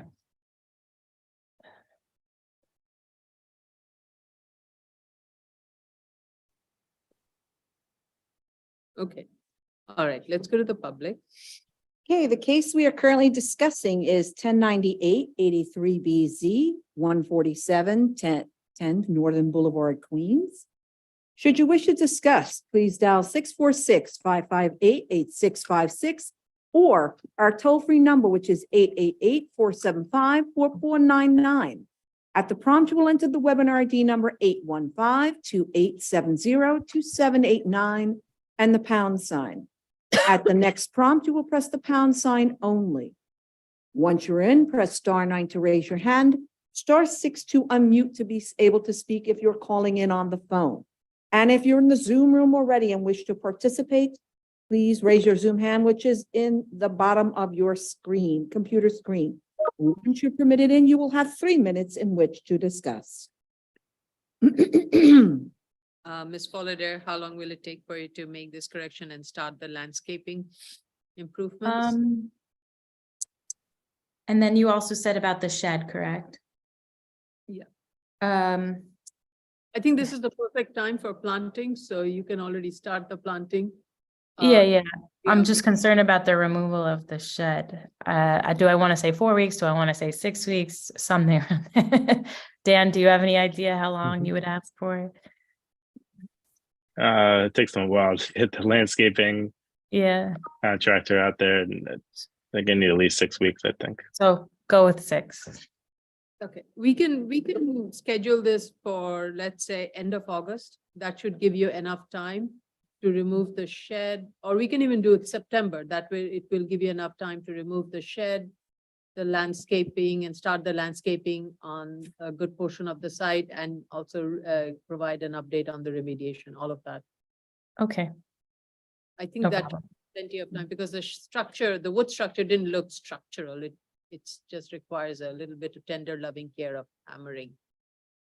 Okay, no problem. And I'll let them know, and if we have to, tell the project manager anything, we'll. Yeah. All right. So my question is, do commissioners want to close, or do you want to see the improvements and then close? Close it. I can close, you can see the improvements. without Okay. vote. All right, the commissioners are willing to close, but see the improvements. That's why then I think it makes sense to give you till September. That gives you Mhm. plenty of time to make all the improvements and the changes. And then if all the changes and improvements are fine, then we can vote them. Otherwise, we will defer it. Makes sense. Thank you so much. Thank you. All right, motion to close? Chair Shanda, Aye. Commissioner, Vice Chair Shabeta, Aye. Commissioner Otley Brown, Aye. Commissioner Sheta, Aye. Commissioner Yoon. Aye. Okay. Thank Next you. item is item number 31, 2018-52BZ, 159 Gorham Street, Brooklyn. Who do we have on this? Bakerman. Lisa Rantia. Oh, Lisa? Mhm.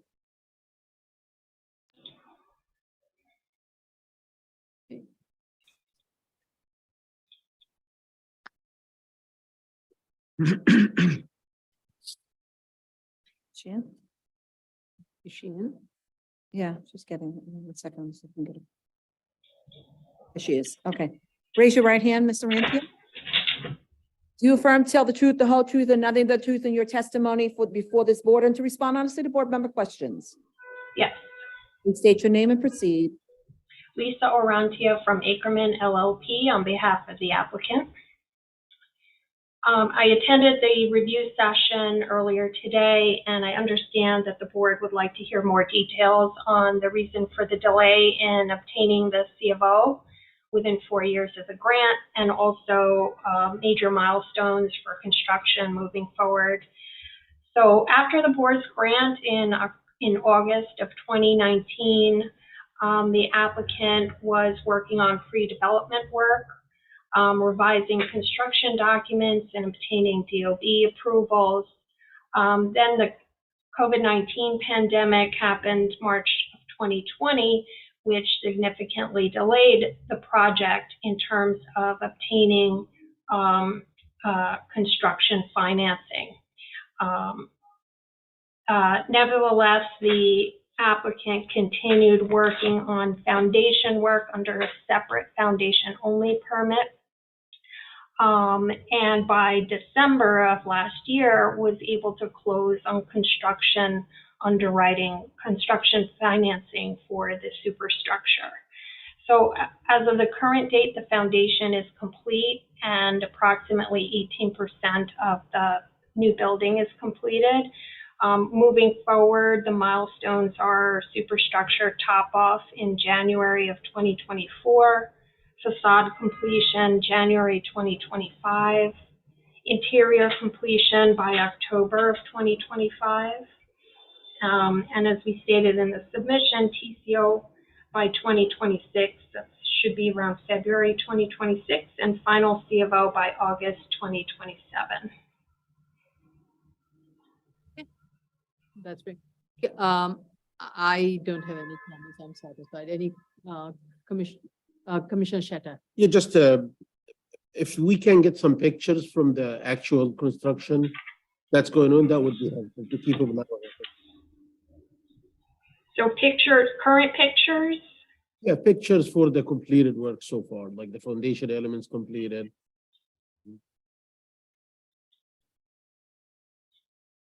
I was actually under the impression that the submitted photos include that, but I just looked at them again and they do not, just street photos. So if we can get some photos from the site, but for the actual site showing completion of whatever, that would. Okay. Just some progress report of the construction would be just from the interior that should. You don't need even to give us like any inspection reports, just just the couple photos. photos for the completed work. Okay. I don't have any other questions or comments. Let's go to the public. So the case we're currently discussing is 2018-52BZ, 159 Borum Street, Brooklyn. Should you wish to discuss, please dial 646-558-8656 or 888-475-4499, which is our toll-free number.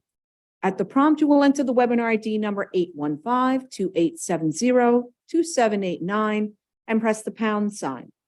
At the next prompt, you will press the pound sign only. Once you're in, press *9 to raise your hand, *6 to unmute to be able to speak if you're calling in on the phone.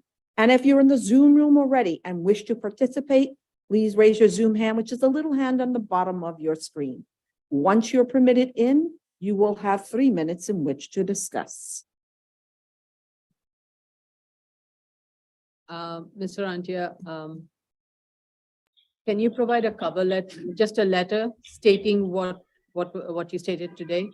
So that can be on our file, and the photos of the construction that is underway. Sure. Thank you. No, it's not there. Condition.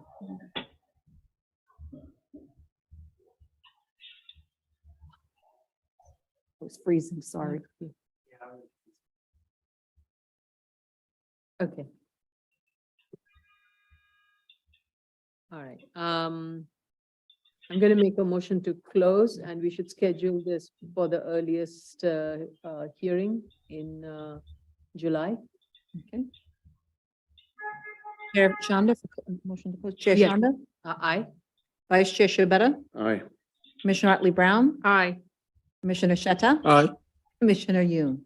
Aye. Okay, thank you. All Okay. right, let's take a quick 5-minute break. And Oops. Take a 5-minute break for the A case? Okay. yeah, for the A case, so that the team can regroup. Okay. It's 3:27, so that takes us to 3:32.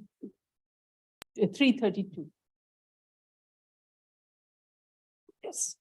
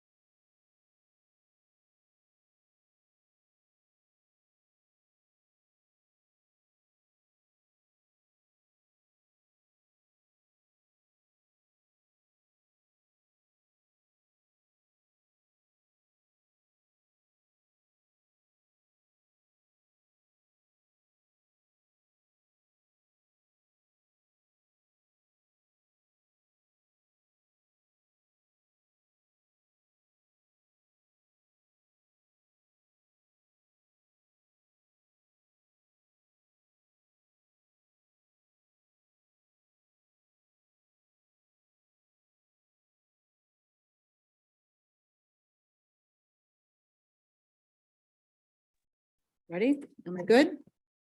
We are live. Okay, ladies and gentlemen, back on the record. This is the Board of Standards and Appeals public hearing for June 5th, 2023. The next item is appeals calendar, new cases, item number 32, 2022 68A, 1475 Broadway, Manhattan.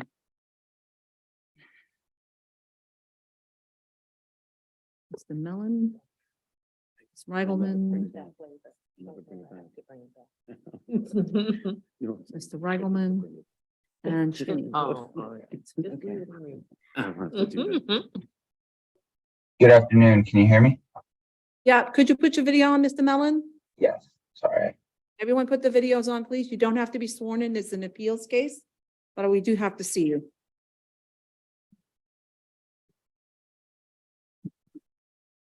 Sorry, just bear with me one moment. I'm trying to find the button for it. Carl Riggman is representing the owner, I believe, and Shane Rosengold is from the Department of Buildings. This is Mr. Regelman. I just want to make sure, can you see my video? We see your name, sir, but we do not see you face. Okay. I want to be clear that Mr. Regelman is the representative for the landowner who's not a party to this case. So his office will not be permitted to speak until we go to the public testimony. Understood. Thank you. And then Mr. Regelman? Okay. Yeah. For DOB? Sorry. This is Anthony Mellon. I, like Mr. Regelman, am having trouble turning my camera on. Are they panelists? Hold on, let me get to the invite.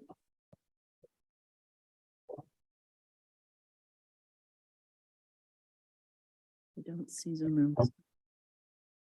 General public, let's see. All right. Let me see.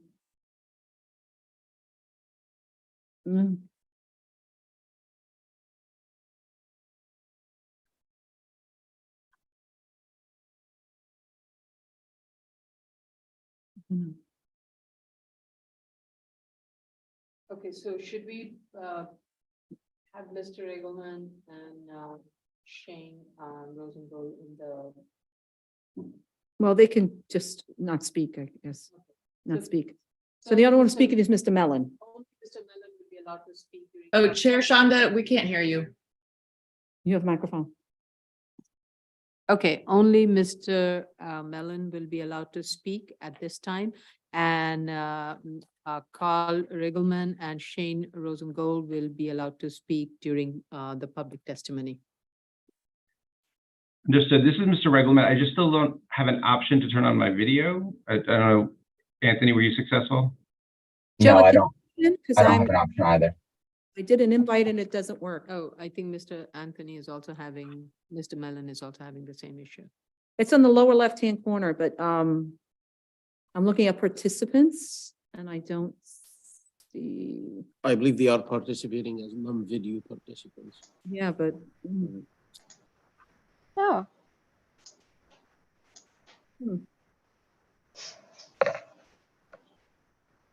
Ms. Gould will allow you in after, when the public is permitted, so you cannot speak at this moment, although we may see. Thank you, Mr. Mellon. Okay, great. Okay, so please state your name for the record, although I have identified you. And proceed. Good afternoon. My name is Anthony Mellon of Troutman Pepper, appearing on behalf of the applicant in support of the request for re-argument. Go ahead. Thank you. So as set forth in our papers, we are seeking re-argument of the Board of Standards and Appeals resolution dated February 15th, 2023, which dismissed our underlying appeal as moot under the doctrine of res judicata. As referenced by the Madam Chair earlier today, the standard for a request for re-argument is whether there's a misapplication of controlling principle of law. And we maintain, as set forth in our papers, that a misapplication was in fact applied here. And just to rewind the clock very briefly, this issue arose when our client was provided with a site safety plan that proposed to cover the entire Broadway Plaza with a sidewalk shed beyond the construction area. So the sidewalk shed was depicted as starting 60 feet from the construction site and extending all the way to 100 feet from the construction site. So our client immediately objected, and part of the objection was we felt as though the protection was overly broad, that it would create an unsafe condition. And we also referenced the prior project on our property, which took place in 2021 at heights even higher than that contemplated on the One Times Square project. Council, I hate to interrupt, Council, but if we can stick to the argument for what you're asking to re-argue, as opposed to the merits of the underlying application. Why do you believe you're entitled to a re-argument? Yeah, I can more narrowly focus on that issue. So the issue that is before the board is whether or not the Article 78 proceeding provides a basis for res judicata in connection with the BSA appeal. Our position, and it's set forth in our papers, is the answer is no. Under res judicata, under well-established case law, the doctrine will not be applied where a different or higher evidentiary burden is applied in the prior proceeding. And that's exactly the case here. The prior proceeding was an Article 78 proceeding, which is necessarily limited to the arbitrary and capricious standard of review. It's a very high evidentiary burden. It's not the burden that is applied by the BSA in a plenary hearing in an appellate procedure here. And just very quickly, when we were in the Article 78 proceeding, the court, DOB, and the developer were all pointing to BSA, saying this should be heard before BSA. This really belongs with BSA. And we filed the appeal with BSA accordingly. And now the opposite positions have been taken that, well, this issue was actually already decided. And the reason why res judicata really does not apply boils down to a simple fact. Just because DOB's final determination survived the arbitrary and capricious standard does not necessarily mean that BSA would not reach a different conclusion. And that in and of itself is why res judicata does not apply here.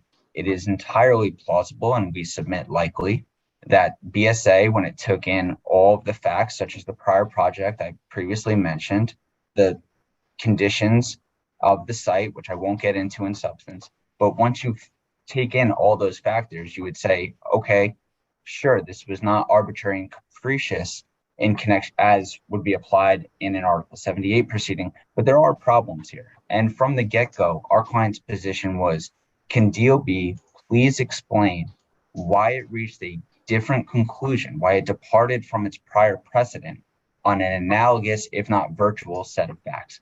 We've never had that answer. DOB's never been asked to provide that answer. There's never been a substantive review of DOB's final determination. And we're appealing to BSA for that to be done, for that normal course to be undertaken. And so that is really the emphasis here. And I would just point the board to some of the case law that it was cited in our original letters to BSA back in December 2022, as well as the statement of reasons that were submitted in connection with this request for a re-argument. The matter of Sherwin case and the Ramapo decision both unequivocally point out the standard that I just pointed out, where a different or higher evidentiary burden is applied in the first proceeding. The second proceeding is not barred by res judicata. So although we certainly appreciate the board and in that February 15th resolution, we appreciate the board taking the time to understand everyone's position. We just do submit that the matter of, the doctrine of res judicata was improperly applied, and we seek re-argument accordingly. And if the board has any questions, I'm happy to answer those. Yes, Council. Did you have the opportunity in the Article 78 proceeding? Did you have the opportunity to state all the case or your positions with regard to the merits? In the BSA, the Article 78 proceeding is an expedited procedure. So we were allowed to make argument, and we submitted certifications and affidavits and documents, but I would push back to equate that submission procedure with what would be presented in a BSA appeal. So certain documentation was certainly submitted, but I think it was certainly more limited than a searching review that the BSA would be performing in a standard appeal.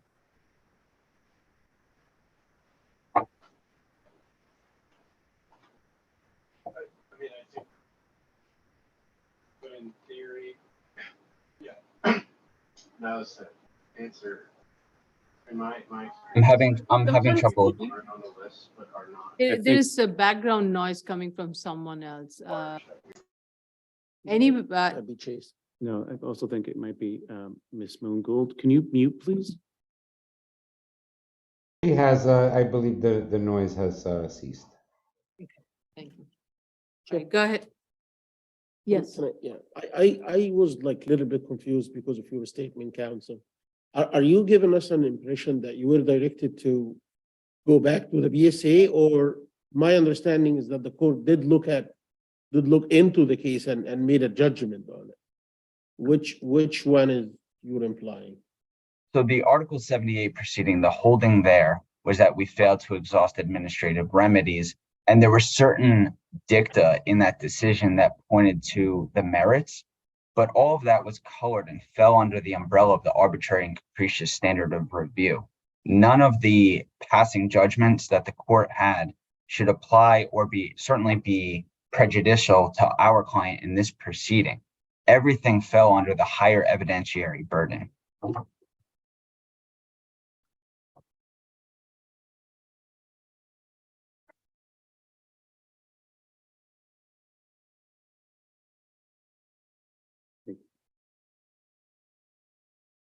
So I'm trying to understand still trying to understand the collateral estoppel rule, as I understand.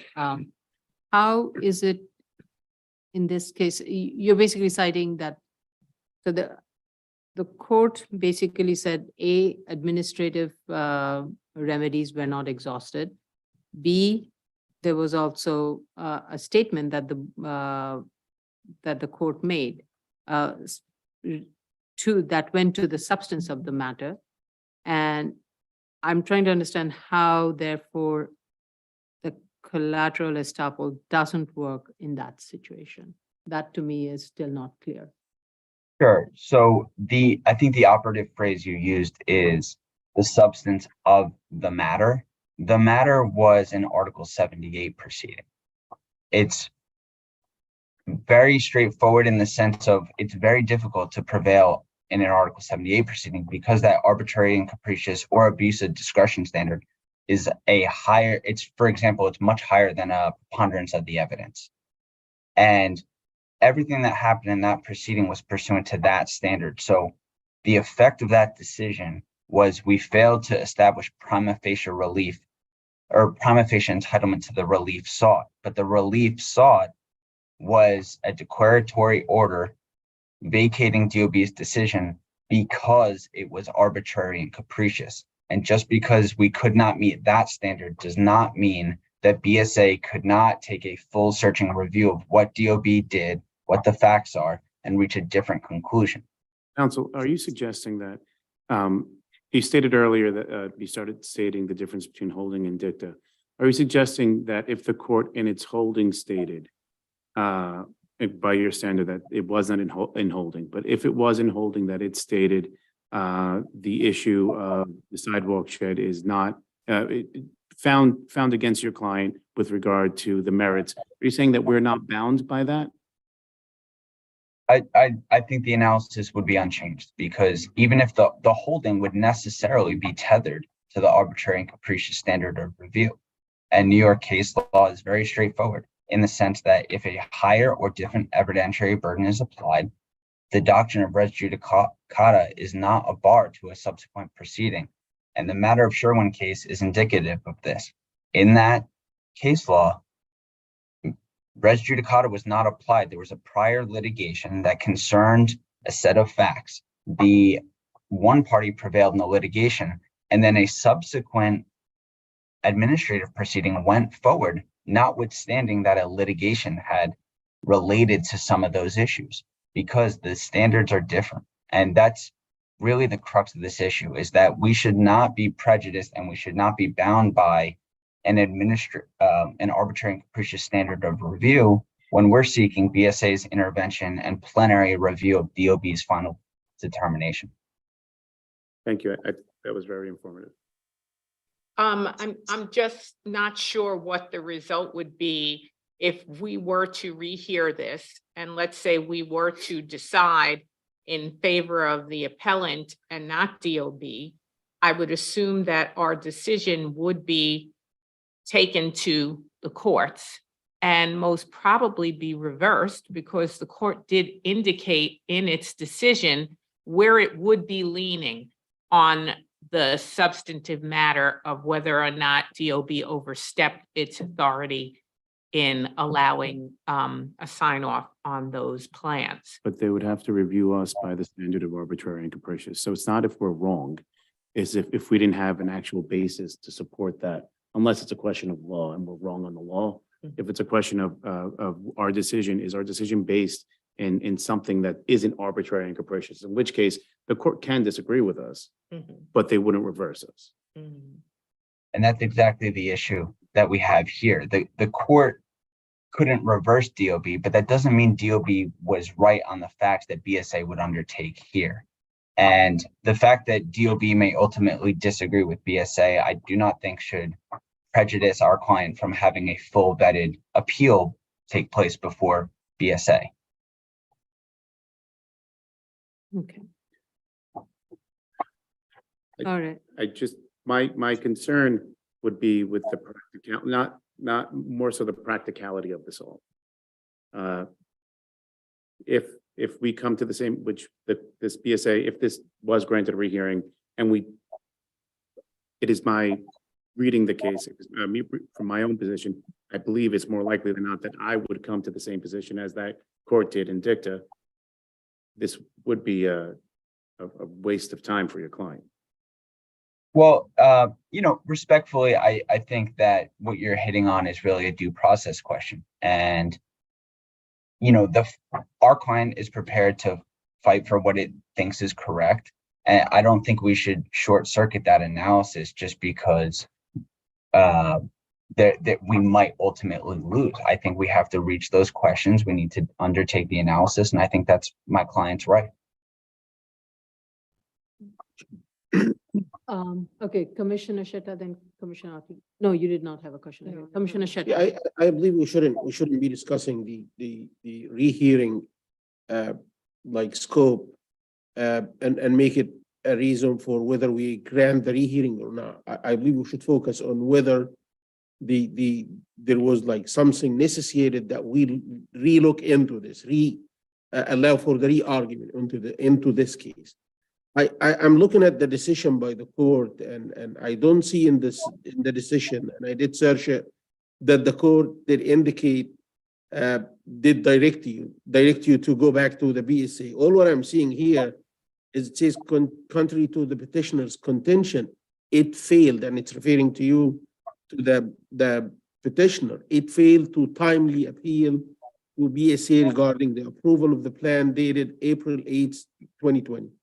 Was there a time frame for you to come to us and appeal? Within 30 days. Typically the requirement is after you file a permit, you can appeal within 30 days. To the board within 30 days, and that was not done. Instead of that, Article 78. So basically, if you look at the timeline, the permit was issued on July 13th, and Article 78 was filed on July 25th. And then when court denied it in August 12th, at first an appeal was filed on September 9th, Yep. and then after that, a motion to re-argue was filed on September 14th. Let me ask, I just have one follow-up question for you. You would agree that the issue that you brought before in an Article 78 proceeding is the same issue as that you're bringing here? Is that, you would agree with that statement? The same issue in regard to the sidewalk shed, certainly. Okay. How it So, gets let me- determined, yes, Okay. is different. You made that, you come to that agreement. In the last opportunity that you had, though, rather than following the appropriate method of coming to the BSA first, you went to Article 78 And the court found the error of proceeding in an Article 78 proceeding because you didn't exhaust your administrative remedies. How is this not taking a second bite of the same apple? Sure. So we proceeded to an Article 78 proceeding in the first instance because we sought a temporary restraining order and preliminary injunction. We were arguing that irreparable harm was going to occur. So our client didn't have the luxury of time that a BSA appeal would normally take. So we pursued relief in the Article 78 proceeding in the courts. As we all know, it ultimately was unsuccessful, but it was unsuccessful under the arbitrary and capricious standard of review. After that decision was reached, a renewed permit was issued, and we timely filed an appeal to BSA challenging that renewed permit. We're not aware of any authority that precludes us from challenging a renewed permit. And at the outset of this proceeding, I think we were asked not to comment on the merits and to instead address re-argument. But I also think we're starting to do just the opposite of that. We're starting to engage in, well, who is ultimately going to be right or who is ultimately going to be wrong. My question was based on a second bite of the apple in that the issue that had arose in the past. You've sought a way to address that issue that was deemed improper. Your time had elapsed to follow to exhaust your remedies appropriately. Now, upon the issuance of a second permit, which is on the very same issue, you are seeking to now correct the earlier error on this issue. So I believe that that's the part where at least myself and some of my colleagues are wondering whether this issue is already precluded. Now, the rights that you stated that you felt the Article 78 was necessary because you wanted to create an injunction, or I believe that is something that we often do here. Yeah, that's what people come to appeals to BSA for, and that is why it has to be filed within 30 days. So I'm not sure where the time issue becomes a concern. Where appeals are has to be filed within 30 days, and we schedule them as soon as possible. And I don't. We issue stay. Right. We should, yeah, we have issued, we either deny or stay. So I think there's some misunderstanding in the way what DOB's role as an appeals procedure is, BSA's role in the appeals process is. Well, if I may interject, I'm sorry if I interrupted, but the question was, is this a second bite at the apple? We submit it's not, because for the reason I already outlined, it's a different standard. So it's not as though we're coming and saying and arguing all over again that DOB was arbitrary and capricious or that it abused its discretion. That's not the standard here. And with respect, and equally important, is the fact that a renewed permit was issued. And I'm not aware of any authority that says we are precluded from challenging a renewed permit, particularly when the challenge is going to be based on a different evidentiary burden.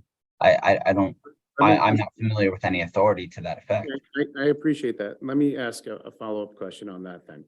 Let's say you have a hearing on this permit before the BSA. We deny it, and a new permit's issued on another sidewalk shed. Do you believe that you then have the authority to come back again and have another hearing because it's a new permit? If a plenary hearing went forward at BSA and we ultimately lost, and a renewed permit was issued that did not substantively alter the protections being constructed, then I would agree that we are bound by BSA's determination, short of an Article 78 review that we would undertake in the courts. I would just also disagree with the premise that that is what is at issue here, that has happened here. I understand your argument that you didn't have the hearing the first time. Now, there is one of the considerations I'm making is that didn't happen not as a result of the choices of the applicant and where they chose to litigate, and they did choose to litigate this. That's correct. So I do think, unless anyone has any further questions, I think it might be best to open. I for think public. let's go to public. I think we are kind of going around Mhm. the bushes here. Okay. Yeah. So the item we're currently discussing is 2022-68A, 1475 Broadway, Manhattan. Should you wish to discuss, dial 646-558-8656 or the toll-free number 888-475-4499. You will enter the webinar ID number 815-2870-2789 and press the pound sign. At the next prompt, you will press the pound sign only. Once you're permitted in, you will press *9 to raise your hand, *6 to unmute to be able to speak if you're calling in on the phone. And if you're in the Zoom room already, please raise your Zoom hand. Once you are permitted in, you will have 3 minutes in which to discuss.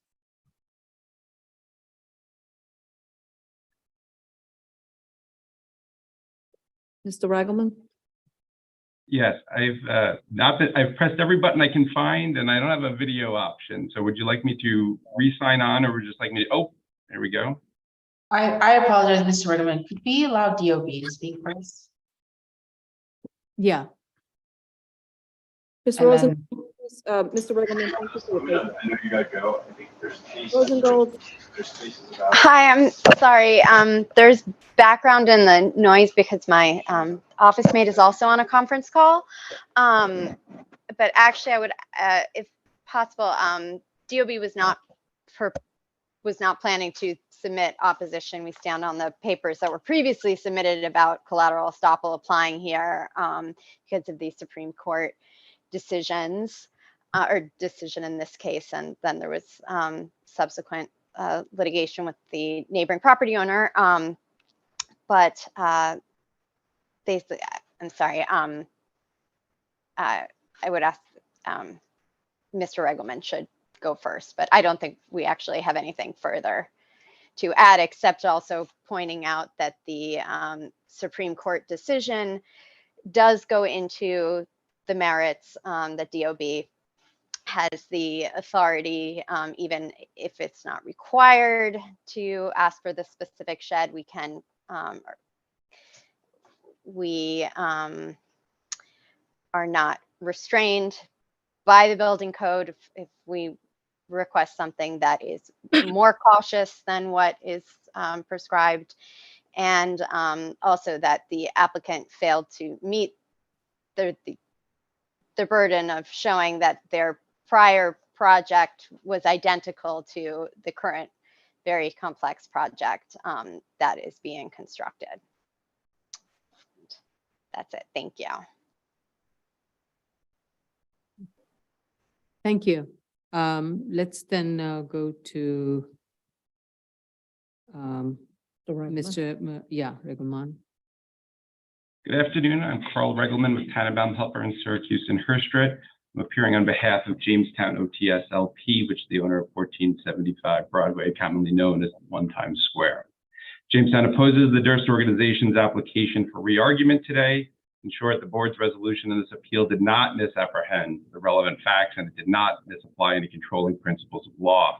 The underlying dispute raised by the applicant was thoroughly addressed in New York State Supreme Court last year, resulting in 5 separate written decisions. In each decision, the Supreme Court rejected the applicant's claims. The court ruled that the sidewalk shed at issue was lawful and necessary for public safety. Specifically, the court held that Building Code 3307, quote, does not restrict the issuance of permits that impose regulations beyond the requirement, end quote, and that the sidewalk shed, quote, is lawful and not in violation of any DOB regulations or lawful procedure, end quote. The court rejected applicant's argument that the court's decisions were only limited to a purported Article 78 standard, as the applicant tries to argue again in this application for re-argument. The applicant's contention that it's been deprived of an opportunity for substantive review is baseless. Supreme Court considered extensive briefings, exhibits, affidavits, and conducted an in-person hearing. Applicant's time to appeal each of the Supreme Court decisions is passed. They're no longer appealable. In other words, the applicant's asking this board to overrule non-appealable Supreme Court decisions. The chair is absolutely correct in not moving forward with a public hearing in January based on the Supreme Court's unequivocal ruling. The DOB vigorously opposed the applicant at every step of the litigation and this BSA appeal. The requirement for collateral estoppel to be invoked were clearly met in this appeal. The identical issue, namely the lawfulness of the sidewalk shed, was fully decided by the Supreme Court and decisive of the BSA appeal. That's non-appealable. The applicant had a full and fair opportunity to contest the Supreme Court's decision as it participated in every part of this litigation, and the parties were identical. Jamestown should not be forced to repeatedly fight the same issue when it's already been decided. The Sherwin decision cited by the applicant is highly distinguishable from the present case. In Sherwin, collateral estoppel did not apply across two cases because the two cases dealt with separate laws and separate agencies. In the present case, there's only one law at issue, Building Code 3307, and one agency, DOB. Further, the Supreme Court already rejected the applicant's Article 78 capricious standard argument. The board properly applied BSA's rules of practice and procedures when the chair declined to take any oral testimony on the appeal in January. The BSA rules provide that hearings are only devoted to applications, quote, which the board has jurisdiction to hear, end quote. And the board correctly determined that it had no jurisdiction based on collateral estoppel. The BSA rules further provide that the chair controls the admission of evidence at a public hearing and correctly declined to admit any oral evidence. Jamestown respectfully requests that BSA deny the application for re-argument. I've kept these comments very limited to my 3 minutes, but I'm happy to answer any questions that any of the chairs have or the board members have. Thank you, Mr. Riggleman. Did you submit this testimony? Yeah, this. I submitted a letter dated May 24th, 2023. It includes 7 exhibits. The 7 exhibits include the decisions, and I've included also the applicant's legal arguments that refer to the Article 78 arguments. So that's much more fully addressed in the letter with the exhibits that you can see exactly what page they argued it and how the judge rejected all of those arguments. Yeah. Okay. If I may, I apologize. You're still on the public, No, we're done. There was anyone else no from one public? else. Okay, all right. if I may Yes, very, I- very briefly respond, if I need 1 minute, if it's acceptable to the board. I think, I have to recognize speakers. So before you speak, I need to go to my Deputy General Counsel. Understood. I apologize. I just wanted to note that Mr. Regleman's submission has been added to our record and is available for the commissioners to view. Okay, great, Thank you. thank you. Okay, go ahead, Mr. Malone. Thank you. So I just want to quickly confirm the Article 78 proceeding under well-established case law, the court is not entitled to substitute its judgment for the administrative agency. If it finds a mere rational basis, the analysis is over. It stops at that. That is not the standard that's going to be applied here. And with respect to the comment that we're seeking an end around for an appellate procedure, respectfully, it's just not accurate. We're seeking for BSA to perform an analysis that has never been undertaken. We're seeking a plenary review. We're not seeking to circumvent the New York Court of Appeals or the New York Appellate Division.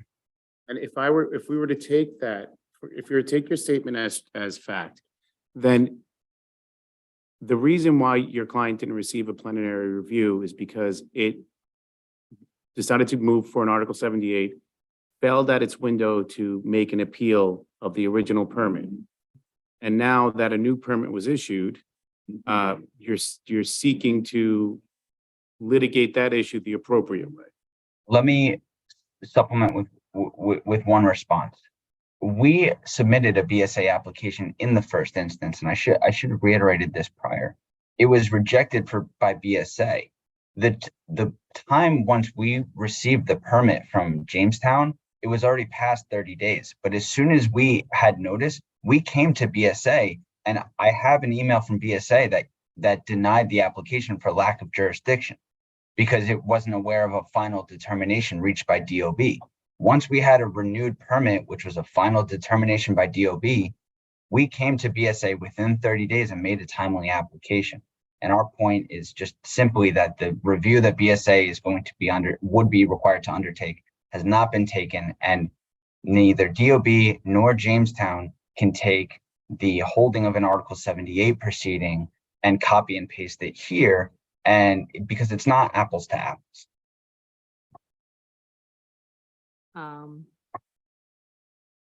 When was the PSA? That's something we should probably look at. Yeah.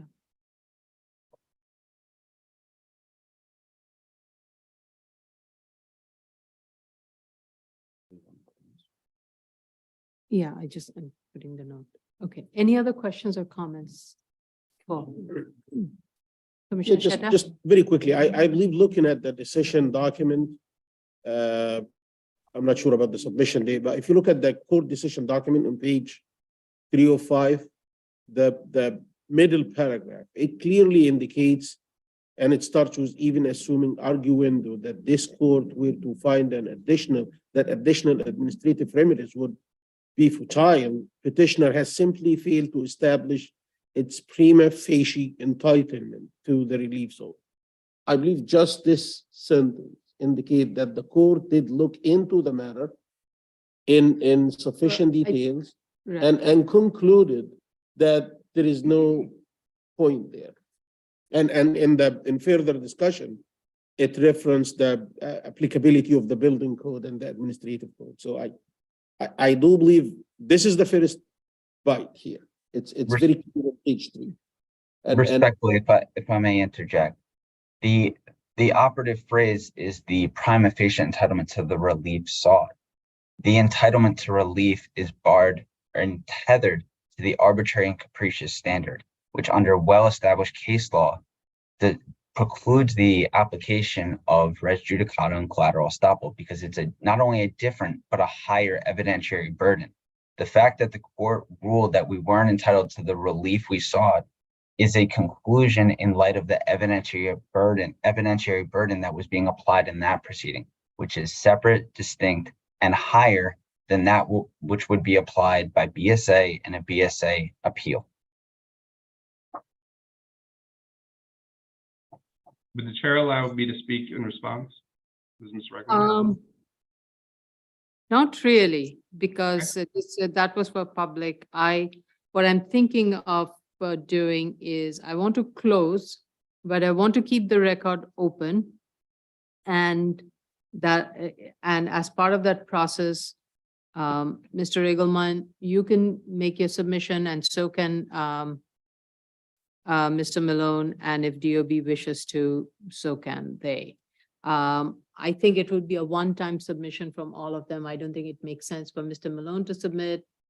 I'm open to it. I don't know, Vice Chair, what do There you think? isn't, I think the records remain open for anyone to submit. I believe that But we because don't need to he's do not it a in a party, series, he's not a right? party, we can't Okay. we shouldn't do a briefing schedule. Okay, we shouldn't do a briefing schedule. That's what I wanted to know. Okay, so in that case, you may all make your submission, no more than 10 pages. And I think it can be even shorter than that because we have heard pretty much most of the situation, about most of the matter. Just But for purposes of clarity, the submission you're referring to, is it strictly tied to res judicata, or would you like us to take the next step and talk about the underlying merits, just res judicata? with If you regards feel- to the, go ahead. No, no. go If you ahead. feel it necessary to respond to anything that was said with regards to what your application here, which is an application to re-argue based on an error which you believe is our finding of not having jurisdiction based on res judicata, feel free to submit on that. Understood. Just appreciate the clarification. Thank you. It should be, and that goes for all of you.